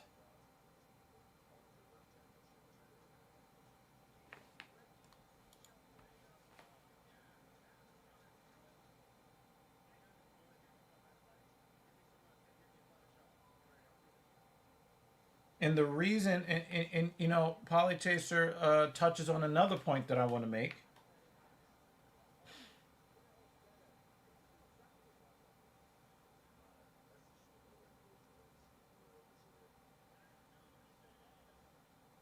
If women knew that real equality applied to these situations, they would never put their hand on a man. Richardson would have never put her hands on that man if she expected to get shoved back with the same vim and vigor that she did the shoving.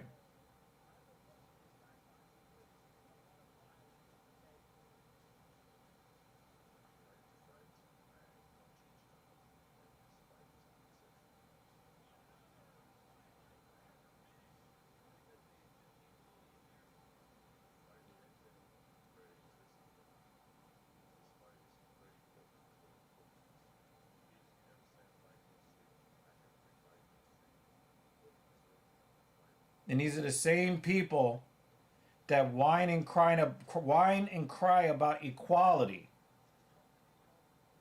but they don't want to be known for the DV perpetrators that they are.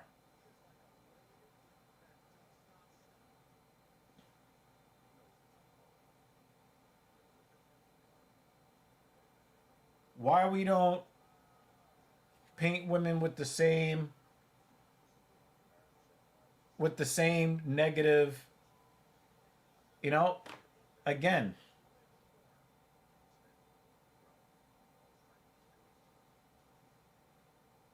a woman only has two choices with me if she wants to get violent with me: get knocked out or go to jail.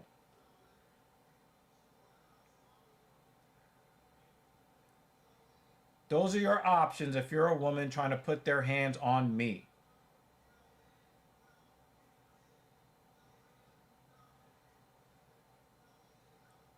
Get knocked out or go to jail.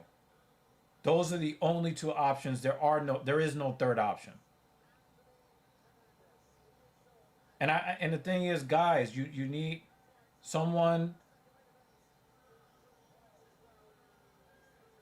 someone we need to have accurate statistics. Otherwise, we're going to continue to be maligned in our society.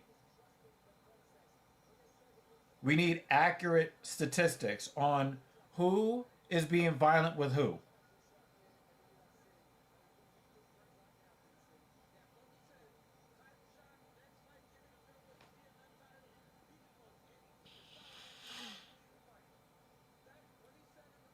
But the thing is, a lot of these guys that get involved in these situations, those guys are also mid mental breakdown. But we still send them niggas to jail, where they belong.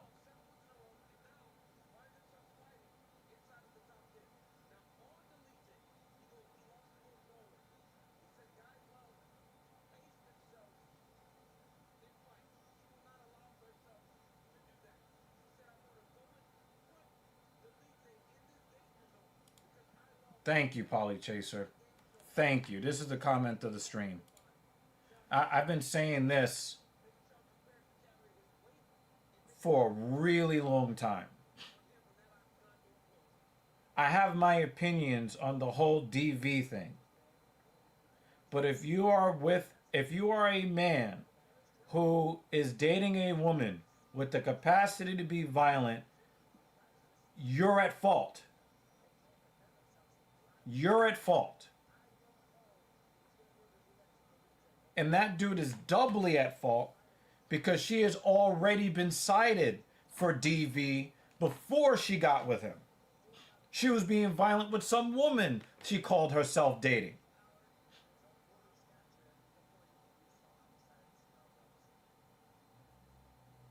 She's already shown the capacity to be violent, so he decides it's a good idea to get involved with her.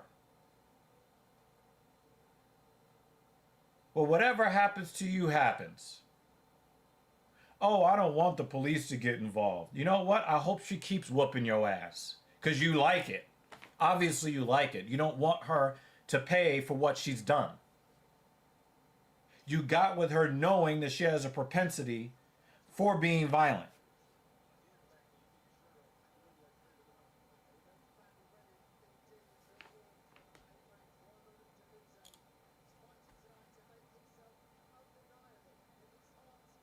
A woman like that would never be around me. They're never around me.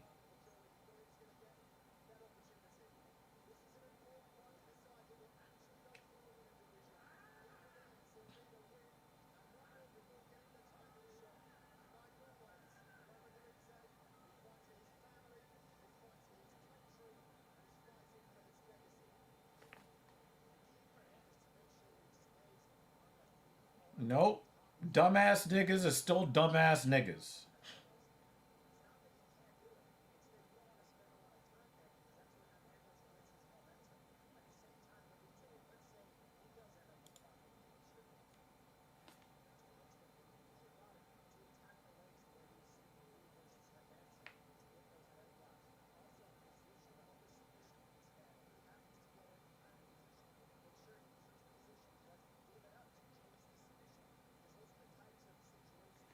Yeah, like that's crazy.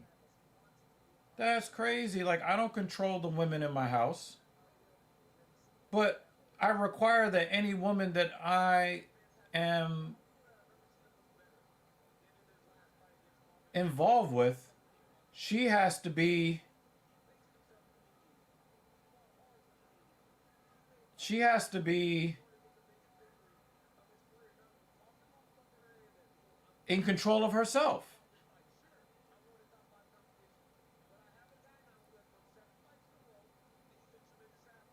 I am never going to be I am never going to be in control of any woman.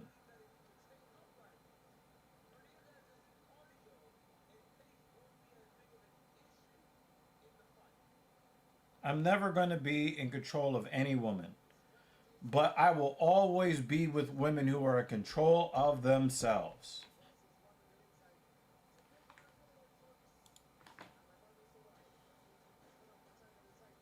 It's not hard. But the thing is, a lot of us guys have a problem with holding women to account, for holding them to account for what they do and say. Well, she's got a vagina, so she can do whatever she wants. Nah, nah, nope, nope.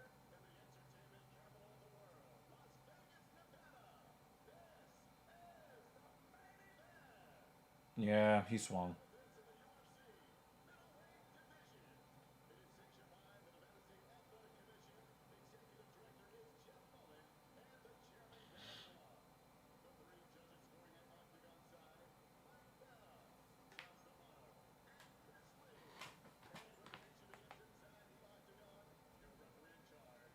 You know, if you're gonna be around me, you crazy. Um, um,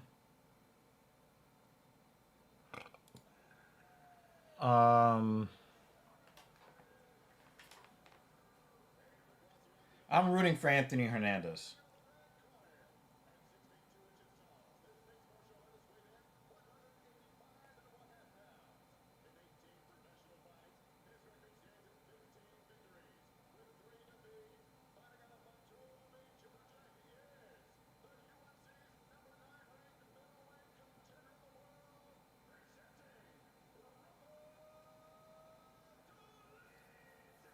Yep, main event is here. I mean, it's on the screen. It says main event.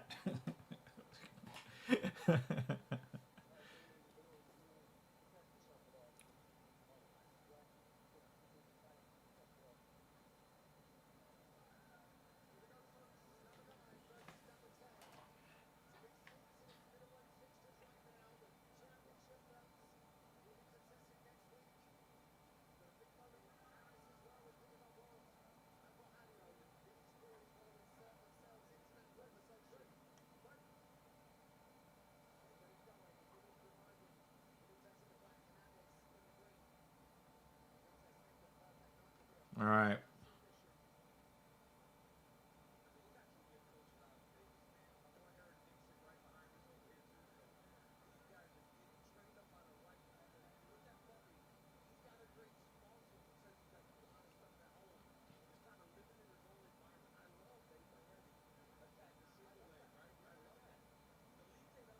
Dolidze didn't like that leg kick, that calf kick.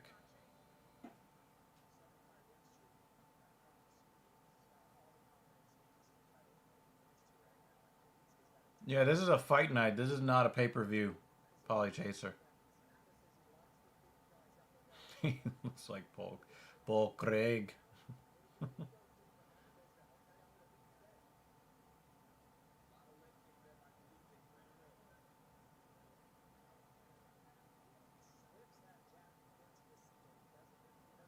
Well, I appreciate you, Polly Chaser.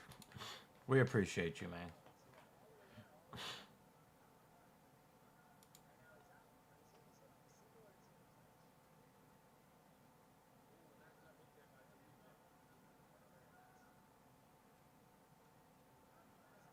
That was a thunking ass calf kick.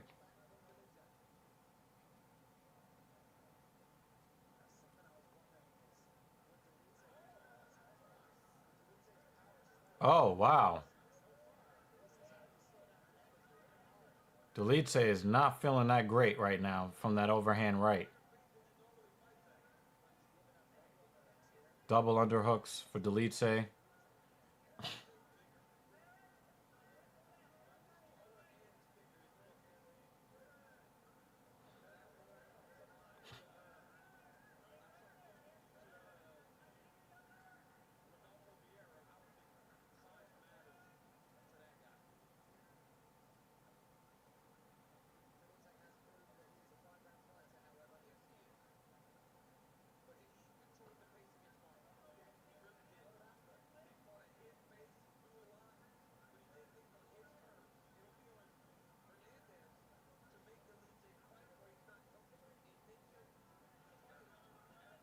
Oh, nice elbow from Hernandez on the break. That was nice.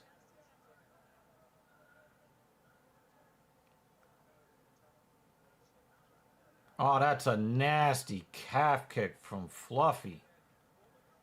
Ooh, man.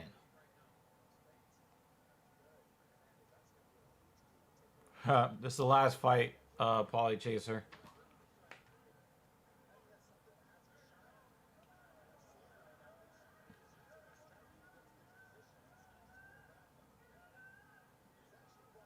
Threatening that guillotine. Oh, he's got his back.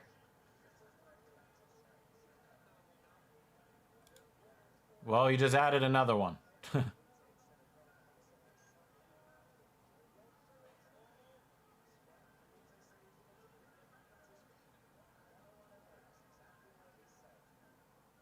That was a very Paul Craig like move there.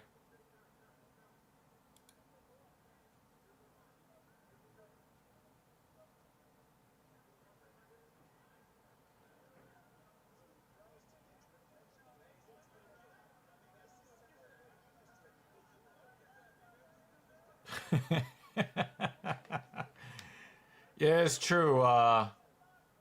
Banner, Travis has been looking for you. That's actually true.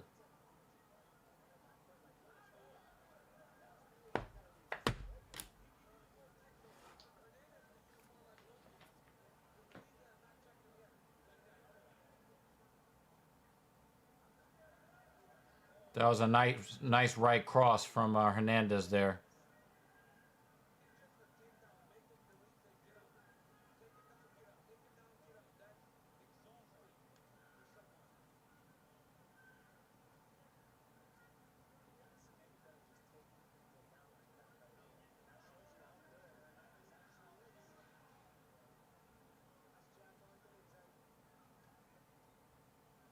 Yo,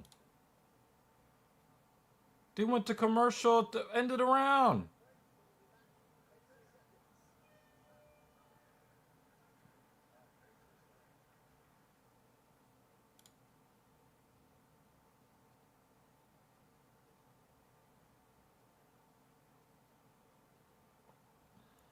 Who is the favorite?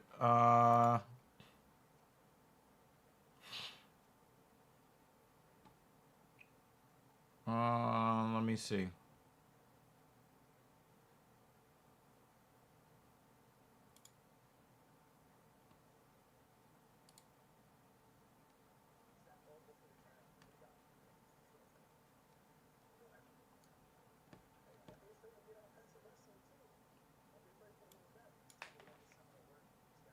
Oh, okay.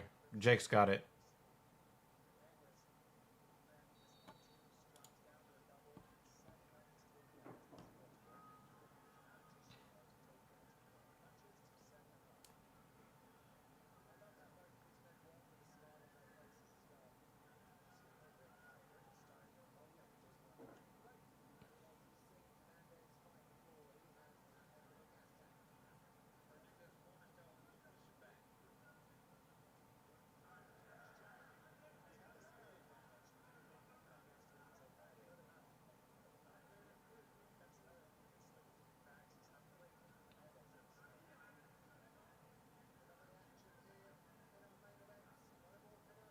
Dan came in like really super early in the stream before I started it, but I started late, so he uh, he bowed out before I actually went live.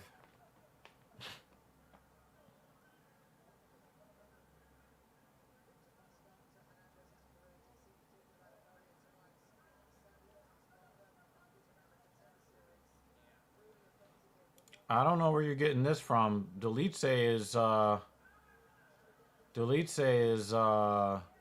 reacting to every fluffy feint.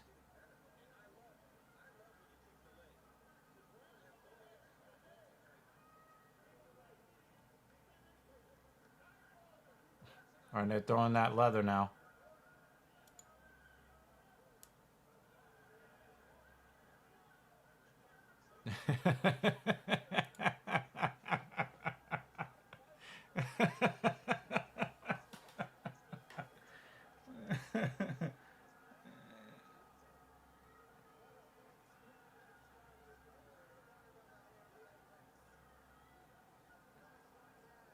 Hernandez is acting real disrespectful right now. He needs to chill and start fighting.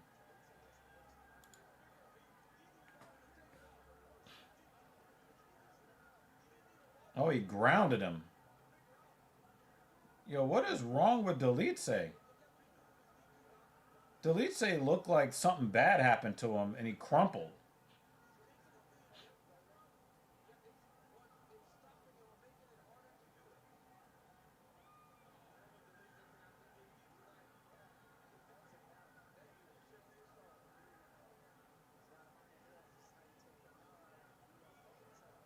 Damn, nice right cross from Hernandez there. Oh, short elbow in the clinch. Dolidze's, the left side of his face is getting abused.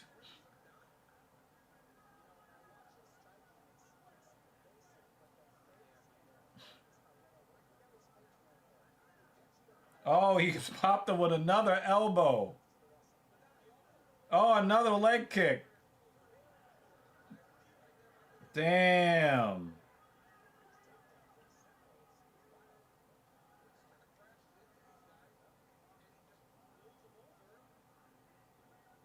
Oh. I thought that was going for the ribs. That was really more of a knee to the leg there.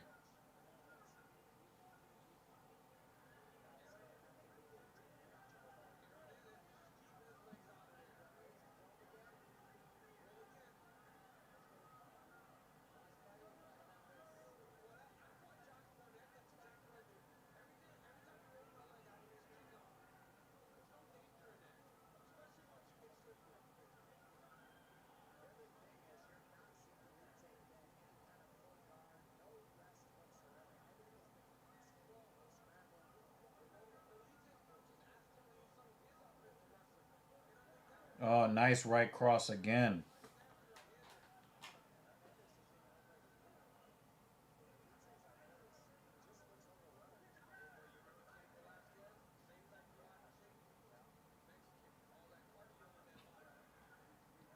Oh, there goes the combo. Now he's running. Dolidze's running from him. That's what happens when you wife a 304. This is what happens when you wife a 304.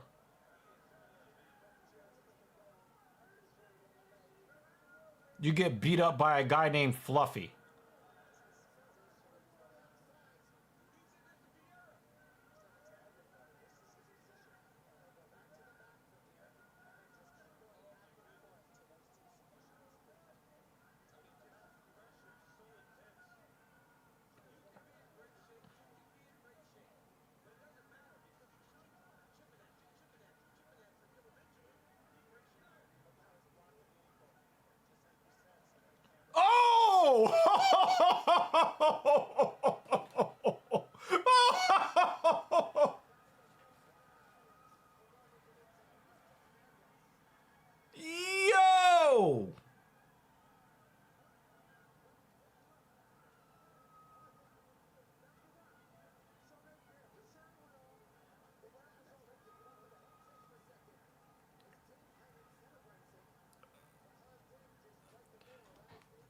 let him bully you, son. That was the end of the second round.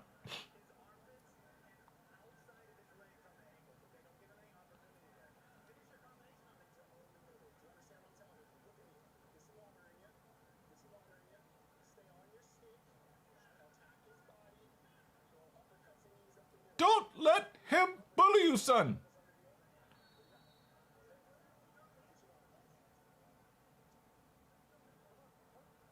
When the dude is yelling at you after you hit him, that's got to be demoralizing as hell. Oh, man.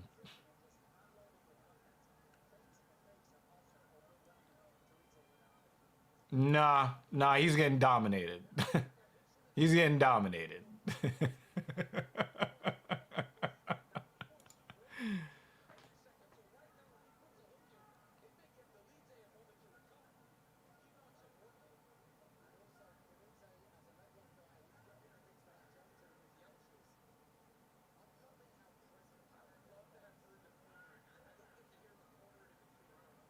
Dolidze's face looks like a bulldog now.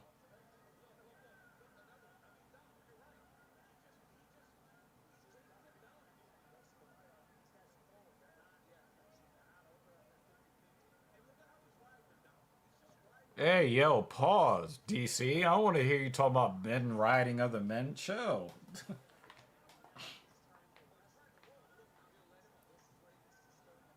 Get up, Roman.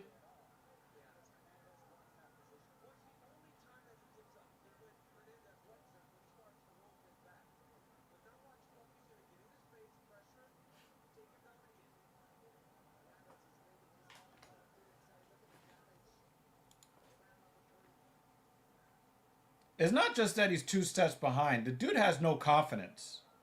Anything that he throws is not affecting. Oh, and he grabbed the fence. He grabbed the fence. He's wilting under the pressure. He's just getting ragdolled, thrown around.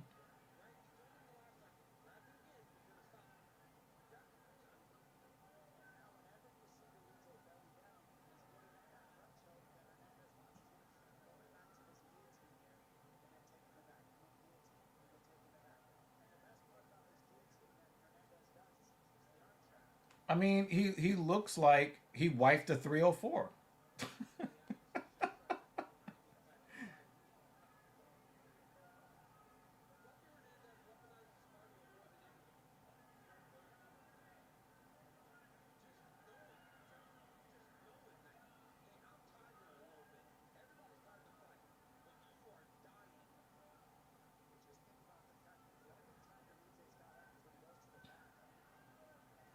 This is a mauling. This is a fucking mauling.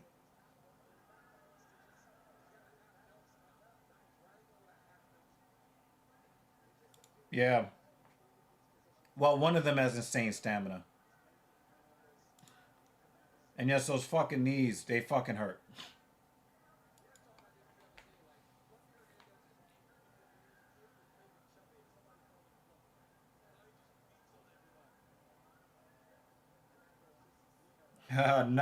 Another short elbow. Yo, he is abusing this dude. Pause. Come on, get up.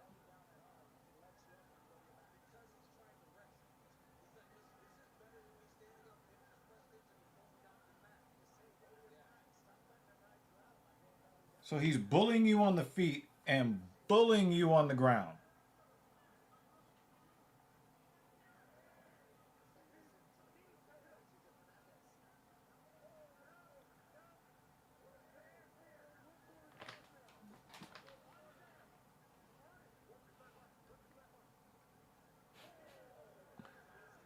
This is domination.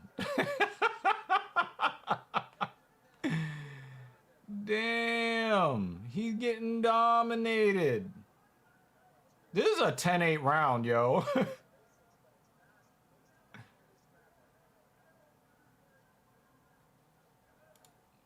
Yeah.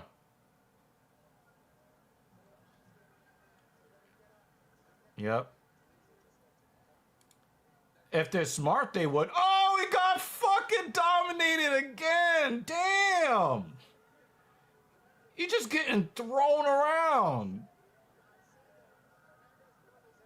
Damn. Yo, this is what a 10-8 round is.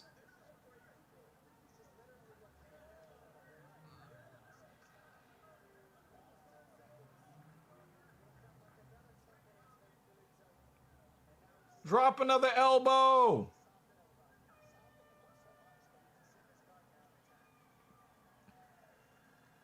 Damn. Go back to your 304, kid.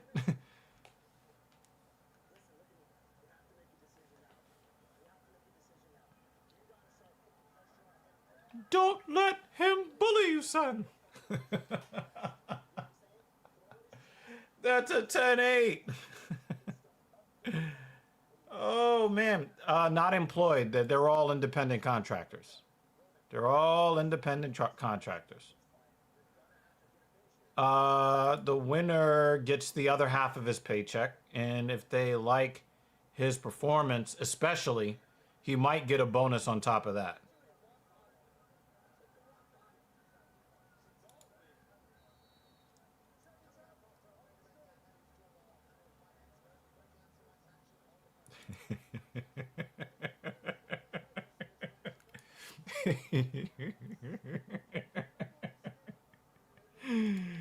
Oh, man.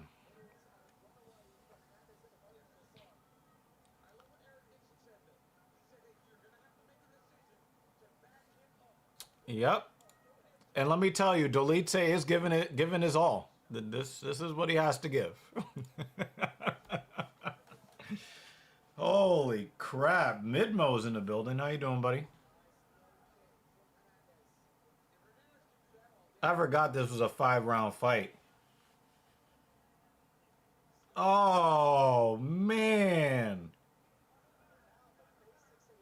Oh, he getting abused.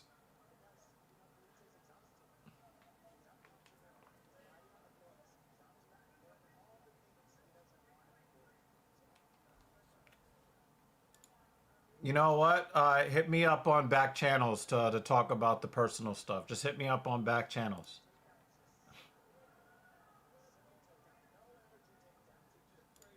I mean, the dude has crazy confidence.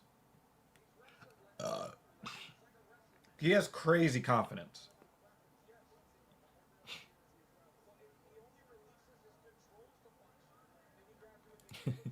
Yo, sometimes we need to see an old-fashioned mauling beatdown.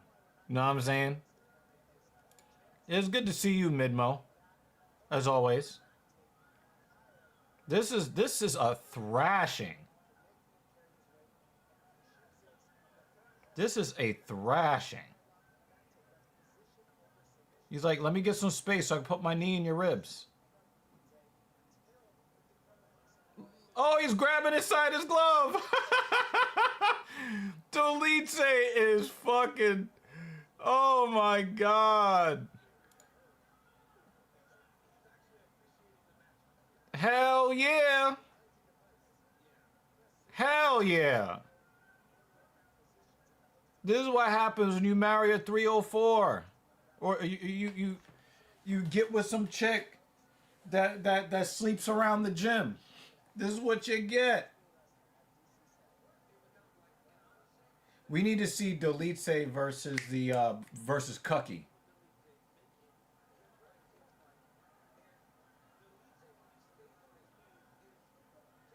Leg kick, Fluffy. Leg kick.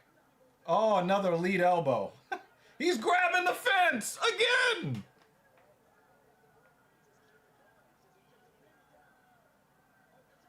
Oh, there's the choke.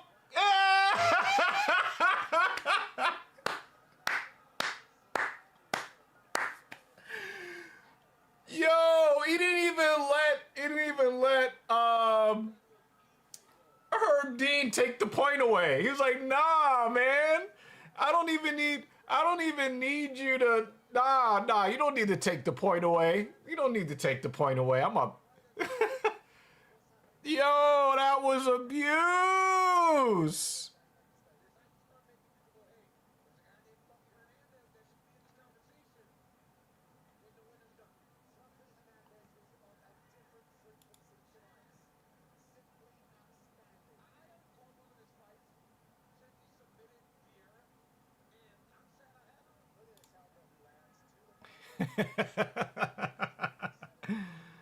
Oh, man.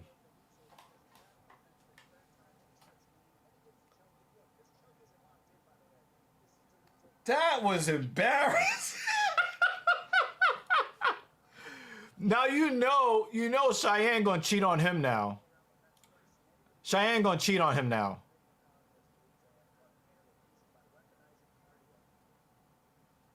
Cheyenne gonna cheat on him now.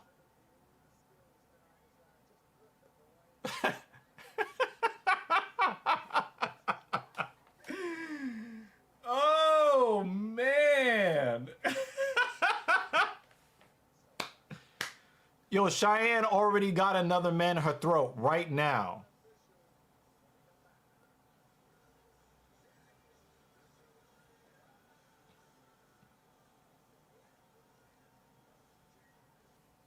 She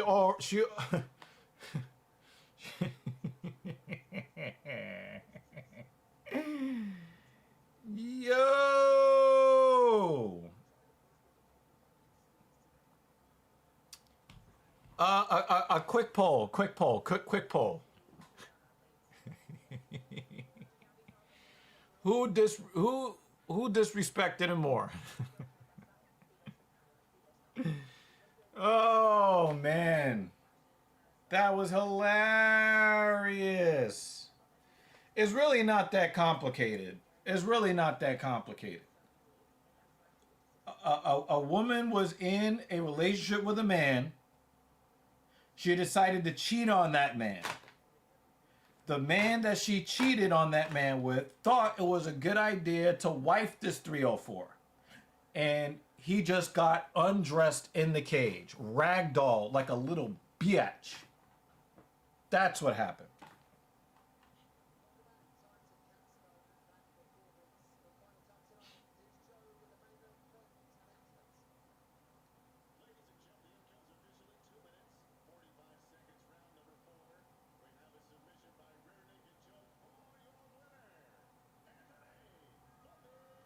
Anthony Hernandez looks like he can go 5 more rounds. Now go back to your 304.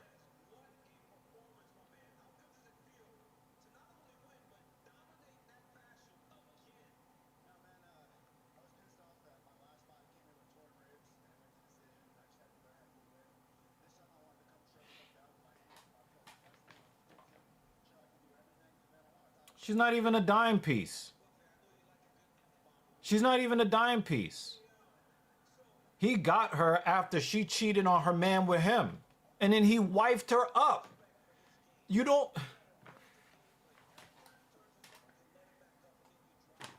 She already moved on to the next nigga. I'm just letting you know.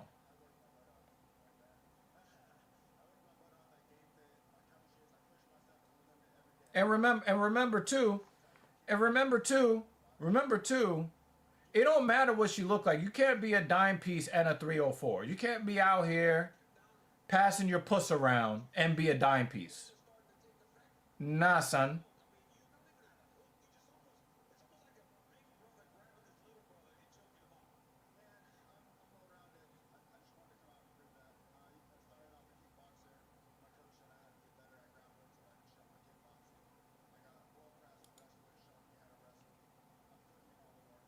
He wifed the 304. You're supposed to hit it and send it back to the streets.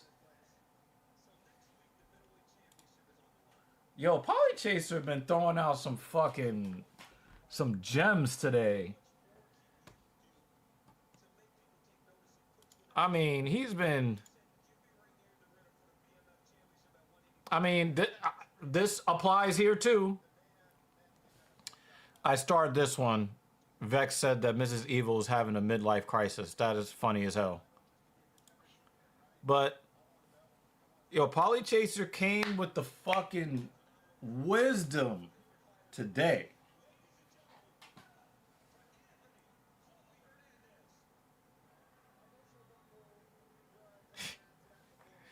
Anthony Hernandez made Roman Dolidze look like a fluffer. Oh, I just said that out loud.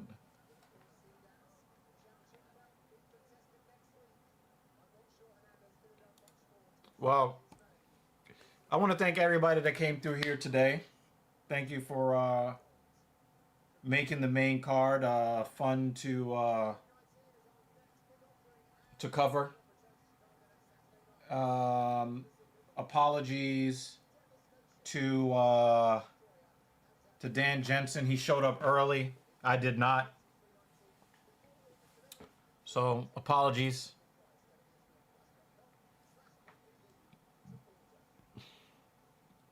well, Roman Dolidze screwed up a little bit more than the rest of us.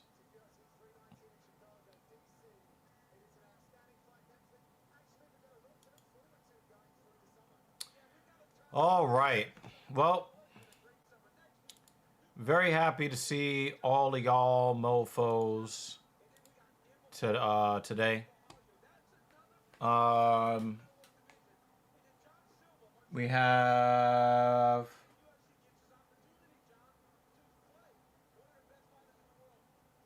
we have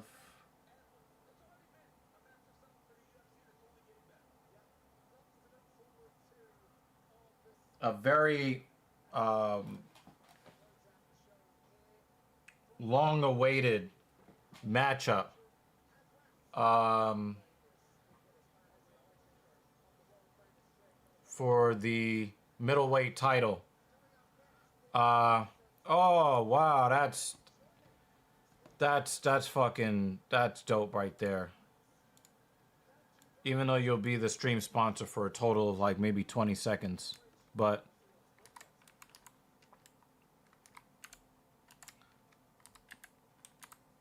you know, really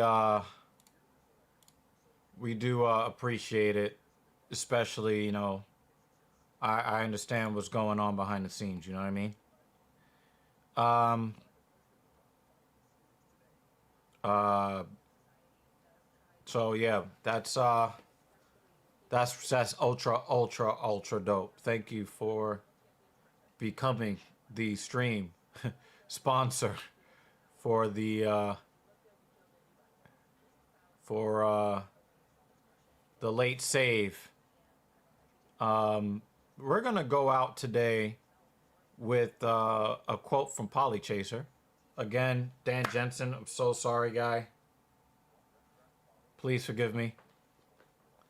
Um, we're gonna go out today with a Polly Chaser quote. Great to see you guys for a bit. Have a great day for what is left of it, my friends. Thank you so much. And also, yep, be safe out there in the real world. Thank y'all so much for hanging out with your boy. We'll see you next week. Peace.